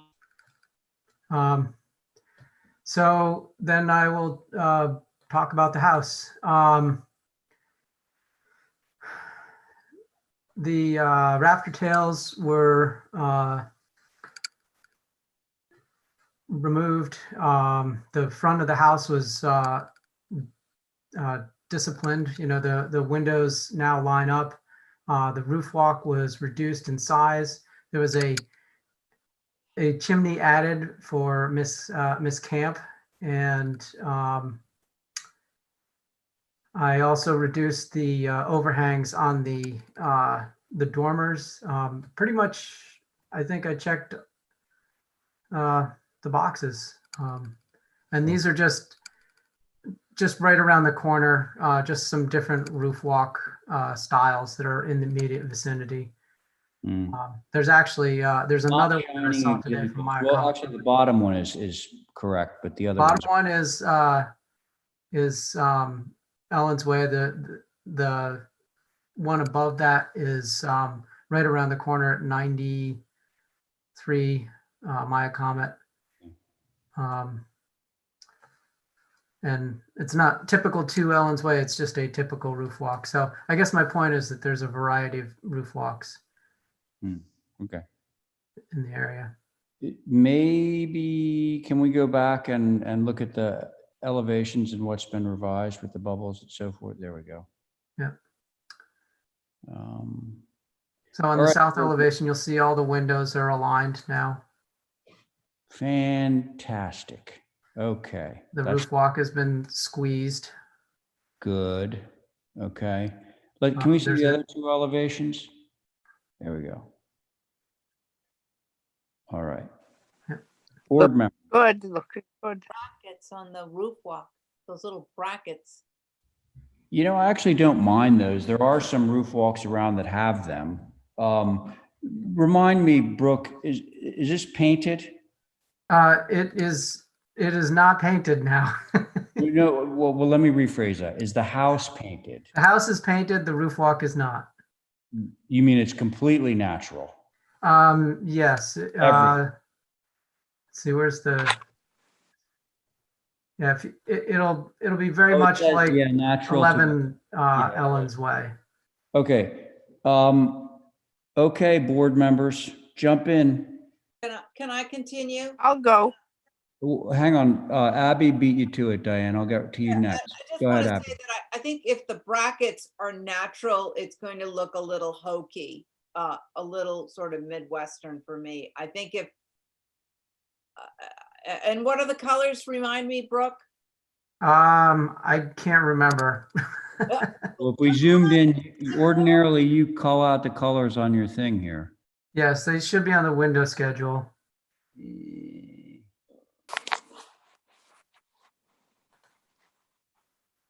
That Nantucket gray. Sash Nantucket black. gray trim with black sash. Yeah. With black sash. Yeah. So, yeah, I would nix the brackets. And other than that, I have nothing. And thank you for the chimney. Thank All you. right. Great. Thank you. Val. Yeah, I appreciate the changes. My only question is, it still does seem like a little bit of a mix of styles, and there's no corner boards, which, I don't know. Can we look at just look at the house at 11 Ellen's Way? Yeah, but does it have a roof walk on it? It does. and it's got cottage corners. 11. Oh, okay. Is it got the same trim details and overhangs? Yeah, more or less, yeah. Okay, so maybe it's just how it looks in the drawing. I appreciate the changes for sure. Okay, that's good. All right, Diane? I appreciate the changes also, and I don't mind the corner boards up on the roof walk. Oh, the I've seen brackets? them around a lot. Yeah, Yeah. so I think it is good. I understand about the corners and the roof walk, but I don't know I don't know what to say. So I think it looks good, and I appreciate the work you've done on it. Thank you. Okay, thanks. Stephen? Thanks, Mr. Chair. So through you, Brooke, I don't appreciate the changes as much as I would if we could get that roof walk squared away. I do appreciate the overhang changes, the addition of the chimney, but I think either go with a skirt vertical or go with braces, but don't go with both. It's definitely an improvement, I believe, over the other style, the framed panel style, which just isn't typical. It's not that it's not attractive, it's just not it's not a typical thing. But I think we need to eliminate either the cross pieces or we need to eliminate the skirt, one or the other. Well, definitely, we'll get rid of the brackets. Yeah, I it gives think you that's the way some it's wall space there. Yeah. Okay, thanks, Stephen. So can we just agree that you'll get rid of the brackets and we'll approve this? Yeah, I'll make a motion to approve omitting the brackets on the roof walk. And I want to give you a compliment. I was in Sconset today and I drove by that house you did on, I think it's Shell. It looks great. It Thank looks you. like it's, 19th century something. I don't know. Very Thank you sweet. very much, Abby. It's one of my favorites. Is the chimney brick just before we? Yes. Okay, thank you. Yeah. Okay, so there is a motion on the table to approve this with the elimination of the brackets on the roof walk. That was your motion, right, Abby? Yes. Yeah, on Abby's motion, Val, Aye. Stephen, Aye.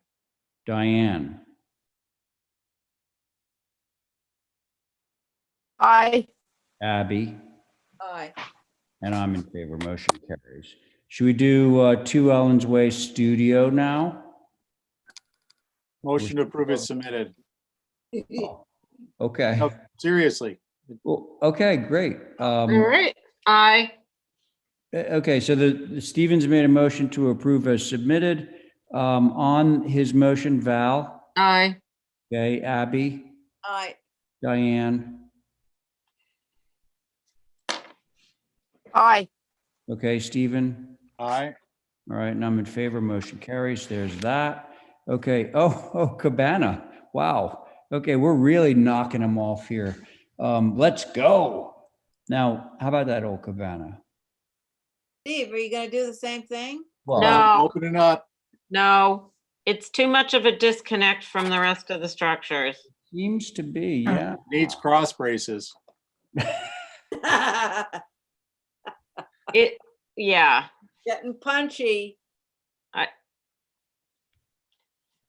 Well, okay. So what can we tell? What can we tell Brooke about this? What's the I takeaway? think it needs to be downsized in stature somehow, like with the roof doing something different. I don't know. And it has barn board in one part and It's got a lot of stuff going on. yeah. Vertical board, yeah. And it's Column- 24 by 16.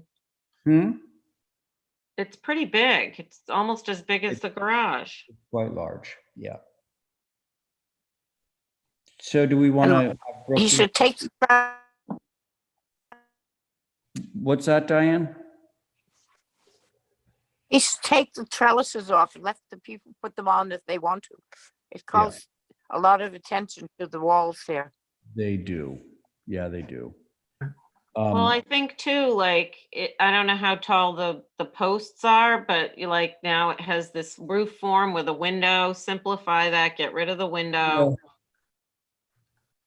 Why do you have to have, why do you have to have a step up to a cabana? Isn't it nicer just to walk like same level right into the cabana? Yeah, I don't understand why it has to be raised. it doesn't, And I don't understand the vertical board, why. because I hate looking at shingles so much sometimes. Yeah, no, I totally get you. It seems like everybody takes it out on these little tertiary buildings. They go wacko with the wall siding. It's just cedar board. That's it. Yeah. It's not my Smaller. How wide is, All right, I'll What's make its it length? smaller. I'll take out the trellises, take out the window. Anything else? Well, who made the point about it being built up? Was that you, Val? The Mhm. platform? 'Cause Oh, it no, would- that was Abby. Yeah. Oh, yeah, it would make more sense if Yeah. it was down closer. Then Yeah, it I would can be drop it. tall. Yeah, it's So very can we- elegant to walk from the patio into a building. Yeah, so can we just somebody move for minor revisions on this guy? Minor, Okay, thanks, Stephen. Okay, on Stephen's motion, Val, Aye. Abby, I, Diane, aye, thank you, and Stephen? Aye. And I'm in favor. That motion carries. So, okay, good. How about 45 Holbert, do we have Luke on board here? I don't see Luke. I didn't imagine so because Carrie's not with us. You know, I wonder if they actually know that today, like the meeting is on Monday. That always kind of, I think about that. Okay, so no Luke, no Carrie. What? Chair, I think they were away. Oh, okay, so, all right. Wait, are you looking for Luke Thornwell? Yeah. Well, yeah, it's his application. Yeah, he's supposed to be here because he emailed me this morning and told me what the login was, which is why I'm here too.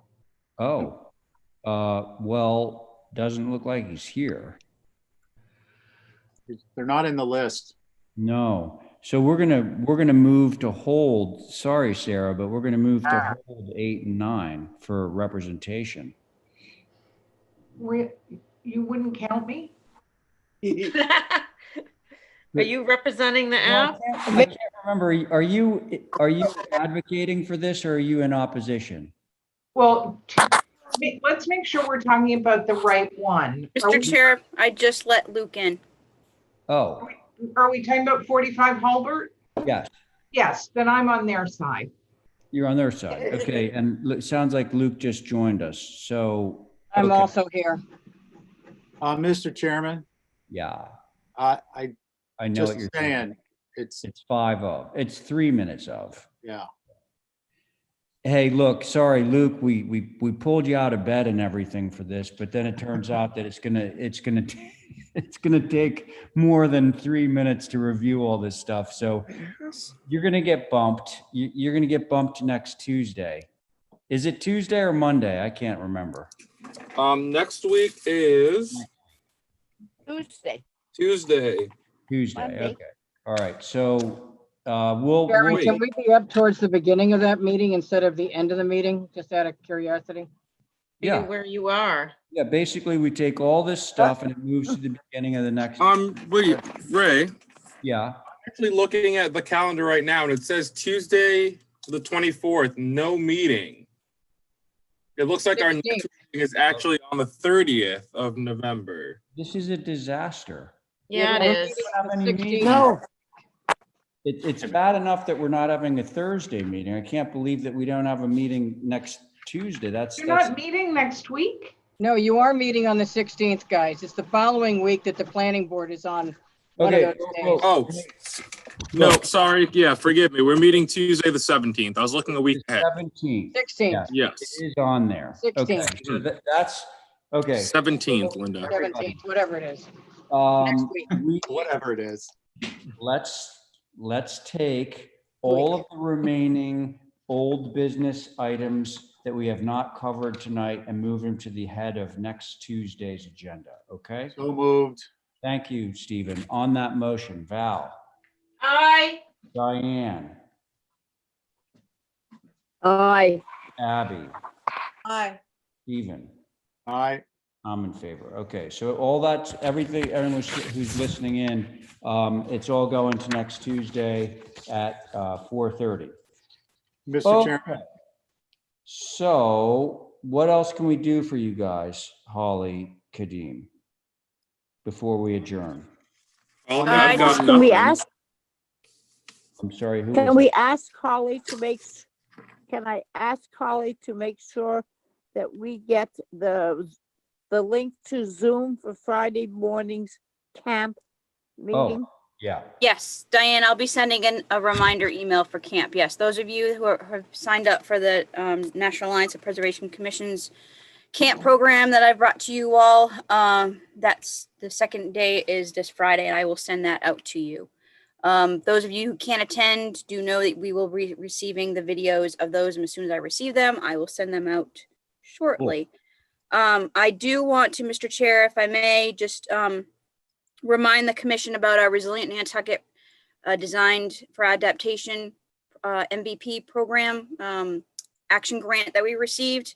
That is still in the way, that's still in the works, even though we're dealing with COVID, and we're aimed by the state to have these design guidelines by June.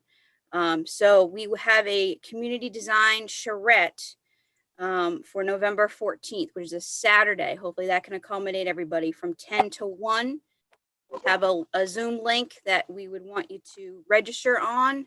This is public, obviously, but we want to have the commissioners involved as much as possible. This is going to be a 2-day event, if you will, because we can't obviously put everybody on 6 hours of a community charrette like it would have normally been under no COVID circumstance.